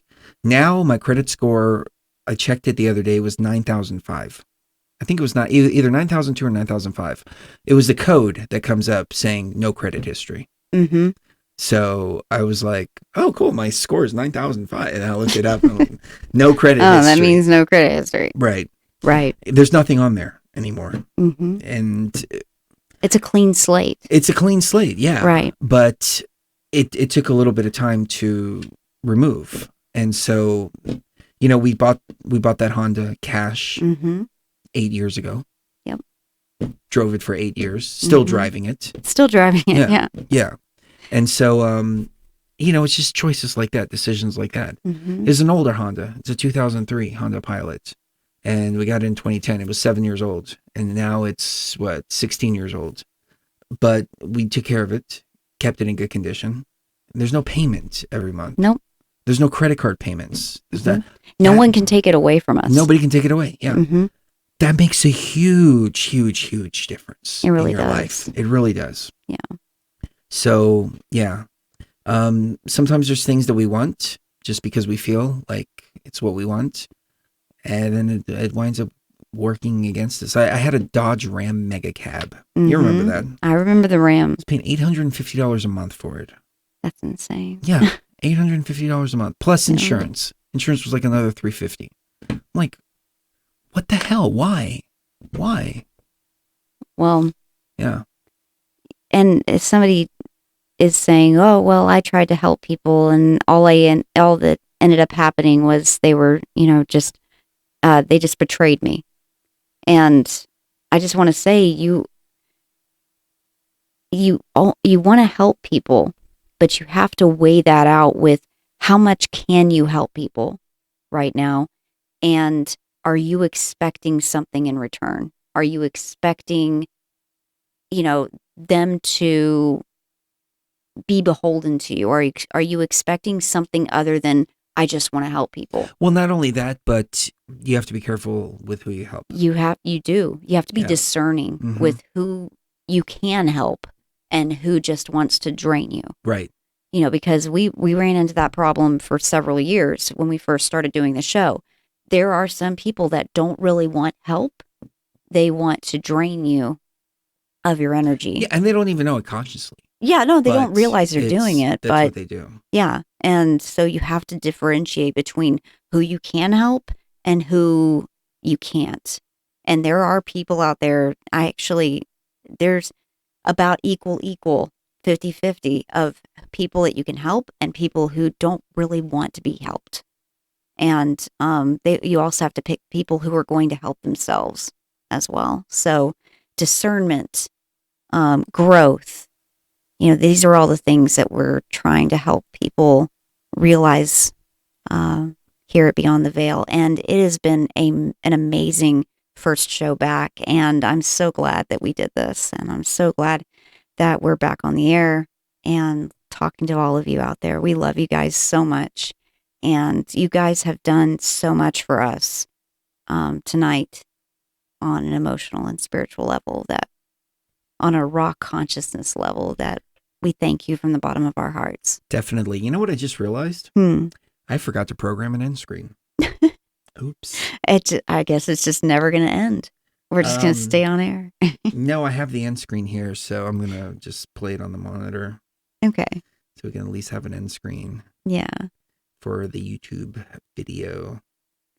So, anything else you want to leave the audience with, baby? No, that is it. Kiss the one you love right now. You never know when the last time is going to be. And thank you very much for tuning in. Thank you to all the awesome callers. Oh my God. You guys are incredible. You guys freaking rock. Yeah.